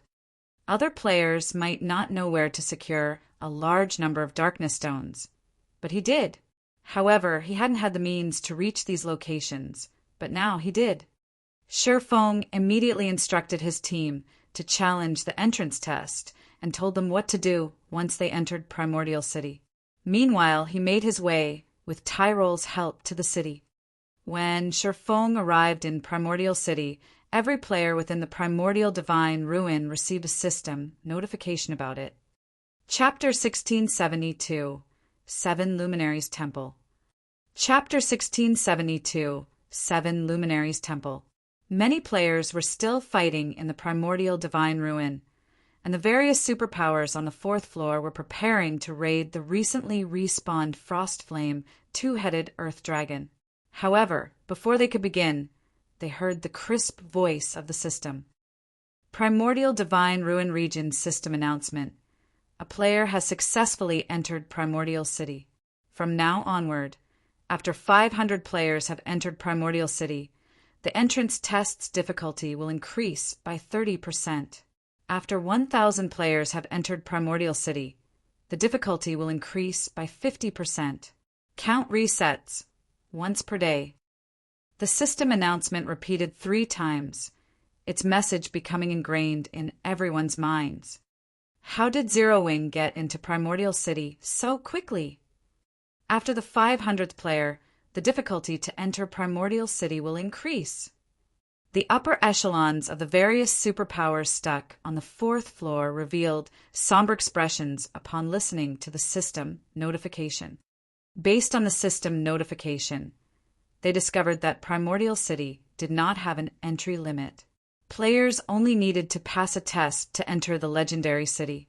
However, as many as 800 Zero Wing members had proceeded to the Primordial Divine Ruins 5th floor. If the entrance test were not particularly difficult, then Zero Wing would claim the first 500 slots. This meant that the tests the various superpowers would have to pass to enter would become far more difficult.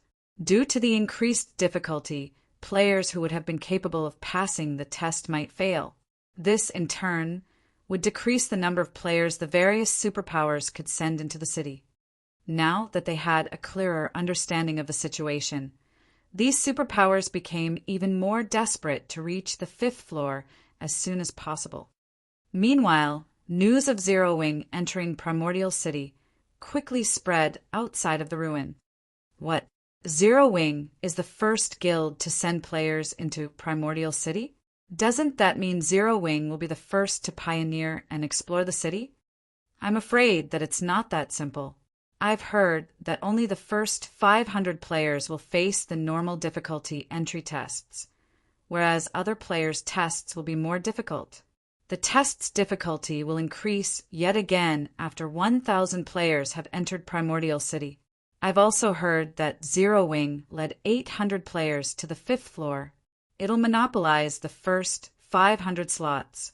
With this, the various superpowers will likely have a tough time competing with Zero Wing when pioneering the city.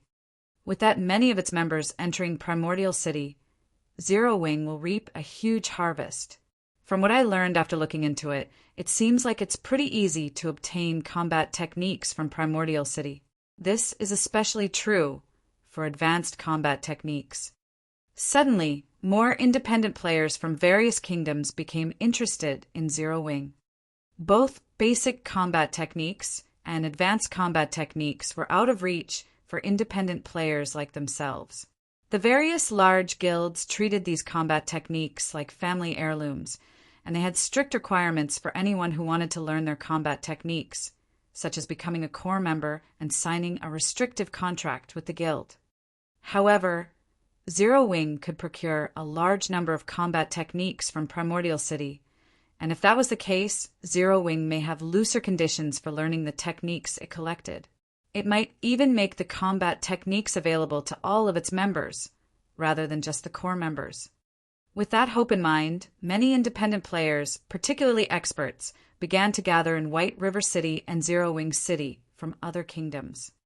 As players tried to learn more about the guild, Zero Wing posted an announcement on Star Moon Kingdom's official forums. This announcement instantly caused a commotion throughout the kingdom.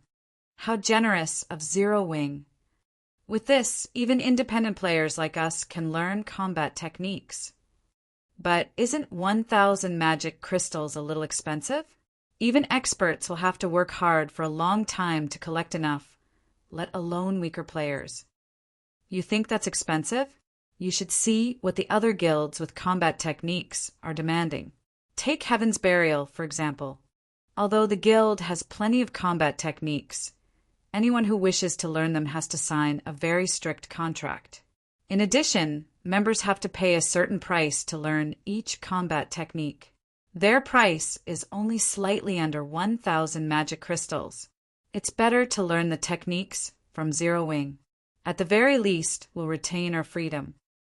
For a time, a large number of independent players celebrated Zero Wing's decision. The news excited many adventure teams as well. Independent players might struggle to collect 1,000 magic crystals, But it wasn't any trouble for an adventure team with several hundred members. When the various large guilds discovered the announcement, however, they fumed with fury. This was especially true for the guilds that had acquired combat techniques of their own. They had planned to use their combat techniques to attract loyal experts and gain an advantage over their competitors. But Zero Wing's latest announcement had ruined that idea. Black flames means truly are amazing. Heaven's burial is likely doomed to fall now, Yuan Tiexian said. He could not help his rueful sigh as he read the report a subordinate had just sent. Uncle Yuan, what happened? Purple Jade asked curiously. Take a look for yourself, Yuan Tiexian said as he forwarded the report to Purple Jade. When Purple Jade read the report, her eyes widened in shock. She found it truly hard to believe that Zero Wing would actually be so generous as to offer its combat techniques to other players. By doing so, it would undoubtedly deal a massive blow to the various first-rate guilds that had acquired their own combat techniques. Naturally, Heaven's Burial was no exception. The guild's upper echelons would weep and rage once they heard about this. While everyone discussed Zero Wing, Shifeng arrived in Primordial City's teleportation hall. The teleportation hall's main hall looked like a massive cave. The hall's ceiling was at least 100 meters from the ground. It also seemed like some kind of miniature sun was stuck in the ceiling, illuminating the hall. As Shifeng looked around, he discovered numerous mana-operated elevators, which led towards various spatial junctions. NPCs could arrive and leave Primordial City through these spatial junctions at any moment. These NPCs weren't limited to the human race, including members from other races as well. The instant Shifeng had arrived, both his mind and body had felt energized. The mana density here was no lower than that of Titan City. Players would definitely have an easier time practicing their combat or producing items here than elsewhere. Since Shifeng had visited Primordial City many times in his previous life, he didn't bother to look around the teleportation hall like some curious tourist. Instead, he quickly left the hall and ventured to Primordial City streets. Primordial City was a city of legend. The city had as many NPCs as the most populated NPC cities in God's domain. There were easily over 4 or 5 million NPCs within the city at all times, which was more than 10 times the number of NPCs in Starmoon Kingdom's capital. Moreover, unlike the NPCs in ordinary NPC cities, those in Primordial City were at least level 150. Tier 2 NPCs were insignificant here, usually serving as gate attendants. Tier 3 NPCs, which were rare in other NPC cities, strode down almost every street in Primordial City. One would even find Tier 4 NPCs window shopping. After leaving the teleportation hall, Shifeng summoned his demonic flame tiger and made his way towards the heart of Primordial City. Although Primordial City's layout was complex, Shifeng knew the city like the back of his hand. After traveling for around 20 minutes, he reached a towering temple. The temple before him was over 300 meters tall and occupied enough space to accommodate 100,000 people. It looked more like a mountain than a building. This temple was also the most important structure in Primordial City, the Seven Luminaries Temple. Chapter 1673, Primordial Scroll. Chapter 1673, Primordial Scroll. Chapter 1673, Primordial Scroll. 2 mechanical puppets at the temple's entrance stopped Shifeng before he could enter the building. This is the Seven Luminaries Temple. Unauthorized individuals are not allowed entry. The 2 mechanical puppets crossed their great swords before the entrance, preventing Shifeng from proceeding. If any other player saw these mechanical puppets, they would definitely be given a fright. Both mechanical puppets were level 200 mythic monsters. They weren't ordinary mechanical puppets either, but magically enhanced puppets. Not only did they possess extremely high intellect, but they also wielded domains. In other words, they were Tier 4 mythic monsters with domain skills. Even Tier 4 NPCs with domains would not be a match for these magically enhanced puppets. Furthermore, these magically enhanced puppets were only the 7 luminaries' temple's gate attendants. There were much stronger guards within the temple itself. Based on Shifeng's knowledge, not even Tier 6 God-rank players would dare to act presumptuously in the 7 luminaries' temple without losing their lives. Primordial City was one of the safest cities throughout God's domain. Neither monsters nor players dared to cause trouble here, and those who did were killed without question. Meanwhile, Shifeng wasn't surprised to find these magically enhanced puppets barring his path. The 7 Luminaries Temple was one of Primordial City's core buildings. It was also where players could exchange their contribution points for items. But only players who had become adventurers within the city were allowed inside. Everyone else would be stopped at the door. If players wanted to become adventurers here, they had to pick up an adventurer quest from Primordial City's Adventurers Association. After completing their adventurer quest, players would be granted a Primordial City Adventurer emblem. Players would only be considered a common adventurer in the city once they had this emblem, and it would allow them to enjoy some of the benefits the city offered. However, since Shifeng was in a hurry, he hadn't stopped by the Adventurers Association to pick up the Adventurer's quest. In response to the crossed great swords before him, Shifeng took out his city rookie emblem and showed it to the guards, asking, "Can I enter now?" The city rookie emblem granted him the status of a bronze adventurer in Primordial City. Although the status couldn't be upgraded, it was enough for now. If he had free time in the future, he could simply pick up the adventure quest and obtain the real adventurer emblem. City rookie emblem confirmed. Identity confirmed. You may enter. After the 2 puppets inspected the city rookie emblem, they relaxed into their original stances and turned their attention away from Shifeng.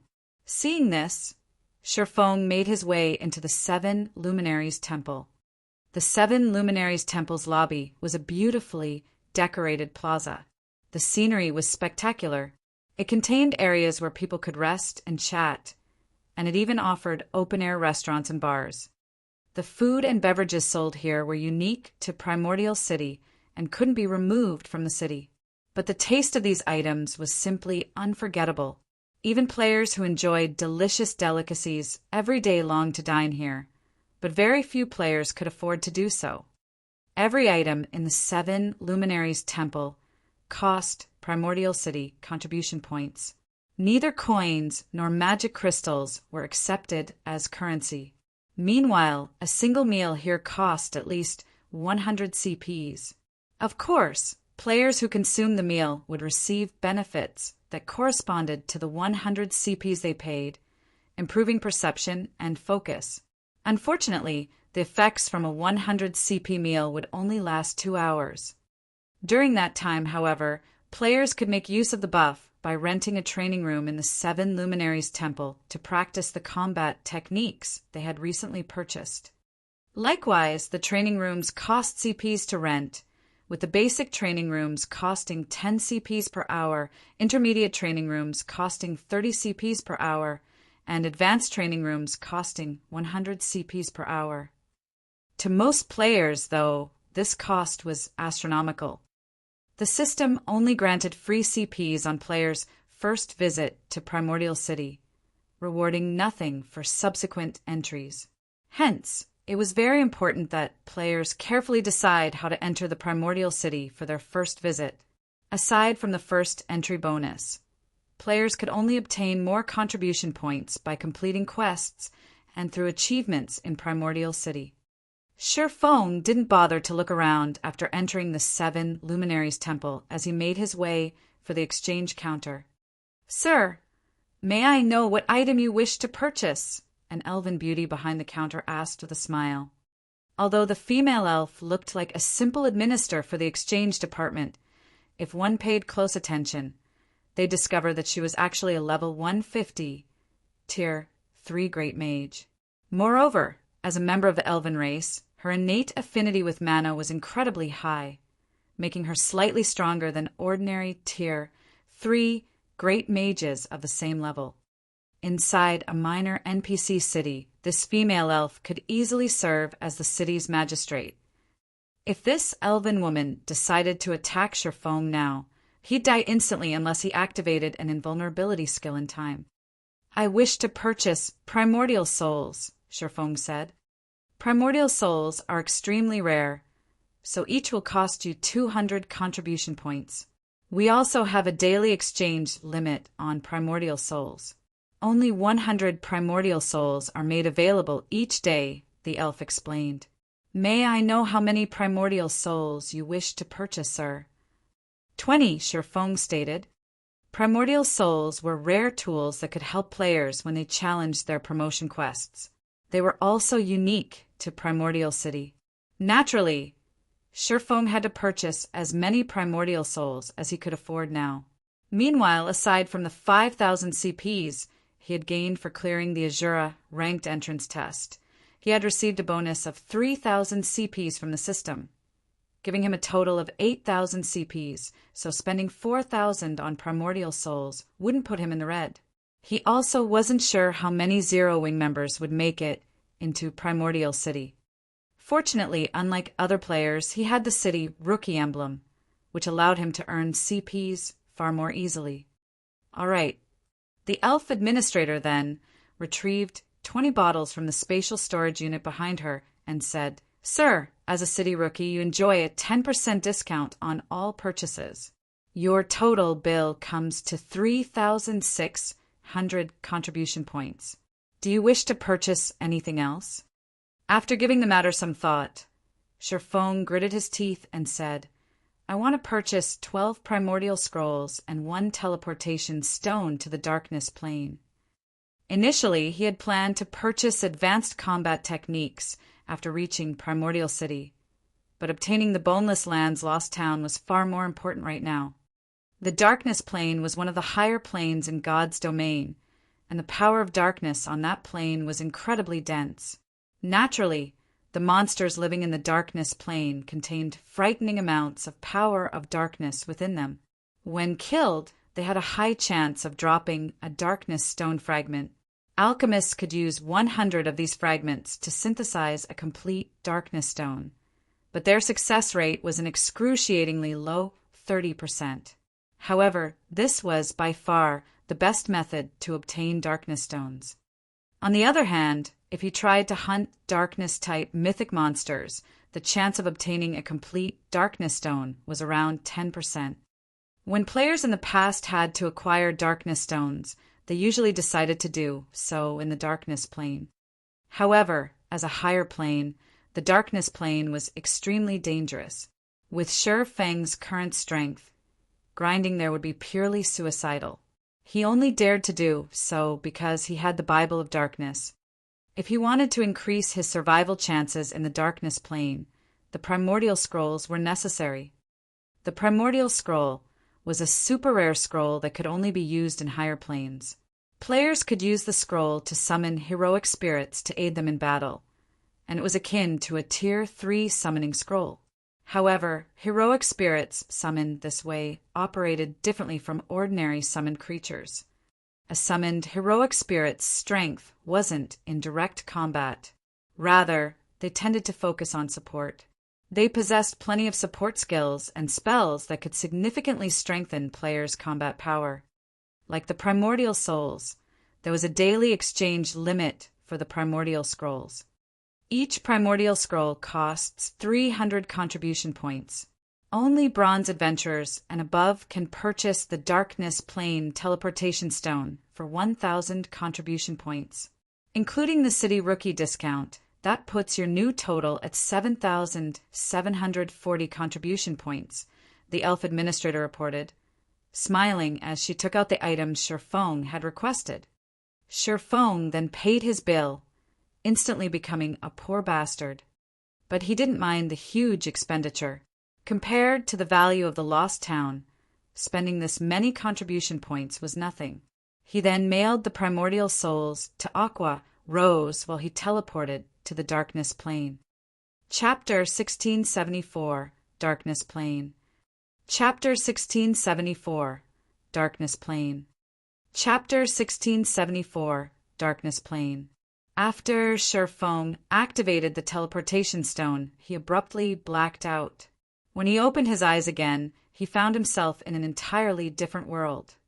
The sky was dusky in this world ruled by darkness and death. Shifeng felt as if he had just arrived in a small, dimly lit house, barely able to see 20 yards away. All he could see was a barren wasteland. This place didn't seem survivable for any creature. System, you have discovered the darkness world.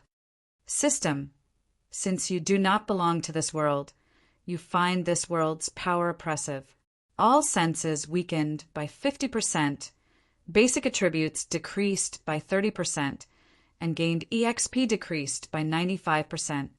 System, while in the darkness world, you cannot make contact with the outside world.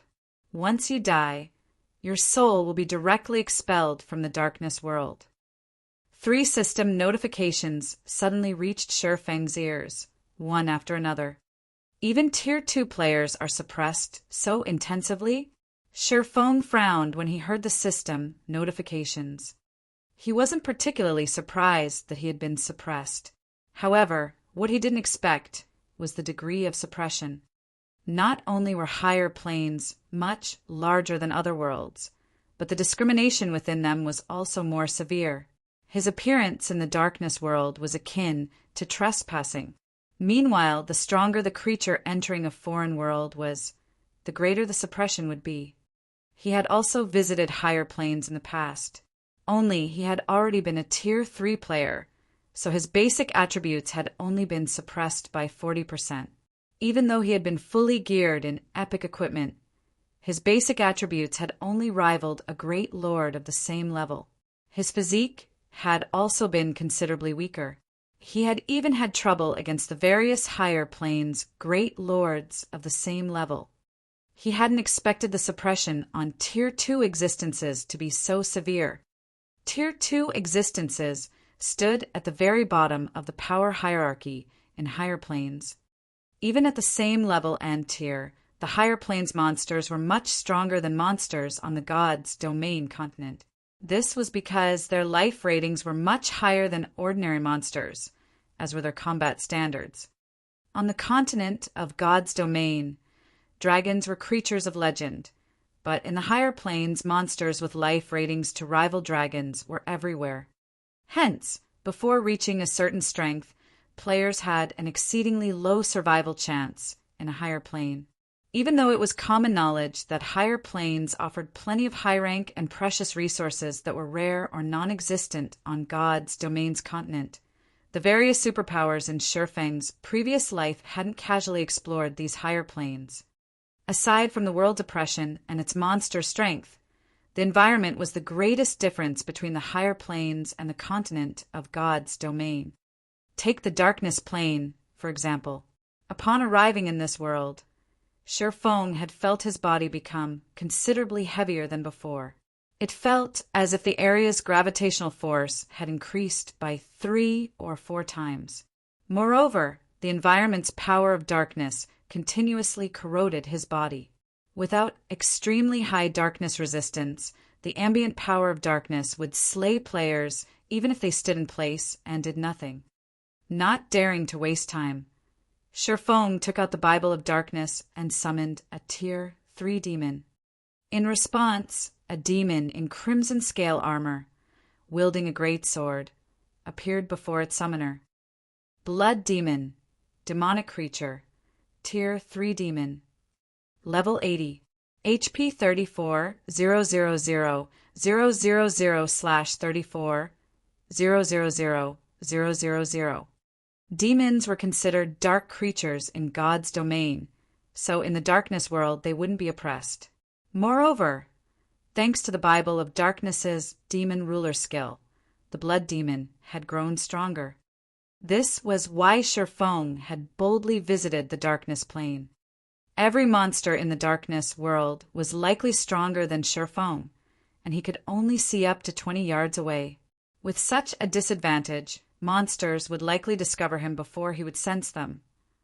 On the other hand, if he took control of the demon, He could observe his surroundings through the demon's eyes.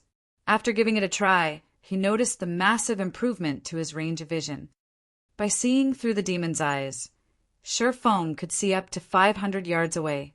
He discovered that he currently stood in a gravel ridge, and a group of 10 4-meter-tall dark scorpions roamed roughly 300 yards away.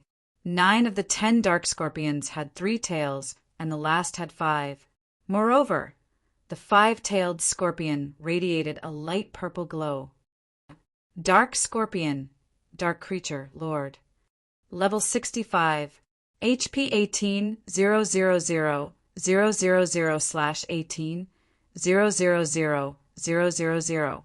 Mutated Dark Scorpion, Dark Creature, Great Lord. Level 68. HP 43-000/43-000-000. Had Feng not come prepared, he would have likely ventured into the Dark Scorpion's detection range. If the 9 lords and their great lord leader had ambushed him while he had been so powerfully suppressed, he would have died very quickly. Fortunately, the teleportation stones that transferred players to the higher planes generally sent said players to level-appropriate areas. Even so, if he sent the blood demon to attack the group of dark scorpions by itself, the demon would definitely lose that battle. The mutated dark scorpion's strength alone could rival the blood demon's. As a higher plane creature, the mutated dark scorpion had a considerably higher life rating, after all.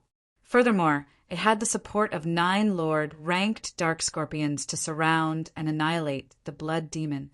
However, Feng had no intentions of circling past the group. He then took out a primordial scroll and activated it. As the primordial scroll activated, a 4-meter-tall elderly man appeared before him. The old man was semi-transparent and wielded a cane. Not bad. I actually got a great druid. Feng was quite satisfied when he saw the old man. Primordial Heroic Spirit Hero, Great Druid. Level 75. HP 15-000/15-000-000. Although the primordial soul summoned a random heroic spirit, all summoned heroic spirits were Tier 3. Unlike ordinary NPCs, heroic spirits wouldn't be oppressed in foreign worlds. In addition, they commanded plenty of Tier 3 spells and skills. They were the perfect support for players when grinding in higher planes. Any team that intended to grind in a higher plane would always purchase primordial scrolls before doing so. After summoning the heroic spirit, Feng had the great druid cast a series of Tier 3 support spells. Tier 3 Spell Force Protection increases the defense and basic attributes of all allies by 20% for 30 minutes. Does not stack with other attribute-increasing spells. Tier 3 Spell Nature's Blessing. All resistances plus 80, 15% damage reduction, and a 15% increase to stamina for 30 minutes. Tier 3 Spell Thorny Vines. Protect a specified target with magical vines for 10 minutes. Anyone who attacks said target will receive damage from the magical vines. When the 3 support spells affected the blood demon's attributes rose by a large margin. Following which, Feng controlled the blood demon and charged towards the dark scorpion group. When the blood demon was less than 200 yards away from the dark scorpions, it caught the monster's attention. Responding, the dark scorpions lashed their tails and hissed threateningly. Not waiting for the dark scorpions to attack, Feng used the Tier 3 spell, Blood Sanction. Immediately, 50-plus blades of blood flew at the 10 dark scorpions with lightning speed. Even if Feng were at his peak and activated a berserk skill, he would have trouble blocking all 50-plus blood blades. He would have to dodge or activate a life-saving skill to avoid taking a hit. As the blood blades were about to reach the dark scorpions, the latter's tails blurred. Dang! Dang! Dang! A series of dazzling sparks lit up the gloomy environment. The 9 Lord-ranked dark scorpions had successfully struck down over 80% of the blood blades, while the weapons that had found their mark had only dealt a little over minus 30,000 damage. The mutated dark scorpion, however, struck down all 9 incoming blades, emerging from the exchange unharmed. What high magic resistance! The outcome surprised Sherfong a little. A tier 3 demons tier 3 spell carried immense power. Just one of those blood blades could rival a great lord's attack of the same level. Yet they had only dealt a little over minus 30,000 damage after landing a direct hit. To the dark scorpions, who had 18 million HP each, the damage wasn't significant. During the brief moment Sherfong had been surprised, the mutated dark scorpion screeched as its tails began to glow dark green as they lashed out at the blood demon. The tails had moved so quickly that Sherfong hadn't been able to react in time. He had only managed to tilt the blood demon's body, evading 3 of the 5 attacks. When the mutated dark scorpion's 2 remaining tails struck the blood demon, its stingers slid through the demon's armor like a knife through paper, each dealing over minus 400,000 damage. Chapter 1675, Mutated Darkness Energy Crystal. Chapter 1675, Mutated Darkness Energy Crystal. After getting struck by the mutated dark scorpion's glowing stingers, the blood demon immediately gained a debuff. Minus 22,347. When the debuff took effect, Sherfong suddenly found it much more difficult to control the blood demon, the demon's movements becoming sluggish. What a powerful poison! Sherfong was slightly surprised when he checked the debuff. Paralyzing Venom. Inflicts 30,000 damage every 0.8 second for 12 seconds. While the venom is still in effect, decreases reaction speed by 40%, attack speed by 30%, and movement speed by 30%. Effects can be stacked up to 10 times. The majority of toxins in God's domain only caused victims to lose HP over time. Very few could inflict a paralysis effect, much less be stackable. Although the blood demon possessed high magic resistance and could mitigate a portion of the damage it received if the toxin was stacked 10 times, even the blood demon would fall in no time. Moreover, the toxin being stacked boosted not only the DUT, but also the speed reduction debuff. If that happened, the blood demon would have an increasingly difficult time blocking the attacks of the dark scorpions, which possessed considerably high combat standards. The mutated dark scorpion's combat standard was even at the level of an ordinary expert player. In the next moment, the dark scorpions launched another wave of attacks at the blood demon. Due to the venom, the blood demon had great difficulty defending itself. A series of damages ranging from several tens of thousands to several 100,000 appeared above the blood demon's head, its HP plummeting. The number of paralyzing venom stacks also increased from 1 to 4. Now the blood demon was taking minus 120,000 damage from the venom every 0.8 second. Its reaction speed had also decreased by 60%, and its attack and movement speed by 50%. Even though the blood demon was higher leveled, it would not last very long against the dark scorpions at this rate. Thank goodness I prepared primordial scrolls. Glancing at the mutated dark scorpion, Sherfong then commanded the heroic spirit to cast the Tier 2 spell Healing Wind.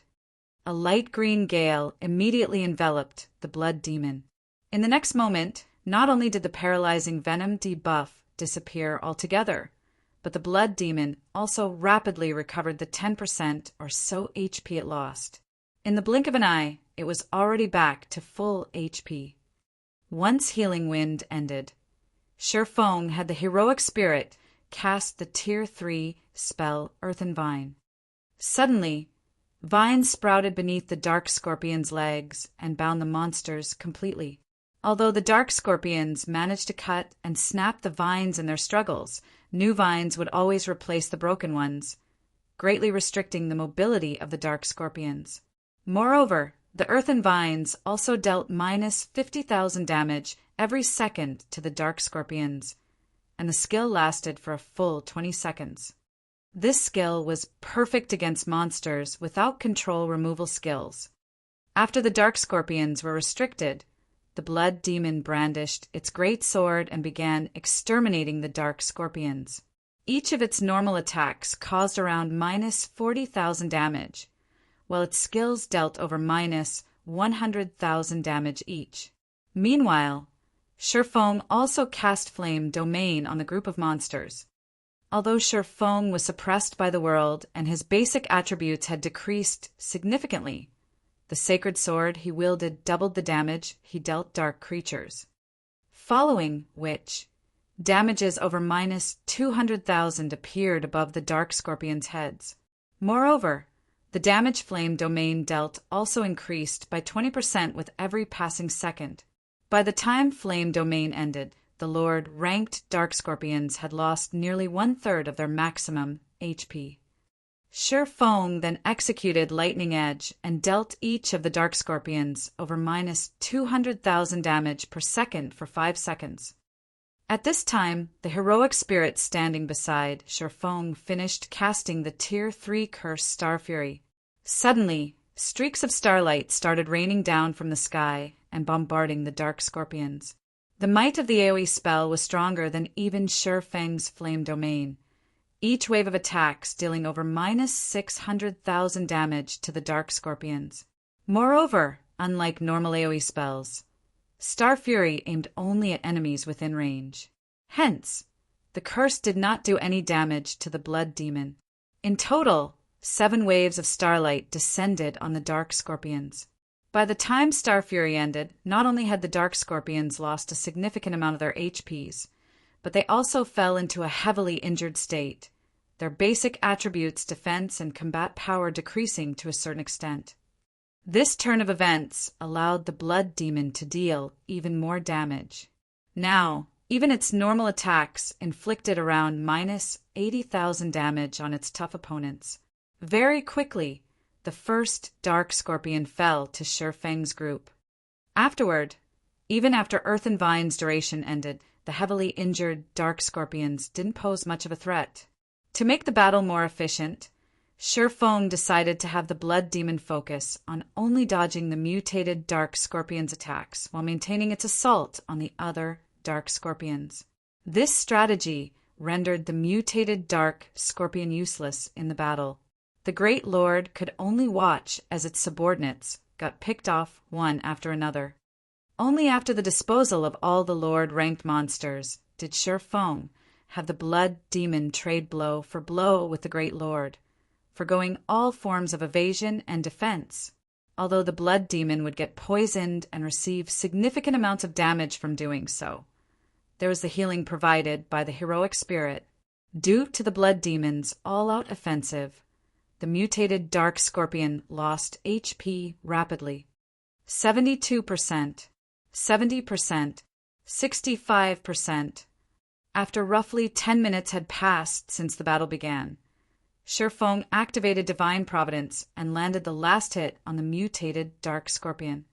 Following which, the mutated dark scorpion let out an agonized screech as it collapsed before Shifeng's feet. At the same time, the Great Lord also dropped 8 items around its corpse. The monsters here are really tough. Shifeng breathed out a sigh of relief when he saw that the mutated dark scorpion was finally dead. Although Shifeng had long since known that the monsters in higher planes were powerful, he had never imagined that the monsters of the darkness world would be this powerful. Just dealing with a level 68 Great Lord had already taken him so much effort. If not for him having summoned a healing-type heroic spirit, he could have come out the loser in this battle. With how powerful the monsters in the darkness world were, if he came across a Grand Lord, he would most likely have no choice but to run away. However, while dealing with the dark scorpions was indeed very difficult, the loot they dropped pleased Shifeng greatly. The 9 Lord-ranked dark scorpions had dropped a total of 37 items. Among them, 15 were level 60 mysterious iron equipment and 8 were level 60 bronze equipment. The drop rate here was considerably better than on the continent of God's domain, where Lord ranked monsters past level 50 dropped only bronze equipment, while mysterious iron equipment was dropped by only high lords and great lords, and generally just 1 or 2 pieces of equipment at that. Aside from weapons, equipment, and materials, the 9 Dark Scorpions also dropped 3 Darkness stone fragments. The drop rate for the fragments was considerably better than what Sherfong initially expected it to be. However, compared to the loot of the 9 Dark Scorpions, the loot of the mutated Dark Scorpion was much more attractive. Of the 8 items dropped, 3 were equipment, a level 60 secret silver cloth armor robe and 2 set pieces for the level 60 secret silver plate armor Dark Devourer set. Level 60 secret silver set equipment would be considered top-notch equipment in the game when players reached level 60. Moreover, the Dark Devourer set was actually an 8-piece set. The set's level requirement would be lowered to level 55 when 4 set pieces were gathered, and further to level 50 if one managed to complete the set. If players could equip level 60 secret silver set equipment at level 50, just the basic attributes they could gain from the set alone would surpass that of level 50 Dark Gold set equipment. Not to mention, the Dark Devourer set's other set effects were also plenty amazing. The set's 2-piece set effect reduced the damage sustained from Tier 2 spells by 40% and spells below Tier 2 by 70%. Meanwhile, the 6-piece set effect raised the wearer's strength and endurance by up to 30% when attacked. If he could allow the guild's MTs and berserkers to equip the Dark Devourer set, they would be practically invincible among those of the same level. Aside from the 3 pieces of equipment, the mutated Dark Scorpion also dropped 2 Darkness stone fragments. As for the remaining 3 items, 2 of them were paralyzing venom potions, which could be applied to weapons, allowing one's attacks to inflict a weakened version of the paralyzing venom debuff on targets. Each potion could be used 3 times, and each application lasted 30 minutes. Although the debuff imposed was nowhere near as strong as the mutated Dark Scorpions, it was still quite effective against both players and monsters. Following which, Sherfong took out from his bag the last item the Great Lord dropped. This item was a crystal that gave off a black and white glow. When he looked at the crystal, a hint of excitement flashed in his eyes. The mutated Darkness energy crystal. It was one of the rarest loot available in the Darkness world. In fact, it was a treasure highly sought after by players belonging to the Dark Forces. This was an item that would only be dropped by Darkness-type mutated monsters. Chapter 1676, Class Change to Yin Yang Saint. Chapter 1676, Class Change to Yin Yang Saint. Chapter 1676, Class Change to Yin Yang Saint. Looking at the mutated Darkness energy crystal in his hand, Sherfong immediately took out a summon guard scroll and activated it. The mutated Darkness energy crystal contained a special kind of power of darkness, allowing one to gain better control over the power of darkness. For players belonging to the Dark Forces, absorbing the mutated dark energy crystal would improve their physique and life rating. At the same time, the power of darkness they could use would increase. One could say that the mutated Darkness energy crystal was similar to a bloodline, but with far inferior effects compared to an actual bloodline. Even so, it was still extremely precious. Sherfong never thought he could obtain a mutated Darkness energy crystal just by killing one mutated Dark Scorpion. Dark players would definitely go crazy with envy if they learned of this matter. In the past, countless Dark players had visited the Darkness world to obtain mutated Darkness energy crystals. However, extremely few actually got their hands on one. Unfortunately, as Sherfong was not a Dark player, the crystal was not as valuable to him. However, there was another use for the mutated Darkness energy crystal, which was also considered by players as one of the most wasteful methods of using mutated energy crystals like the mutated Darkness energy crystal, and that was to allow personal guards to absorb its power.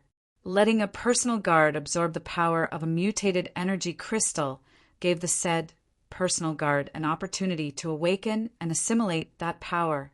However, the chances of success were below 10%. In contrast, if players were to absorb the power of a mutated energy crystal, they were sure to obtain that power. In the past, almost no player would waste the mutated energy crystals they obtained on their personal guards.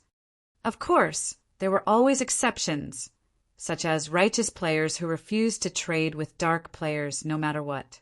In such rare occasions, players would choose to give the mutated energy crystal to their personal guards instead and gamble on the small chance of success. Meanwhile, one of these exceptions had won their gamble, allowing their fine gold personal guard to obtain the power of fire. The result of this successful assimilation was a massive rise in combat power for the said personal guard. Afterward, the fine gold personal guard had even managed to get promoted to Tier 5. Normally, only dark gold guards had a chance to reach Tier 5 in God's domain. Meanwhile, after getting promoted to Tier 5, the evolved fine gold guard's combat power was even close to rivaling that of Tier 5 dark gold guards. Back then, this incident had caused a huge commotion throughout the entire God's domain. Spending a mutated energy crystal to obtain a Tier 5 personal guard was a very profitable trade. After all, most players that absorbed a mutated energy crystal couldn't even reach Tier 5. Moreover, a Tier 5 personal guard was much stronger than a Tier 5 player. The only downside was the difficulty of resurrecting personal guards that were killed. Due to this incident, the various superpowers had also reconsidered their opinions on spending mutated energy crystals on personal guards. Meanwhile, since the mutated darkness energy crystal was utterly useless to Shifeng, he might as well gamble it on one of his personal guards.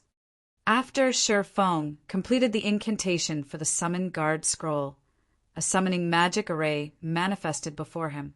A moment later, the lithe figure of a woman appeared in it. This woman was none other than Anna, whom he had not seen for quite some time now. At this point, Anna had already reached level 80. Her leveling speed was simply astonishing. Shifeng could not help but acknowledge the questing efficiency of an epic personal guard. Her strength had improved considerably as well. Right now, even the level 80, Tier 3 blood demon was most likely no match for her. However, as this place was a darkness world, as soon as Anna appeared, a powerful force started suppressing her, causing her basic attributes to plummet. When her basic attributes settled, her overall combat power was no longer a match for the Tier 3 blood demon. Not wanting to waste time, Shifeng immediately passed the mutated darkness energy crystal to Anna. At the sight of the crystal, Anna's eyes glowed with great interest and excitement. Without needing Shifeng to do anything, Anna started writing divine runes and chanting an incantation. NPCs were much more proficient at utilizing mutated energy crystals than players were. Hence, NPCs were capable of using every type of mutated energy crystal available. Players, on the other hand, could only absorb mutated energy crystals that were suitable for their alignment and class. Suddenly, a gigantic golden magic array appeared beneath Anna's feet. 1-fold, 2-fold, 3-fold.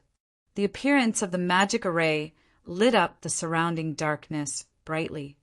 After Anna was done casting the 3-fold magic array, she placed the mutated darkness energy crystal at its center. Suddenly, the surrounding power of darkness started surging towards the magic array, the massive flow of energy prompting Shifeng to step back in fright. As the magic array collected more power of darkness, the aura it exuded also steadily strengthened. At some point, the aura grew so overwhelming that Shifeng started to feel stifled. Even the monsters over 500 yards away unconsciously distanced themselves from the magic array. After the process continued for 5 long seconds, the magic array's horrific aura began dissipating. The gathered power of darkness then started flowing into Anna's body under the magic array's guidance. In the next moment, pitch-black runes appeared on Anna's body. As the number of runes increased, the feeling Anna gave off underwent a heaven-defying change.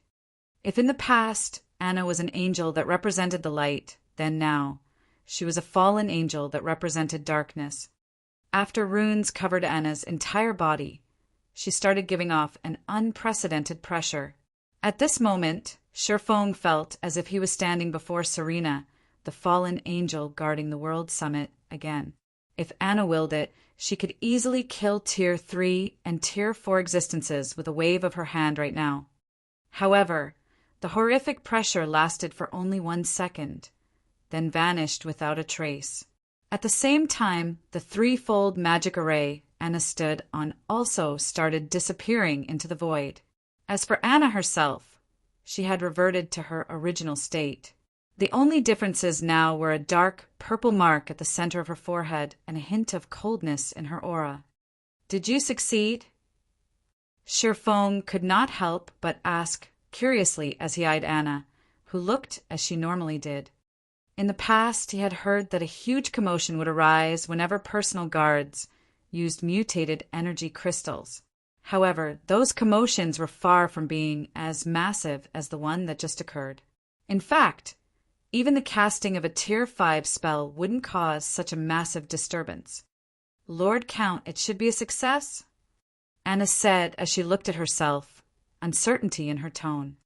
Shifeng could not help but fall speechless at Anna's reply. Immediately, he called out Anna's attribute panel.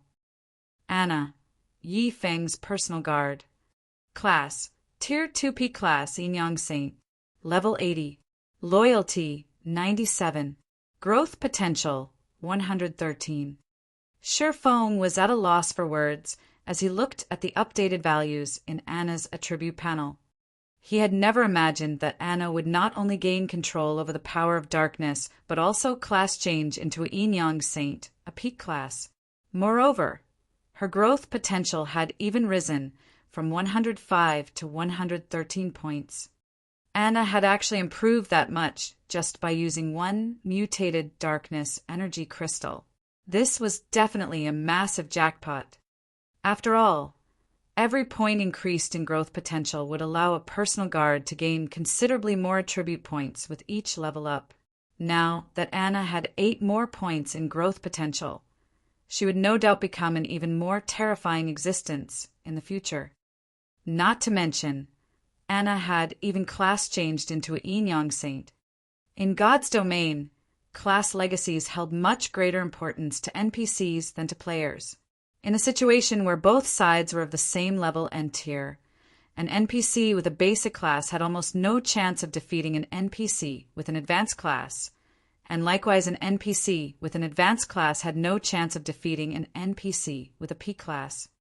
After Shifeng was done looking at the summary of Anna's attribute panel, he could not help but click to inspect her specific attributes. Is she a monster? Shifeng involuntarily gaped in shock when he saw Anna's basic attributes. Chapter 1677, Anna's Power. Chapter 1677, Anna's Power. Chapter 1677, Anna's Power. Shifeng was dazed for a long moment after seeing Anna's basic attributes. If other players saw Anna's statistics, they'd be surprised by how high the values were at most. But Shifeng knew the implication these attributes had. A normal level 80, Tier 2 magical class NPC would only have around 3,600 intelligence, which was already far more than what magical class players would have at level 80, Tier 2. Even if a level 80 player were fully geared in epic equipment, they wouldn't have such a high attribute since every personal guard used epic weapons and equipment. Even the strongest magical class personal guard Shifeng had heard of in the past had only commanded 4,200 intelligence after reaching level 80, Tier 2. Although there was only a 600-point difference, the difference in magic damage and maximum mana would be massive. In God's domain, the power of a spell heavily depended on the caster's intelligence. For example, if a Tier 1 player and a Tier 6 player cast the same Tier 1 spell, the power difference would be like heaven and earth. The outcome was due to the difference in their attributes.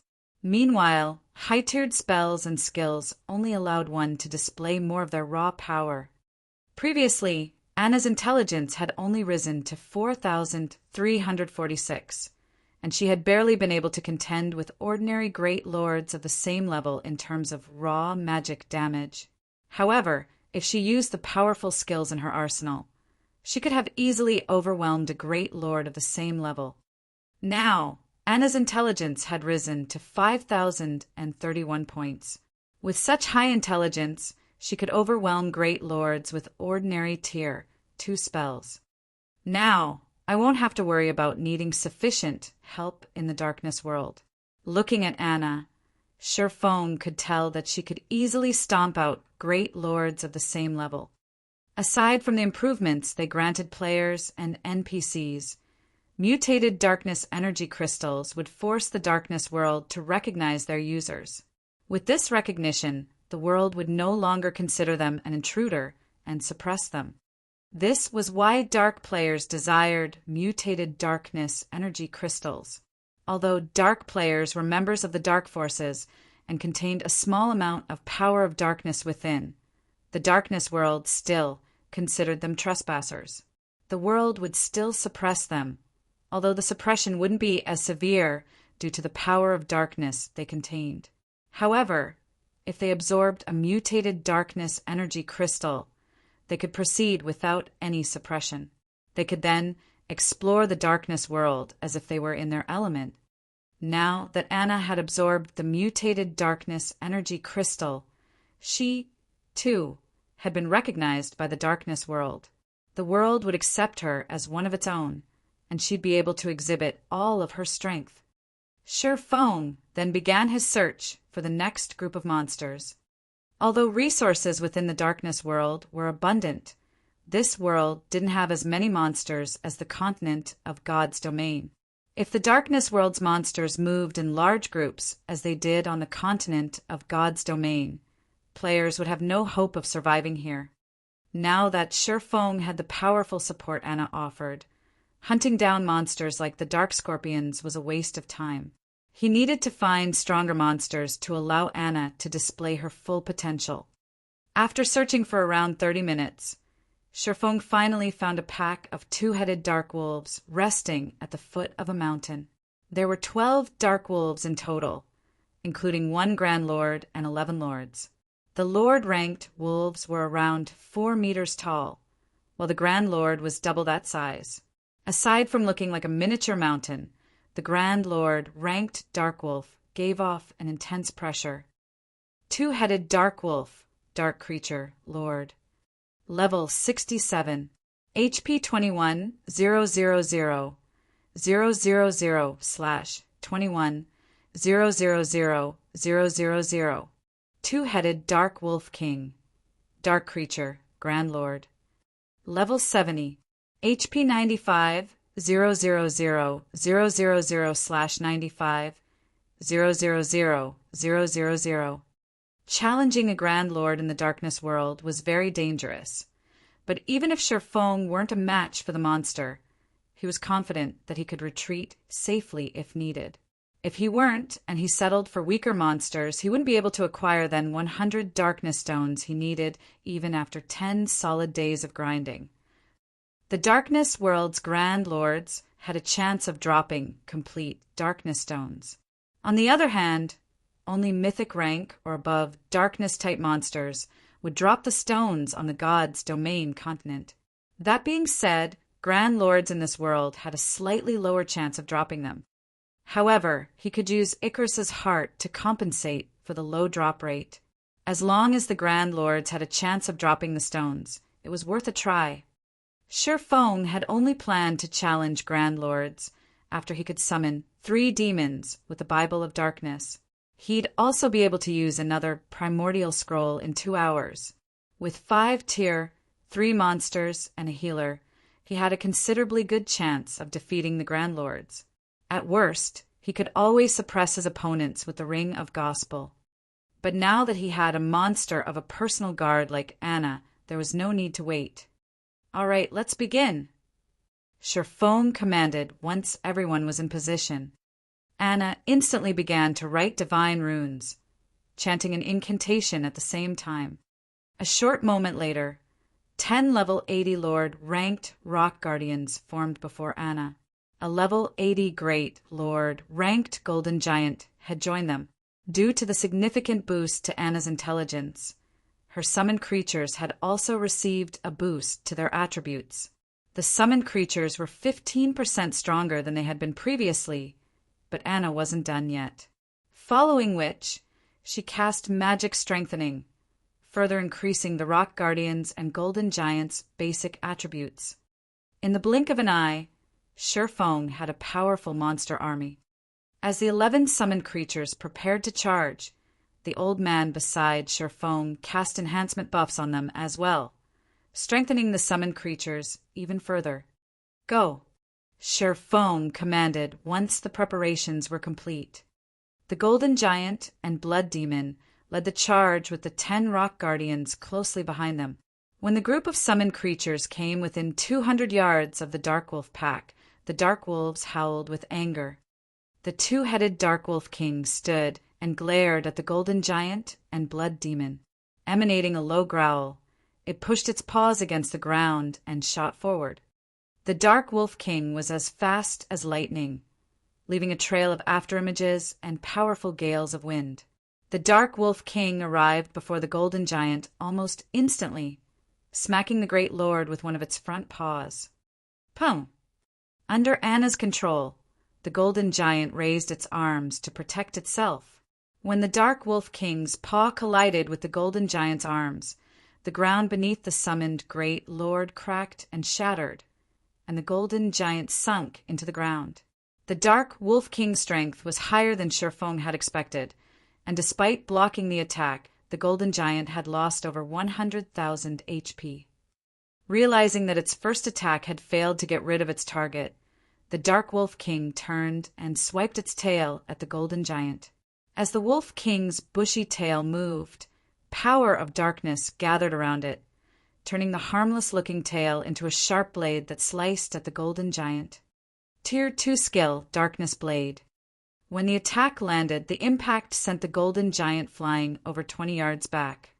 Following which, a damage of over -2,300,000 appeared above the Golden Giant's head. The Dark Wolf King's strength was on an entirely different level than the Grand Lord's on God's Domains continent. Fortunately, although the two attacks dealt a lot of damage, the Golden Giant had 55 million HP. Losing a little over 2 million HP was nothing. With the primordial heroic spirit healing it from a safe distance, the Golden Giant could definitely withstand the Dark Wolf King's attacks. In contrast, the Blood Demon and 10 Rock Giants completely overwhelmed the 11 two-headed Dark Wolves that had followed their alpha. Even without any healing, the Rock Giants could dominate the Dark Wolves in a one-on-one fight.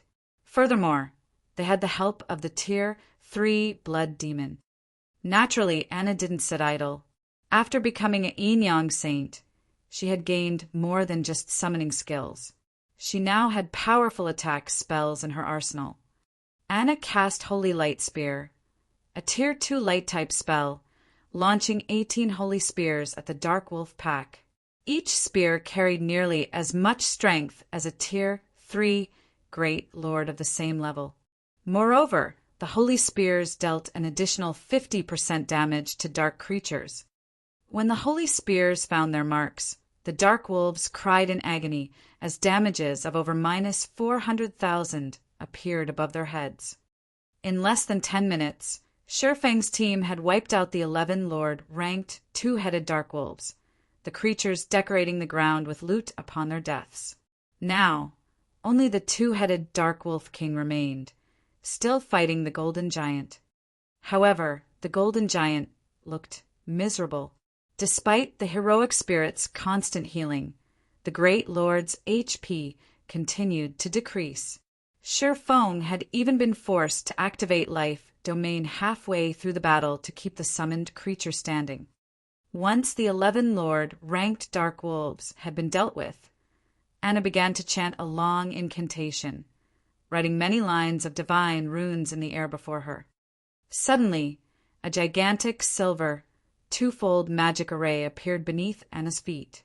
In response, a towering pillar of light rose from the ground beneath the Dark Wolf King's feet, enveloping the boss. Countless chains then appeared from the void and bound the Lupin Grand Lord. Despite the Dark Wolf King's desperate struggle, it couldn't break free. A moment later, the Dark Wolf King released a pained wail as its massive body began to shrink. Tier 3 Spell, Chains of Light. Chapter 1678, Power to Transcend Tears. Chapter 1678, Power to Transcend Tears. Chapter 1678, Power to Transcend Tears. She's capable of using spells higher than her tier? Shi Feng was at a loss as he stared at the towering light pillar. Is this the power of a peak class? In God's domain, whether they be players, NPCs, or monsters, all existences could generally only learn and use skills or spells at their tier or lower. The strongest skills and spells they could use were taboo skills and curses. Yet, Anna had just cast a bona fide tier 3 spell despite only being tier 2 herself. Shi Feng had never heard of anything like this before. Of course, one reason for his ignorance was that he had only ever heard of personal guards obtaining advanced classes. Even after 10 years in God's domain, he had never heard of a personal guard acquiring a peak class as Anna had. Due to the effects of chains of light, the two-headed Dark Wolf King, which had been over 9 meters tall, had shrunk to 6 meters in height.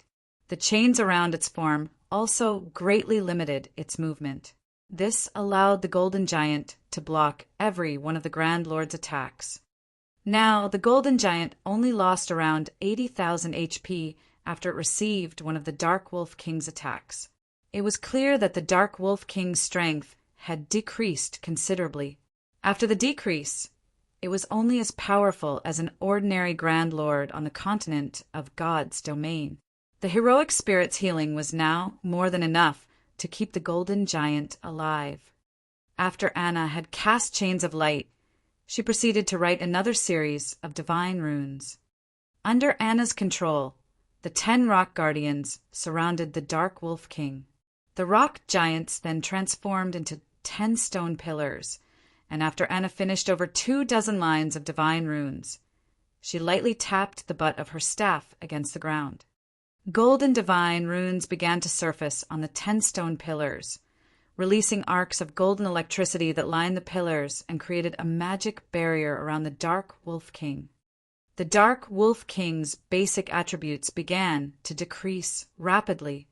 The Chains of Light had merely weakened the Dark Wolf King's strength and mobility, but the golden magic barrier suppressed all aspects of the boss.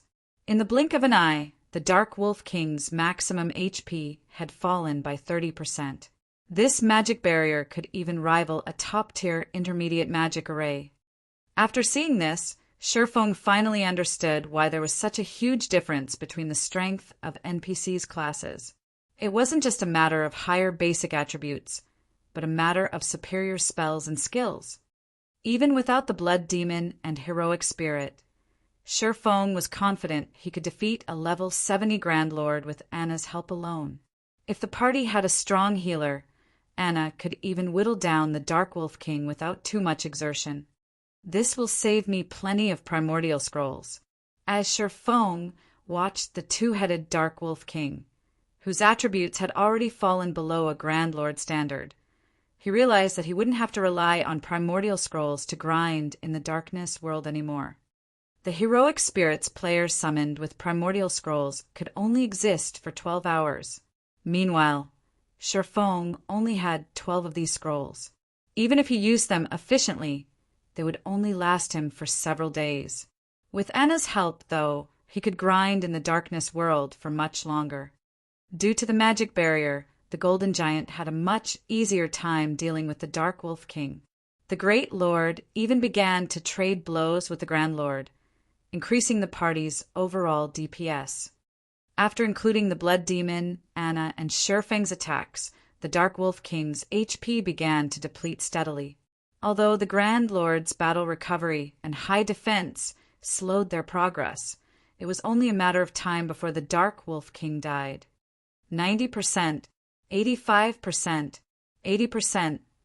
When the two-headed Dark Wolf King's HP fell to 20%, it released a sudden, angry howl. Its two-headed body then split down the middle, each head taking on its own form. Division? Sherfang's expression darkened when he saw the two Dark Wolf Kings.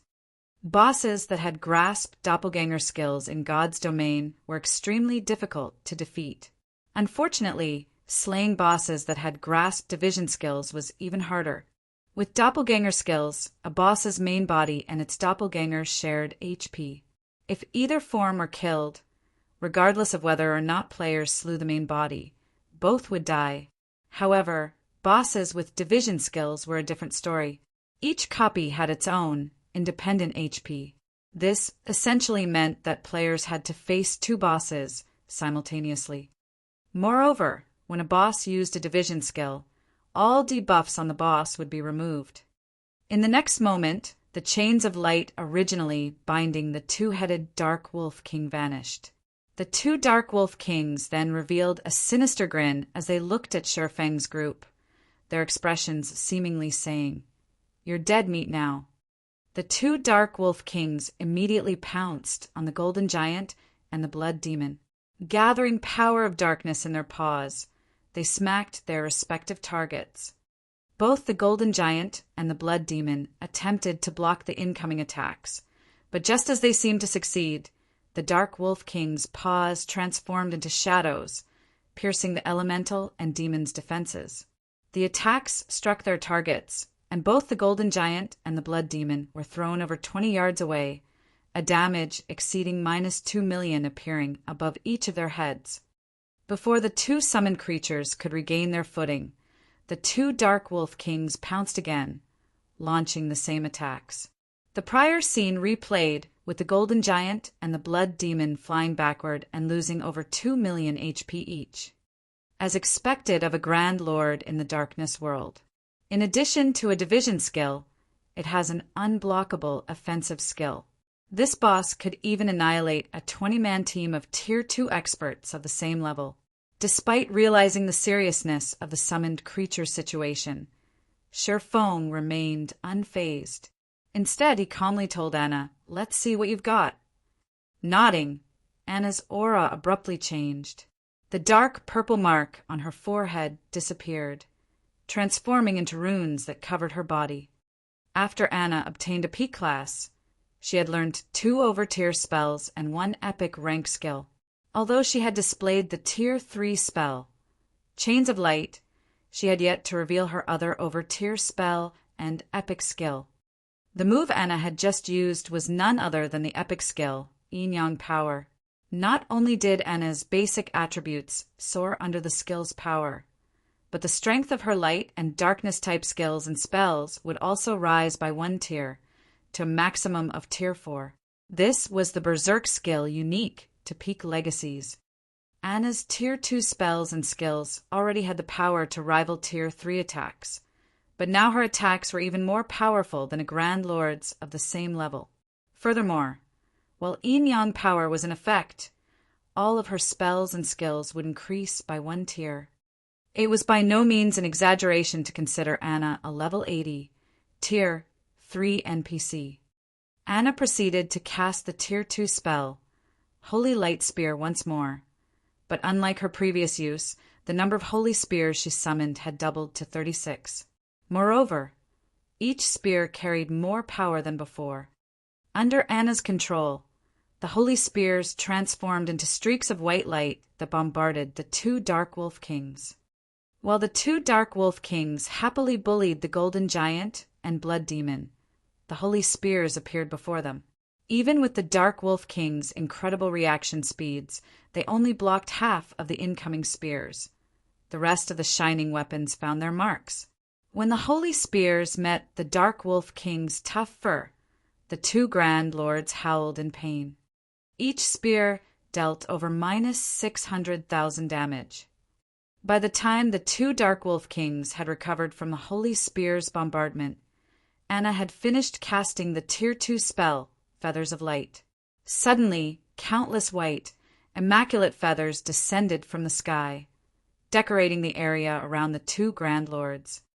Anna, who stood outside of the rock giant's magic barrier, grabbed at a feather that had fallen before her. She then gave the feather a gentle pinch. Boom, boom, boom.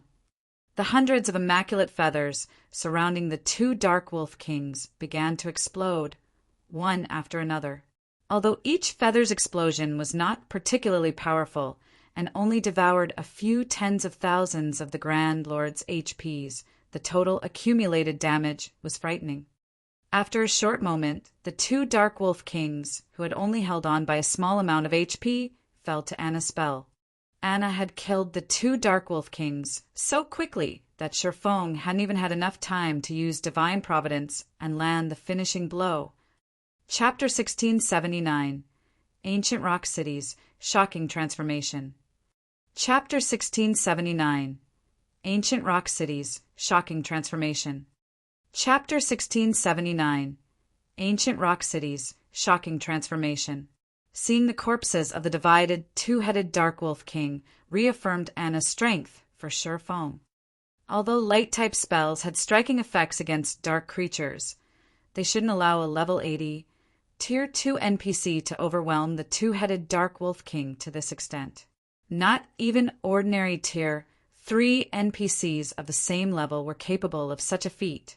The only downside to Anna's Inyong power was its 100-second duration and a long 6-hour cooldown.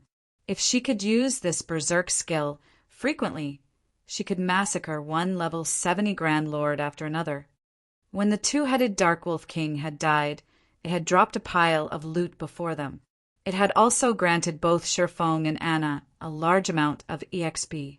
Although Sherfeng's EXP gain in the Darkness world had been drastically reduced, his experience bar still increased by a noticeable amount.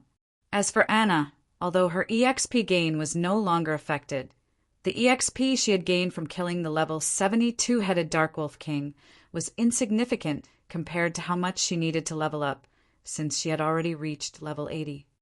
As expected of one of the Darkness world's Grand Lords, its loot is way better than an ordinary Grand Lord's. Sherfong couldn't help his surprise as he gazed at the items before him. Past level 50, Grand Lords generally only dropped 10 or so items. Moreover, the majority of the loot would even be materials, and one would be lucky if they got 3 or 4 pieces of equipment, even the best of which would be secret silver rank. However, the two-headed Dark Wolf King had dropped over 20 items. Although the majority of the loot was still materials, the boss had dropped 5 pieces of equipment. 3 of the pieces were level 60 secret silver equipment, including 1 pair of boots belonging to the level 60 secret silver ranked Dark Devourer set. The last 2 pieces were level 60 fine gold equipment, one of which was a set piece for the level 60 fine gold ranked Fantasy Demon set. Although the Fantasy Demon set was only a 6-piece set, players could equip the set at level 55 instead of level 60 once they had gathered 4 pieces. If the full set were given to a level 55 magical class player, that player would wipe the floor with other magical class players of the same level. Only players with multiple epic weapons and equipment would likely be able to contend with them. 2 master ranked potions had also dropped. Among them, one was the Mana Awakening Potion. It was a rare berserk potion that increased players' spell effects by 200% for 30 seconds. The other potion was a Resuscitation Potion. If players consumed the potion after resurrecting, they could recover a portion of the lost EXP. These 2 potions had easily sold for over 100 gold each on the market in the past. In addition, the two-headed Dark Wolf King had dropped a Darkness Stone and 3 Darkness Stone fragments. However, what surprised Sherfong most was a translucent crystal ball. The Detection Crystal Ball. This was a top-tier item for outdoor explorations. It was particularly useful at night, when visibility was poor. The detection crystal ball could be used to detect all monsters within a certain range, which was determined by the detection crystal ball's rank. A bronze detection crystal ball had a range of 500 yards, while mysterious iron-ranked crystal balls could detect enemies within 700 yards, and secret silver-ranked ones could reach 1,000 yards. It allowed players to avoid monster ambushes. The detection crystal ball the Wolf King had dropped was fine gold rank, with a range of 1,500 yards. Not only could this item's detection reach further than the blood demon's vision, but it could also spot every monster within that range. It did not matter even if the monsters were camouflaged or hidden behind terrain.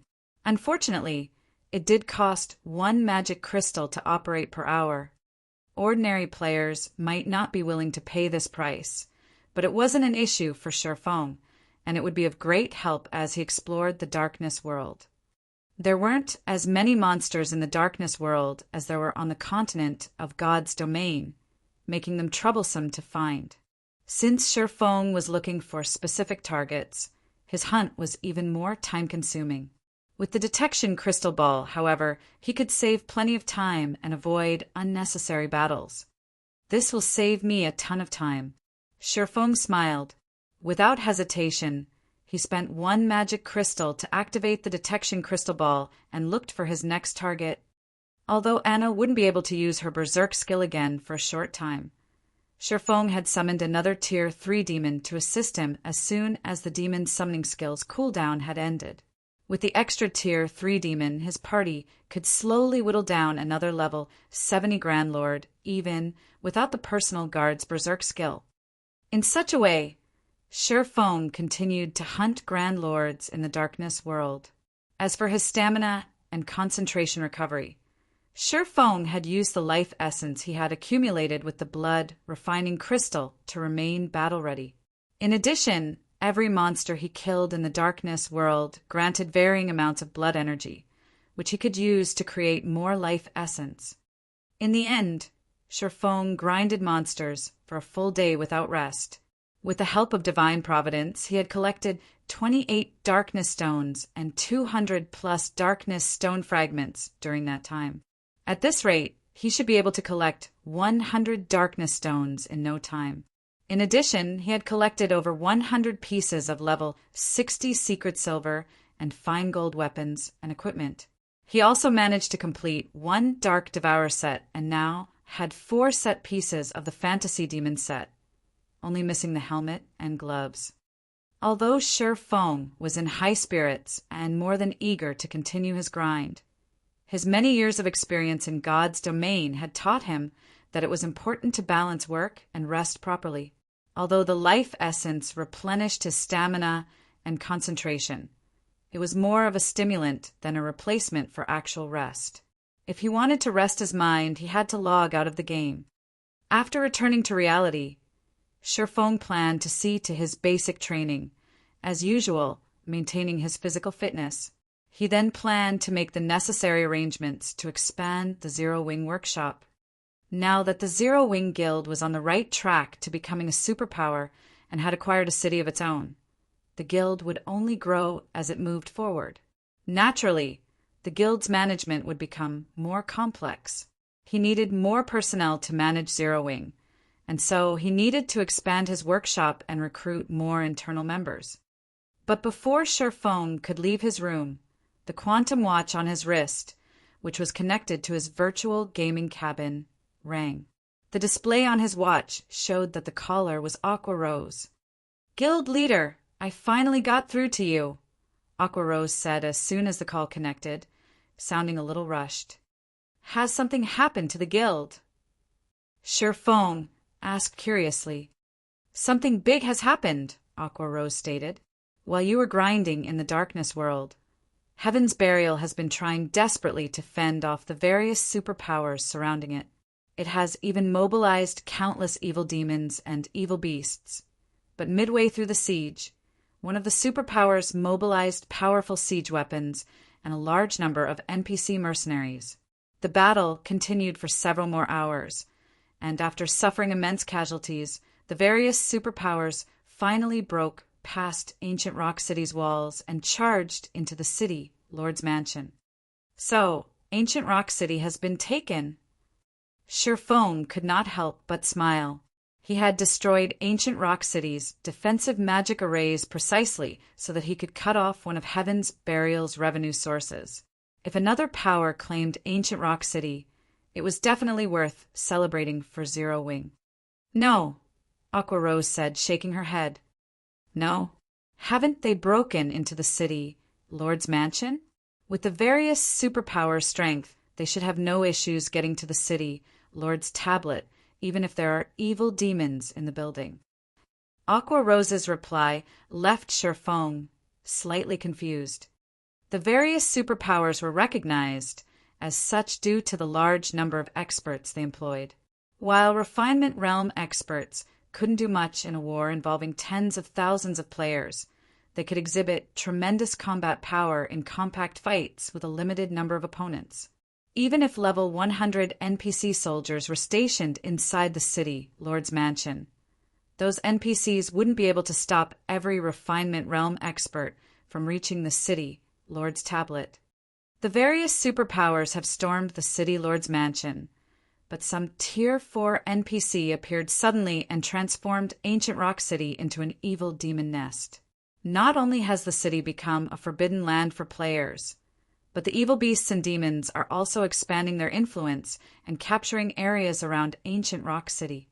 More evil demons and evil beasts are joining the force by the minute.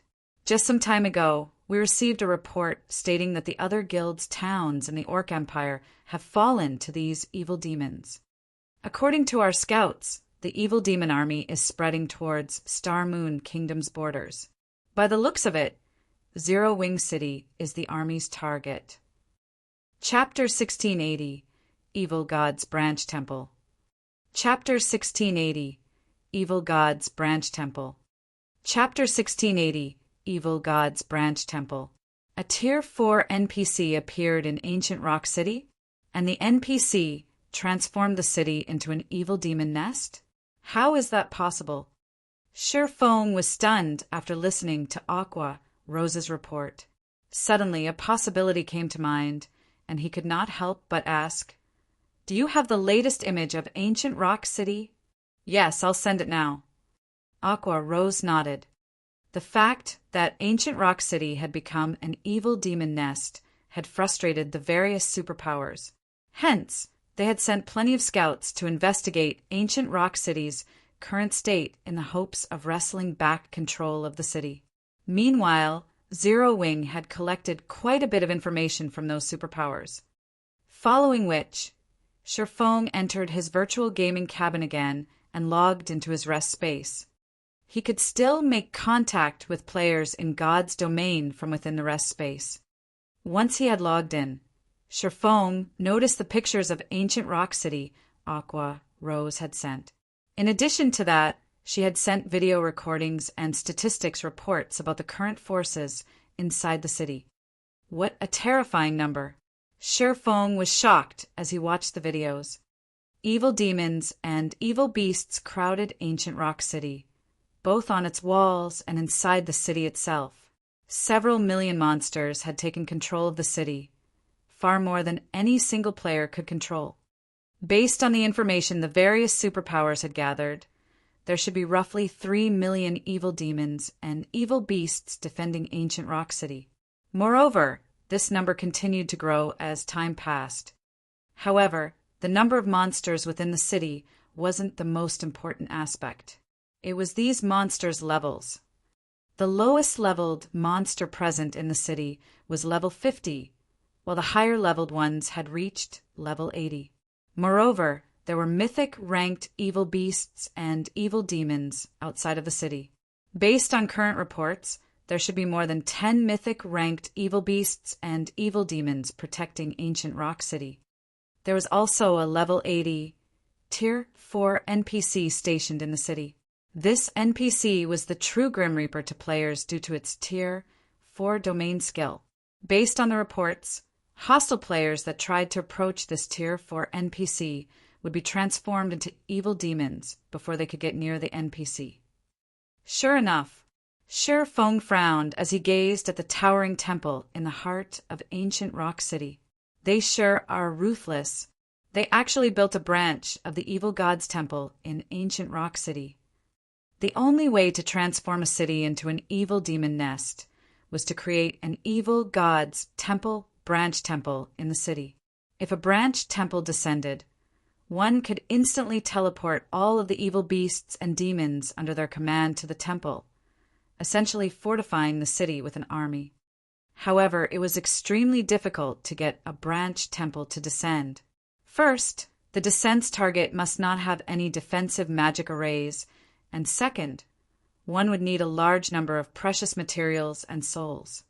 Once a branch temple descended, the occupied city would crumble. Although it was only a branch temple, the density of the evil energy it exuded would be horrific. This evil energy would corrupt the land the branch temple occupied, and only a Tier 5 high priest or above would be able to cleanse the corrupted land. If the land remained corrupt, ordinary players wouldn't be able to survive there. Now that a branch temple had descended, ancient Rock City had been undoubtedly crippled. The city's fate as an evil demon nest was sealed. Becoming a guild city again was practically impossible. Guild leader, what should we do? The evil demon and evil beast armies are clearly marching towards Zero Wing City. Even if we petition the kingdom's armies to suppress these monsters at the border, there are too many of them. In addition, more evil beasts and evil demons join the march as time passes.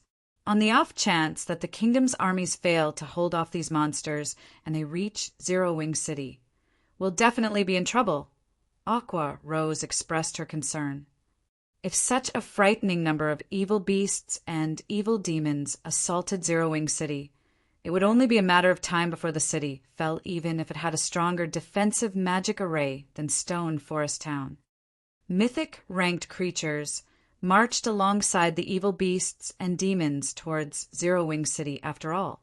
Even if Zero Wing City's defensive magic array could stop those monsters' attacks, there was a limit to how long the magic array could hold. Once it broke, the city's players would quickly follow. If they did not think of a plan to stop the monster army now, Zero Wing City would be finished. Shi Feng felt a headache brew as he looked at the dense swarm of evil demons and evil beasts. He had never thought that Beast Emperor and Heaven's Burial had grown so powerful that they could summon a branch temple. It wasn't exactly a simple task, and the price of doing so was unimaginable. This was because the branch temple was meant to hide the main temple. If Beast Emperor and Heaven's Burial had tried to mobilize their monster armies from within Star Moon Kingdom, even if Shi Feng had sat back and done nothing, the kingdom's NPCs would discover the evil god's temple within Star Moon Kingdom immediately. At that time, the kingdom would doubtlessly dispatch its armies to exterminate the temple. But a branch temple was a different story. Since Beast Emperor and Heaven's Burial teleported their monsters from the main temple to the branch temple, it was impossible to track down the main temple before these armies mobilized within the kingdom. Meanwhile, even if the branch temple were destroyed, the evil demon and evil beast armies were already outside of Star Moon Kingdom. They would not teleport back to the main temple due to the branch temple's destruction. Notify Snow and have her organize the guild's experts to coordinate with the kingdom's armies immediately. We need to stop as much of that monster army as possible. Also, figure out a way to collect as many magic crystals as possible. Before I return, have everyone put as much distance as possible between them and the monster army. That includes other guild's members and independent players. Make sure they don't become sacrifices for that army, Shi Feng ordered after giving the matter some thought. The evil god's temple had been a constant thorn in the side for God's domain's various major powers in the past. The main reason for this, the temple members' ability to create evil beasts and demons through their defeated opponents. If a force weren't strong enough and tried to challenge the evil beasts and evil demons, they'd only become food for those monsters. There were two methods to keep its forces from spreading when the evil god's temple plagued a country. The first was to exterminate every evil beast and demon found with overwhelming strength, while the second was to destroy the main temple. In reality, the evil god's temples across the continent of God's domain served as evil energy transfer devices. When activated, the evil god's temples would send evil energy throughout the continent, creating a suitable environment for its evil beasts and demons.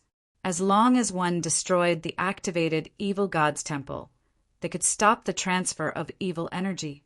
After losing its source, the evil energy that had spread would gradually thin until the environment became hostile for evil beasts and demons once again. Some of the weaker monsters might even die as a result, while the stronger monsters would grow weaker and become easier to defeat. However, the whereabouts of Star Moon Kingdom's evil god's temple remained unknown, and destroying the heavily guarded branch temple in the Orc Empire was impossible.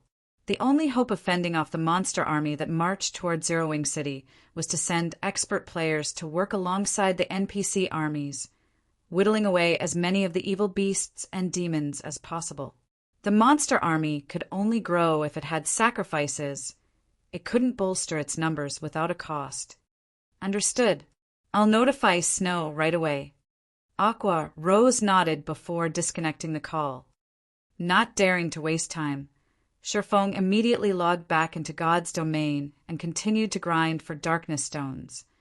Meanwhile, over 500,000 players had gathered in a forest at the border of Stone Forest Town's map. Among them, over 100,000 wore Heaven's Burial's guild emblem. Every one of these players was level 47 and above, and they were all very well equipped. However, every one of these players wore tense expressions.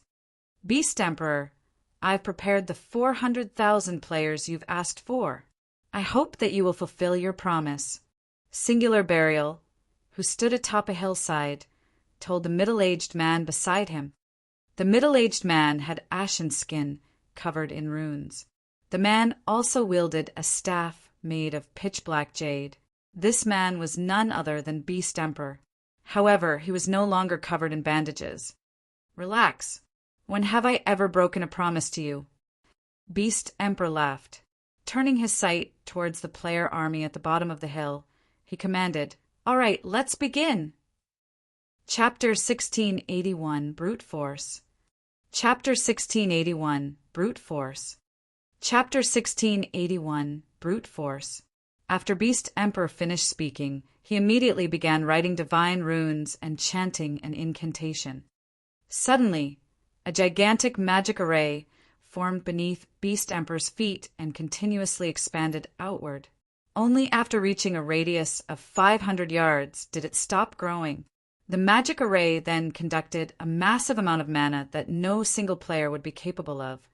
When the magic array was complete, Beast Emperor stabbed the black jade staff in his hand into the center of the magic array, letting it serve as the magic array's core. Have them enter the magic array one by one. Make sure not to enter it too quickly. If they're too quick, the magic array won't be able to absorb their immortal souls, and they will end up hurt for nothing, Beast Emperor said as he looked at Singular Burial. Also, during this period, no harm must come to the magic array's core. Otherwise, everything will be for naught. Rest assured, I've summoned plenty of my guild's experts here. There's even an army of 100,000 elites spread across the surrounding area. Even if someone tries to launch an ambush, I still have a defensive magic array I can activate to hold them back, Singular Burial said, nodding. His gaze then shifted toward the general direction of Stone Forest Town, a cold glint flashing in his eyes as he swore, "Black Flame, just you wait. Since you dared to destroy my ancient rock city, I will definitely let you personally witness the destruction of the guild you created." Due to the various superpowers' successful invasion of ancient rock city, he had no choice but to turn the city into a nest for evil demons. The loss of this massive source of income had a considerable impact on Heaven's Burial's development. In fact, some of the major corporations supporting Heaven's Burial had already withdrawn their funds. instantly shattering Singular Burial's dream of making the guild a superpower. As for the remaining corporations backing Heaven's Burial, they were staying only because they believed in Lei Jingyang's and his own abilities. If not for the two of them, these major corporations would have drastically reduced the funding they provided Heaven's Burial. Hence, it was definitely not an exaggeration to say that the hatred he felt for Zero Wing could blot out the sky. Originally, the plan was to take action against Zero Wing. However, after the battle at Ancient Rock City, Singular Burial changed his mind. He also wanted Zero Wing's members to have a taste of getting whittled down and destroyed bit by bit. First, he would take away Stone Forest Town. Next, he would deal with Zero Wing City. With these two places gone, Zero Wing would lose two of its most important sources of income. If that happened, it was only a matter of time before Zero Wing crumbled. Meanwhile, all Black Flame would be able to do at that time was watch as Zero Wing dissolved into nothingness, while Stone Forest Town and Zero Wing City fell into the hands of Heaven's Burial. From then on, Heaven's Burial would replace Zero Wing as Star Moon Kingdom's absolute overlord. Beast Emperor no longer made any further comments. Instead, he summoned a mythic ranked evil demon to secretly assist in protecting the magic array. Compared to expert players, a mythic ranked evil demon provided much greater assurance. After all, he had paid an enormous price to obtain the Black Jade Staff. Acquiring another one to hold another sacrificial ceremony would be extremely difficult. After Beast Emperor was done dealing with the matters here, he took out a teleportation scroll and left the area. All he needed to do now was wait for the magic array to collect a sufficient number of immortal souls. Meanwhile, such a large commotion naturally could not escape the eyes of Star Moon Kingdom's various major powers. What's Heaven's Burial trying to do by gathering so many players over at Stone Forest Town? Could it be preparing to vent its anger on Zero Wing's Stone Forest Town now that its ancient rock city has been destroyed? That shouldn't be the case, right? That Stone Forest Town we're talking about. It's not as if we've never seen how strong the town's defenses are. It is even more fortified than NPC towns. Moreover, I heard that the number of Tier 2 NPC soldiers defending Stone Forest Town has already exceeded 400. The town won't be so easy to take down. Hasn't Heaven's Burial learned its lesson from its previous failure? Maybe Heaven's Burial has some trump card to rely on. When the various major powers discovered Heaven's Burial's actions, they could not help but discuss it curiously. They all wondered what Heaven's Burial was trying to do. Vice Guild Leader, Heaven's Burial seems to be trying to take action against Stone Forest Town. What should we do? The Zero Wing members garrisoning Stone Forest Town were greatly concerned over this matter. Based on Heaven's Burial's actions, the guild was obviously planning on starting a guild war, only it had yet to make all the necessary preparations. Once it was ready, however, it would definitely launch an attack. Everyone in the guild is to avoid casually going out during this period, to avoid getting ambushed by Heaven's Burial's evil demons. At the same time, keep a close eye on Heaven's Burial status and report back any findings immediately. Aqua Rose fired off commands through the guild chat. She also had Melancholic Smile strengthen the defenses of Stone Forest Town, building more defense turrets and moving more miniature ballistas to Stone Forest Town as a precaution. Currently, Heaven's Burial's monster army was already approaching Star Moon Kingdom's border. If Zero Wing did not send experts to help the NPC armies exterminate some of the monsters, the monster army's advance into Star Moon Kingdom would definitely accelerate. Hence, they could not afford to pull away those experts to deal with Heaven's Burial's player army. The only thing they could do right now was slow the advance of the monster army while strengthening the defenses of Stone Forest Town.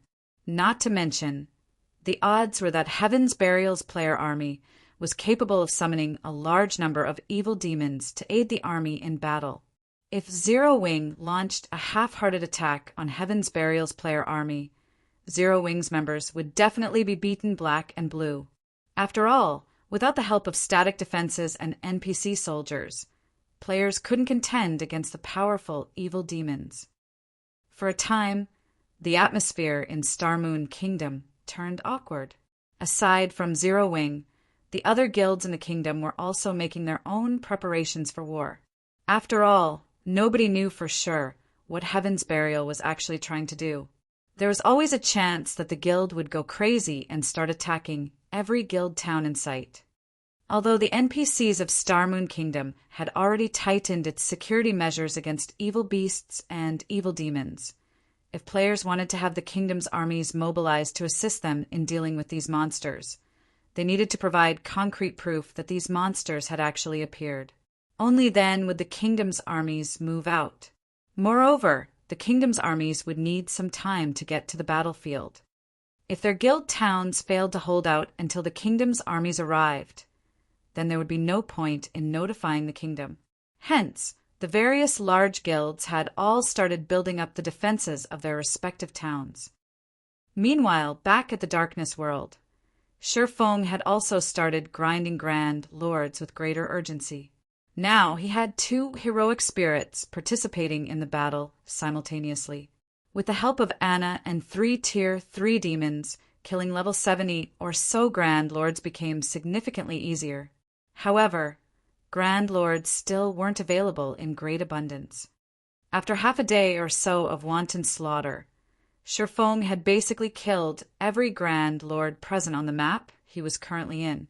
Now, Shifeng had a total of 52 darkness stones and 386 darkness stone fragments, which was still some distance away from his target.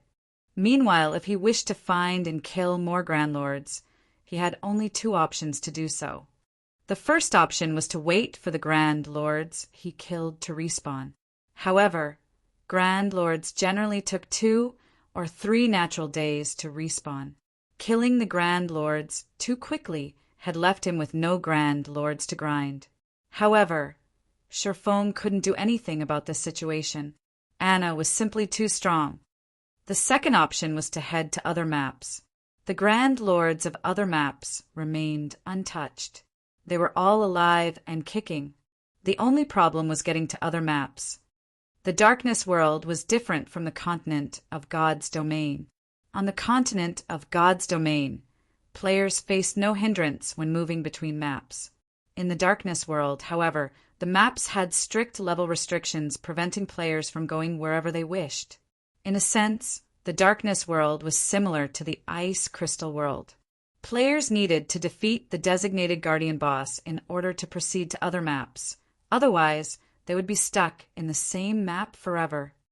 Generally, players that arrived at the Darkness World using the teleportation stones exchanged at the 7 Luminaries Temple would not think of heading to other maps, because the map they were teleported to was suitable for their level, and just surviving in the said map was already plenty difficult.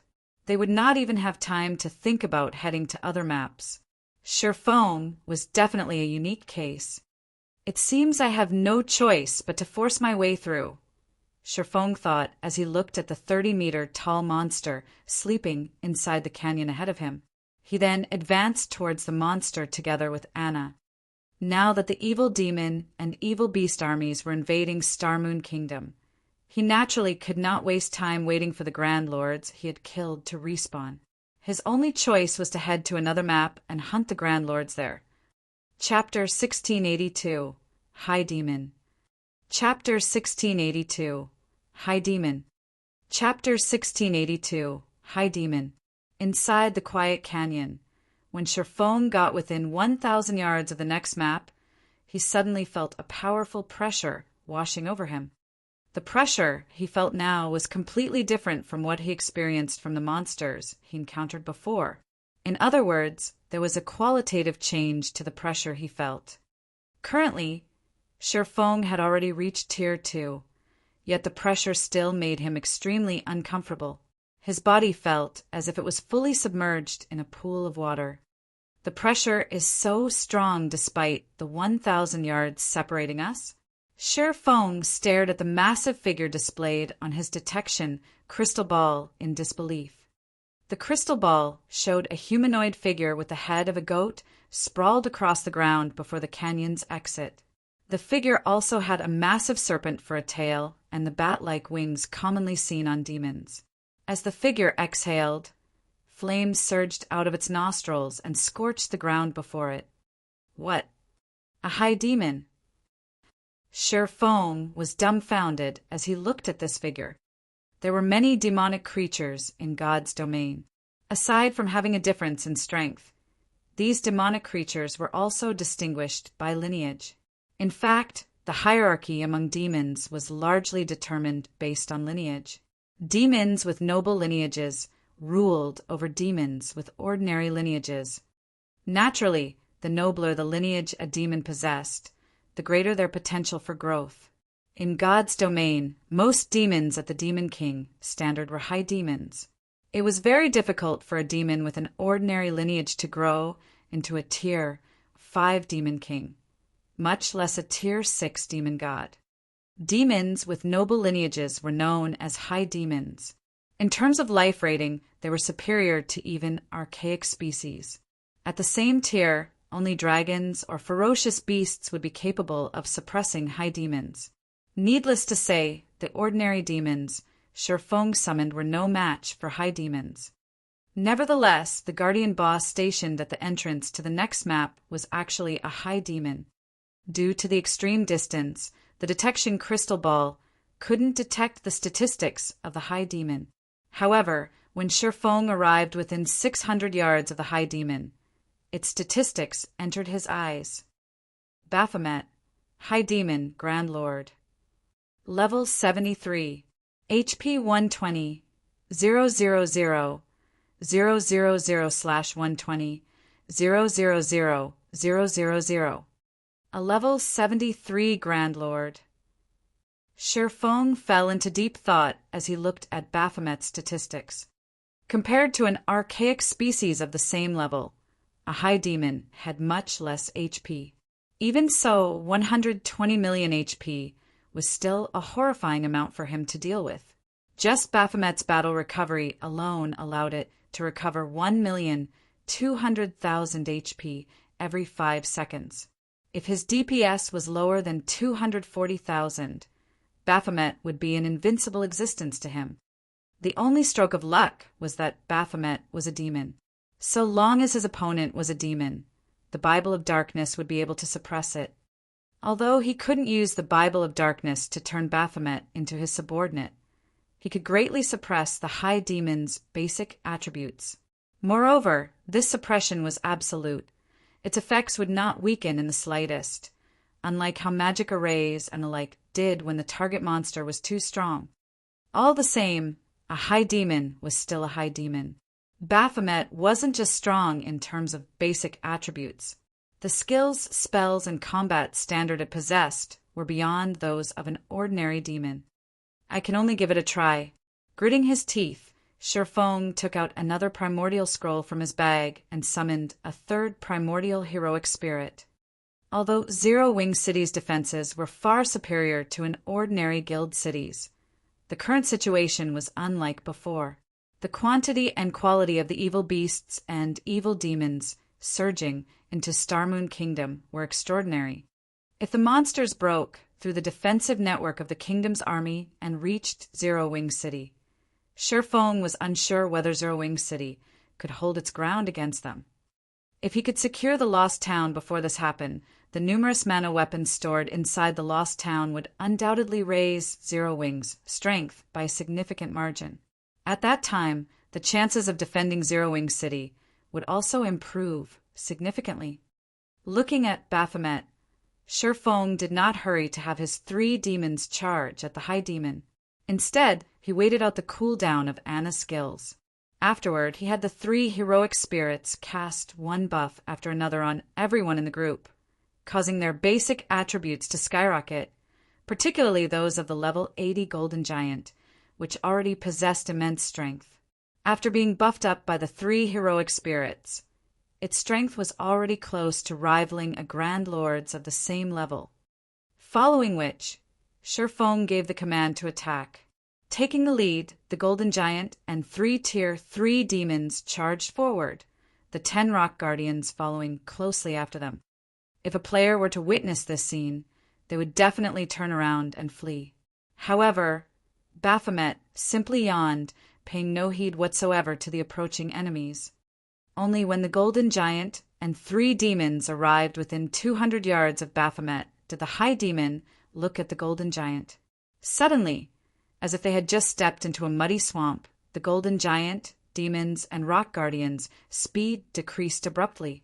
Moreover, their movement speed wasn't the only thing reduced.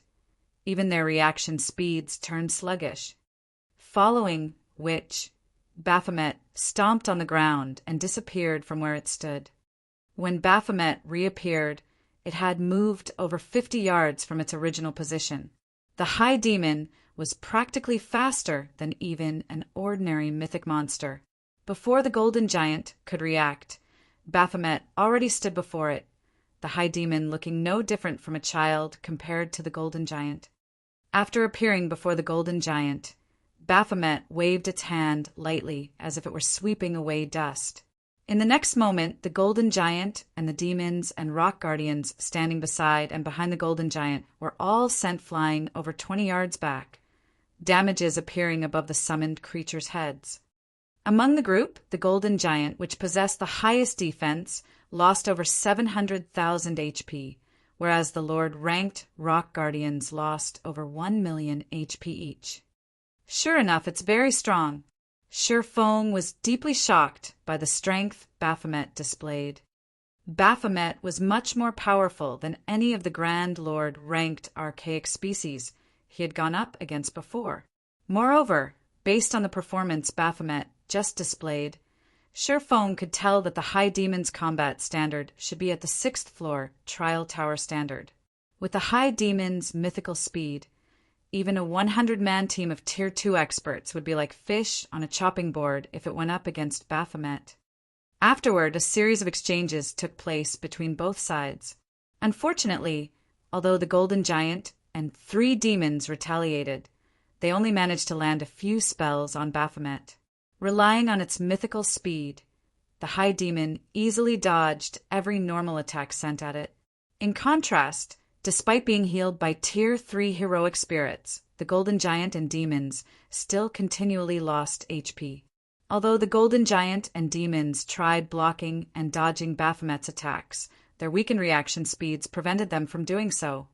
However, as Baphomet paid attention only to the Golden Giant and Tier 3 demons, Feng was able to get within 100 yards of the High Demon unnoticed and immediately activated Demon Ruler. Suddenly, a ripple of power left the Bible of darkness Feng held. Baphomet's basic attributes promptly plummeted by 30%. The effect of Demon Ruler was remarkable. However, this was still not the end. Anna, who had long since completed her own preparations, had the rock giants form a magic array and suppressed Baphomet even more. However, the magic array was evidently inferior to Demon Ruler. In the end, Baphomet retained 60% of its original basic attributes, and it still suppressed the Golden Giant and Tier 3 demons. But instead of dodging all of the Golden Giant and demons' attacks, the High Demon was now forced to parry and block instead. Nevertheless, the Golden Giant failed to inflict any significant damage on Baphomet. Seeing this, Feng had no choice but to spend 5,000 magic crystals and activate the Ring of Gospel's World Projection. When World Projection descended on Baphomet, the High Demon's speed decreased once more. However, even after World Projection suppression took effect, Baphomet still retained 50% of its basic attributes and still overwhelmed the Golden Giant. How is it so powerful? Feng was next to speechless as he stared at Baphomet. If not for the Bible of Darkness's suppression, he would have long since turned around and fled by now. After thinking up to this point, he turned to look at Anna, a bitter smile on his face as he said, "It seems we can't hold back anything at all." Following which, he commanded Anna to use her other over-tier spell, which was also the strongest spell Anna currently possessed. Tier 3 curse, Yin Yang judgment. Yin Yang judgment's cool down was 1 natural day, unless absolutely necessary. Shi Feng did not wish to use the curse at all. However, if he did not use it now, it was only a matter of time before Baphomet defeated his team. After all, world projection had a short duration of only 10 minutes, each use costing him 5,000 magic crystals. He did not have enough magic crystals to fight a protracted battle with the High Demon. Chapter 1683, First Kill Baphomet. Chapter 1683, First Kill Baphomet. Chapter 1683, First Kill Baphomet.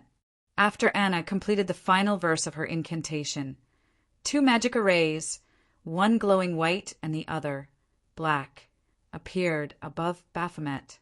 The mana surrounding the magic array then grew restless, blurring space around the High Demon. Such a huge disturbance attracted Baphomet's attention, and the High Demon's immediate reaction was to turn and flee. But Anna didn't give Baphomet the chance to escape. Waving her staff, she activated the magic array looming above Baphomet. Suddenly, a 50-meter-long golden, holy spear descended from the sky. The instant the spear fell, space around the magic array and Baphomet froze, drastically decreasing the High Demon's movement speed. Before Baphomet could attempt to defend itself, the holy spear collided with the monster. Boom! As a result, a towering, black-white light pillar rose into the air. When the pillar had manifested, the world around Baphomet shook violently, and resulting shockwave pushed the Golden Giant and the Tier 3 demons under Shi Feng's control back by over 20 yards. After the light pillar had disappeared, it revealed a massive crater where Baphomet had stood, with a High Lord lying at the body. Scorching flames burned the High Demon, decorating it and the crater with scorch marks. Dark blue blood seeped from the numerous wounds covering Baphomet's body. However, compared to Baphomet's miserable appearance, the damage it had taken was truly terrifying. -4,467,175. A damage of over 4 million appeared above Baphomet's head. To Baphomet, who only had a maximum HP of 60 million after multiple means of suppression, this move had taken nearly 1/13 of its total HP. The might of Yin Yang judgment completely exceeded Shi Feng's expectations. Moreover, Baphomet had been heavily injured when the Tier 3 curse had struck, significantly decreasing its combat power. With no intentions of letting Baphomet recover, Shi Feng ordered all of the summoned creatures to use their strongest moves, holding nothing back. Following which, Tier 2 and Tier 3 skills and spells bombarded the High Demon, one after another. The injured Baphomet wasn't able to dodge any of the incoming attacks, and every skill and spell that had been sent slammed into the High Demon. Each attack dealt a minimum of -500,000 damage, depleting Baphomet's HP by a significant chunk. 80%, 75%, 70%. Although Baphomet eventually recovered from its mental shock and resumed its retaliation, the Golden Giant was more than enough to keep the High Demon busy with its weakened combat power. This prevented Baphomet from blocking Anna, the Tier 3 demons, and heroic spirits' attacks. Of course, Shi Feng didn't hold back either. After activating Heavenly Dragon's power, followed by Phantom Kill, he charged forward. 9 Dragon Slash, Shadow Blade, Lightning Flash, Purgatory Pentaslash, Thunder Flame Explosion, Flame Burst. Thanks to Killing Ray, every one of Shi Feng's skills dealt double damage to Baphomet, and damages in the tens of thousands appeared above the boss's head. Although his damage was no match for the Tier 3 demons, who weren't suppressed by the darkness world, it was still considerable. 50%, 40%, 30%. As time passed and Baphomet's HP continuously decreased, it continued to recover. Gradually, its reaction speed recovered, and eventually the level 80 golden giant wasn't able to keep up with its attacks. This forced the heroic spirits at the rear line to shift their focus from offense to healing. Once Baphomet's HP fell to 20%, the High Demon revealed a sinister grin. It began to swipe its claws at the air around it, sending powerful gales at Shurfeng and his team. Before Shurfeng and the others could launch another assault, Baphomet had finished chanting an incantation. The ground before the High Demon then cracked and shattered as towering, pitch-black flames spewed from the cracks. When the flames had dissipated, a crimson long sword engraved with pitch-black runes had taken their place. The moment the long sword appeared, Shurfeng felt the surrounding power of darkness surge towards the weapon. The concentrated power of darkness became a black mist that circulated the crimson blade. Releasing the one-handed sword in its right hand, Baphomet grabbed the crimson longsword. The moment the High Demon touched the weapon, black flames danced along the sword's blade. Soul fire? Shurfeng's expression darkened when he saw the flames. The punishment for challenging it is actually this severe. Although he had known that a High Demon would have powerful attack methods, he hadn't expected Baphomet to use soul fire in battle. This was a player's nightmare. Soul fire was capable of burning souls, and not even players' immortal souls were immune to its effects. If players were killed by soul fire, not only would their death penalty increase, but they would also be prevented from logging into God's domain for multiple days. Of course, this mechanic had likely been created to prevent players from challenging the Guardian boss a second time within a short period. However, Shurfeng didn't want to waste too much time in the darkness world. If he suddenly couldn't log into the game for several days, Zero Wing would be finished. Without waiting for Shurfeng to respond, Baphomet stomped its hoofs on the ground and vanished. It then reappeared before the golden giant, cutting down at the great lord with its flaming long sword. Failing to react in time, the golden giant succumbed to Baphomet's attack, a damage over -1,300,000 appearing above its head. Pitch-black flames licked at the wood the long sword had created. Seeing this, the heroic spirits immediately cast their healing spells on the golden giant. However, when the healing spells touched the great lord, their effects seemed to have changed. Not only did the golden giant still sport the wound, but the pitch-black flames also burned with their original vigor.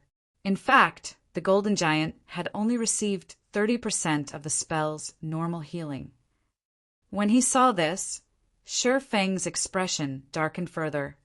Reduced healing effects was still acceptable, but the fact that the wounds Baphomet had inflicted couldn't be healed complicated the situation. As the golden giant accumulated more injuries, it would suffer a heavily injured state sooner or later. If that happened, its combat power would fall, and it would be helpless against the High Demon. If the golden giant couldn't deal sufficient damage, it would lose Baphomet's aggro. The High Demon would then be free to target someone else. Quick, attack it with everything you've got. Shurfeng commanded Anna. At the same time, he took 2 Tier 3 magic scrolls from his bag and activated them, one after another. Holding nothing back, Anna activated Yin-Yang power, her mana overflowing from her body. 1 Tier 3 spell after another bombarded Baphomet. However, even after noticing the incoming spells, Baphomet simply revealed a sneer as it lightly swung its crimson long sword, sending a wave of black fire to devour the approaching spells. The pitch-black flames corroded the Tier 3 spell's power relentlessly. By the time the spells actually reached Baphomet, they were weaker than Tier 2 spells. Baphomet then swung its long sword again and easily crushed the incoming attacks. Fortunately, although Baphomet had superior strength, it couldn't completely dodge the Tier 3 demon's attacks. Although its HP fell much slower than before, it still decreased at a steady rate. After using the 2 Tier 3 magic scrolls, Shurfeng proceeded to activate Blade Liberation. Currently, both Baphomet's defense and reaction speed were recovering, and as a result, it continued to take less damage. Despite bombarding Baphomet with a series of powerful attacks, they had only reduced Baphomet's HP to 12%.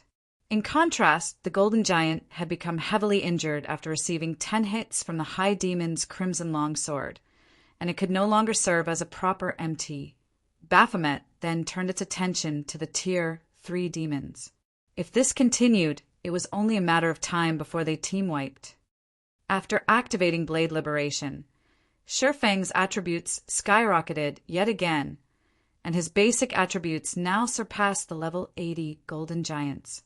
Following which, Shifeng activated Instant Strike and appeared before Baphomet. Sword's Orbit. Dang, dang, dang. Unfortunately, Baphomet managed to block the majority of Shifeng's slashes. Only the occasional slash slipped past the High Demon's guard and dealt a little over minus 100,000 damage. With how much HP Baphomet had remaining, the High Demon wasn't particularly concerned with this amount of damage. Even after Shifeng fought for several seconds and launched dozens of slashes, the High Demon still had 5% of its HP remaining. Meanwhile, once Shifeng had lost Instant Strike's buff, Baphomet gained the upper hand. In fact, due to Shifeng's weakened state, he lacked any ability to retaliate. He could only defend himself. Fortunately, Anna finally finished her incantation. Angel Summoning. Suddenly, a Tier 4 Valkyrie dropped onto the battlefield. Taking a step forward, the Valkyrie instantly appeared before Baphomet and swung her holy spear. Despite being a High Demon, the impact still sent Baphomet flying back over 20 yards, robbing it of its defensive stance. Immediately, the Valkyrie threw her holy spear, which easily pierced through the defenseless High Demon and dealt over minus 4 million damage. In the blink of an eye, Baphomet's HP fell below 1 million. Taking advantage of this opportunity, Shifeng activated Divine Providence and pointed Killing Ray at Baphomet. Flame Domain. Lightning Edge. Under Shifeng's command, a raging inferno and countless sword lights devoured Baphomet.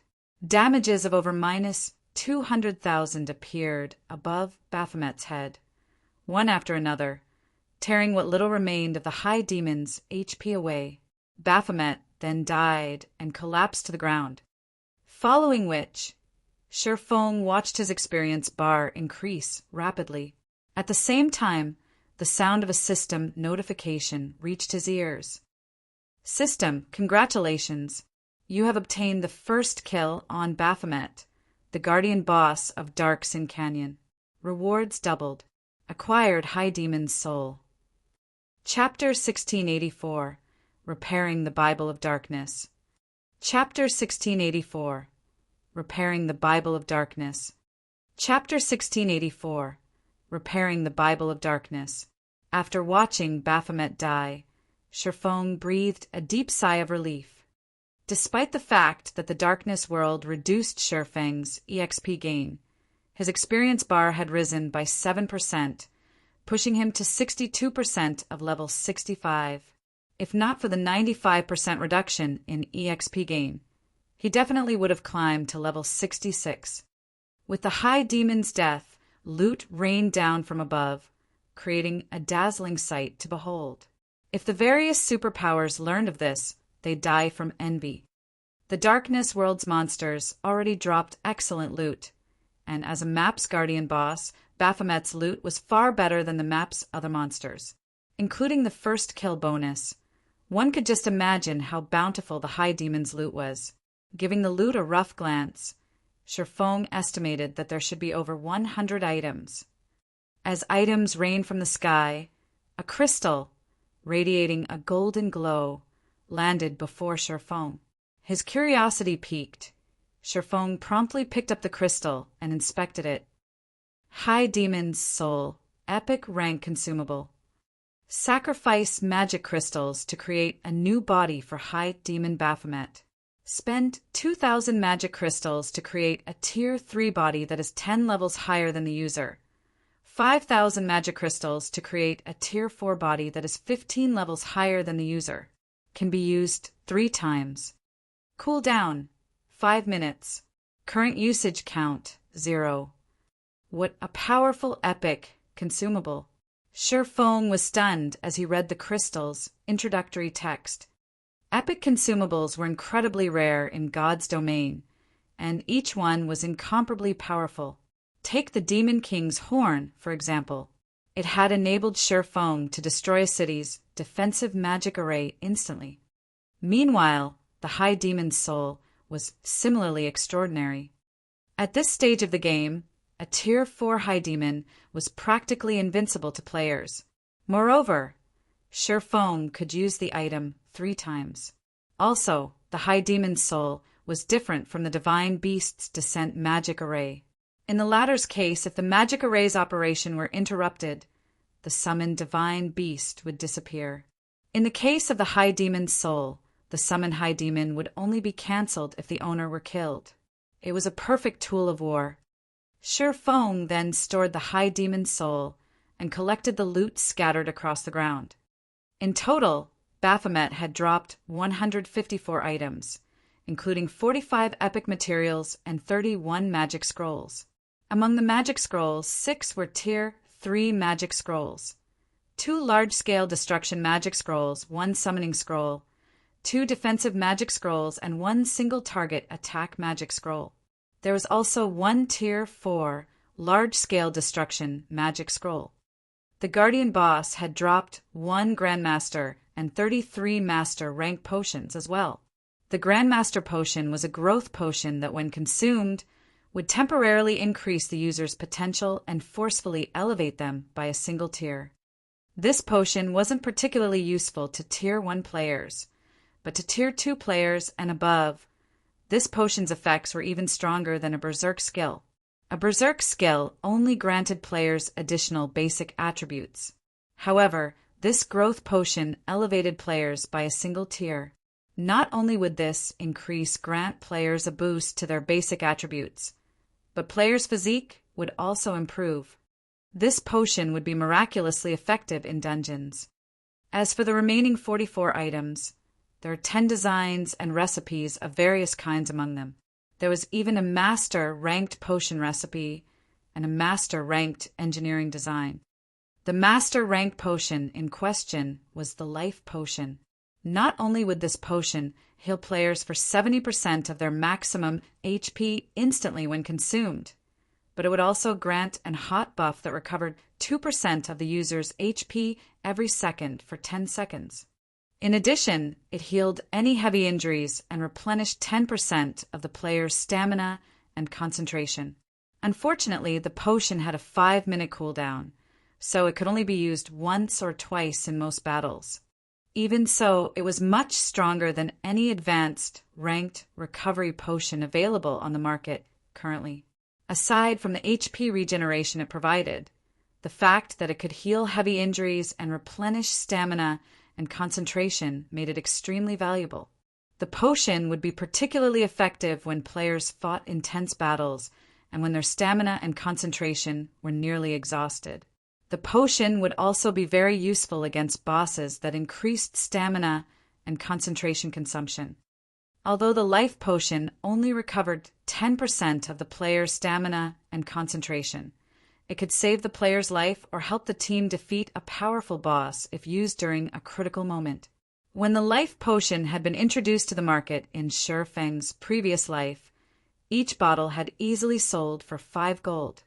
However, the life potion recipe was extremely rare, and even the various superpowers had only acquired a few copies after going to great lengths. Each copy of the recipe could easily sell for an exorbitant 8,000 gold if put up for auction. As for the master-ranked engineering design Baphomet had dropped, it was the hang glider design. Like its real-world counterpart, the hang glider allowed players to glide through the air. Moreover, the hang glider was much faster than any mount. The master-ranked hang glider provided a 350% movement speed increase. Since there weren't usually obstacles in the air, players could also traverse longer distances in a straight line. However, the hang glider had 3 flaws. The first was that players needed to take off from a sufficiently high location. The second was that the environment would affect the hang glider. If players tried to glide through a storm, the consequences would be severe. They might even be blown out of the sky and fall to their deaths. The third flaw was that hang gliders were consumables and could not be repaired. They would disappear once their durability had been exhausted.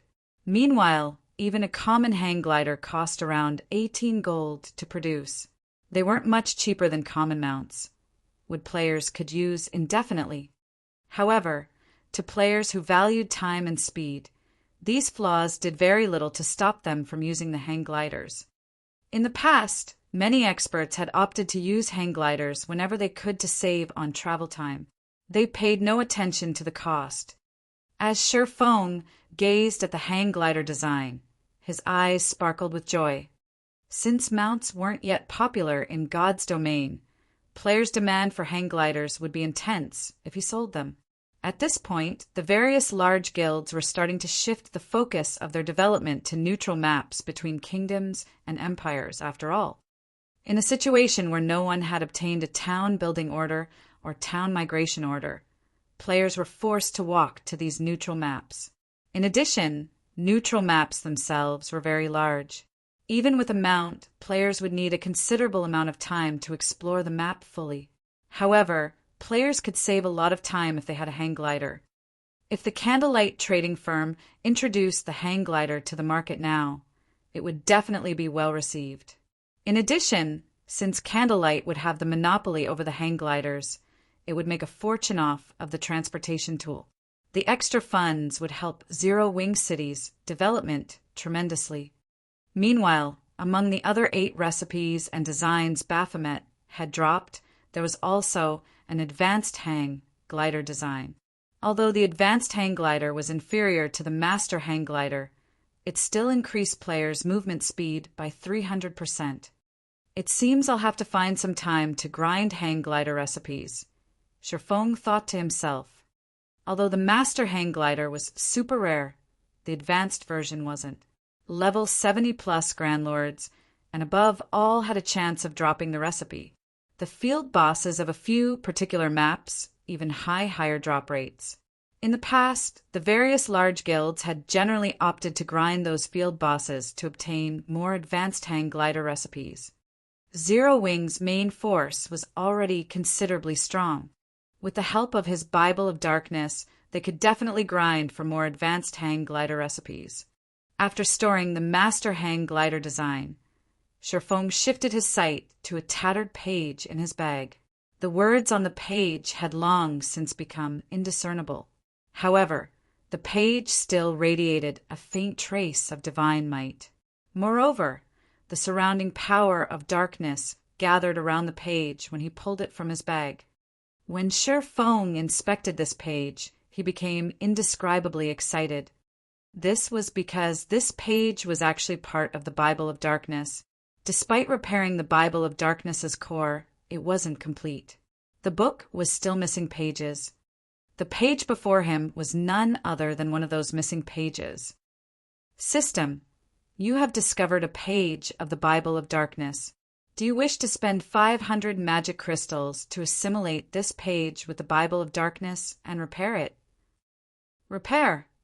Sherfong chose to repair the Bible of Darkness without hesitation.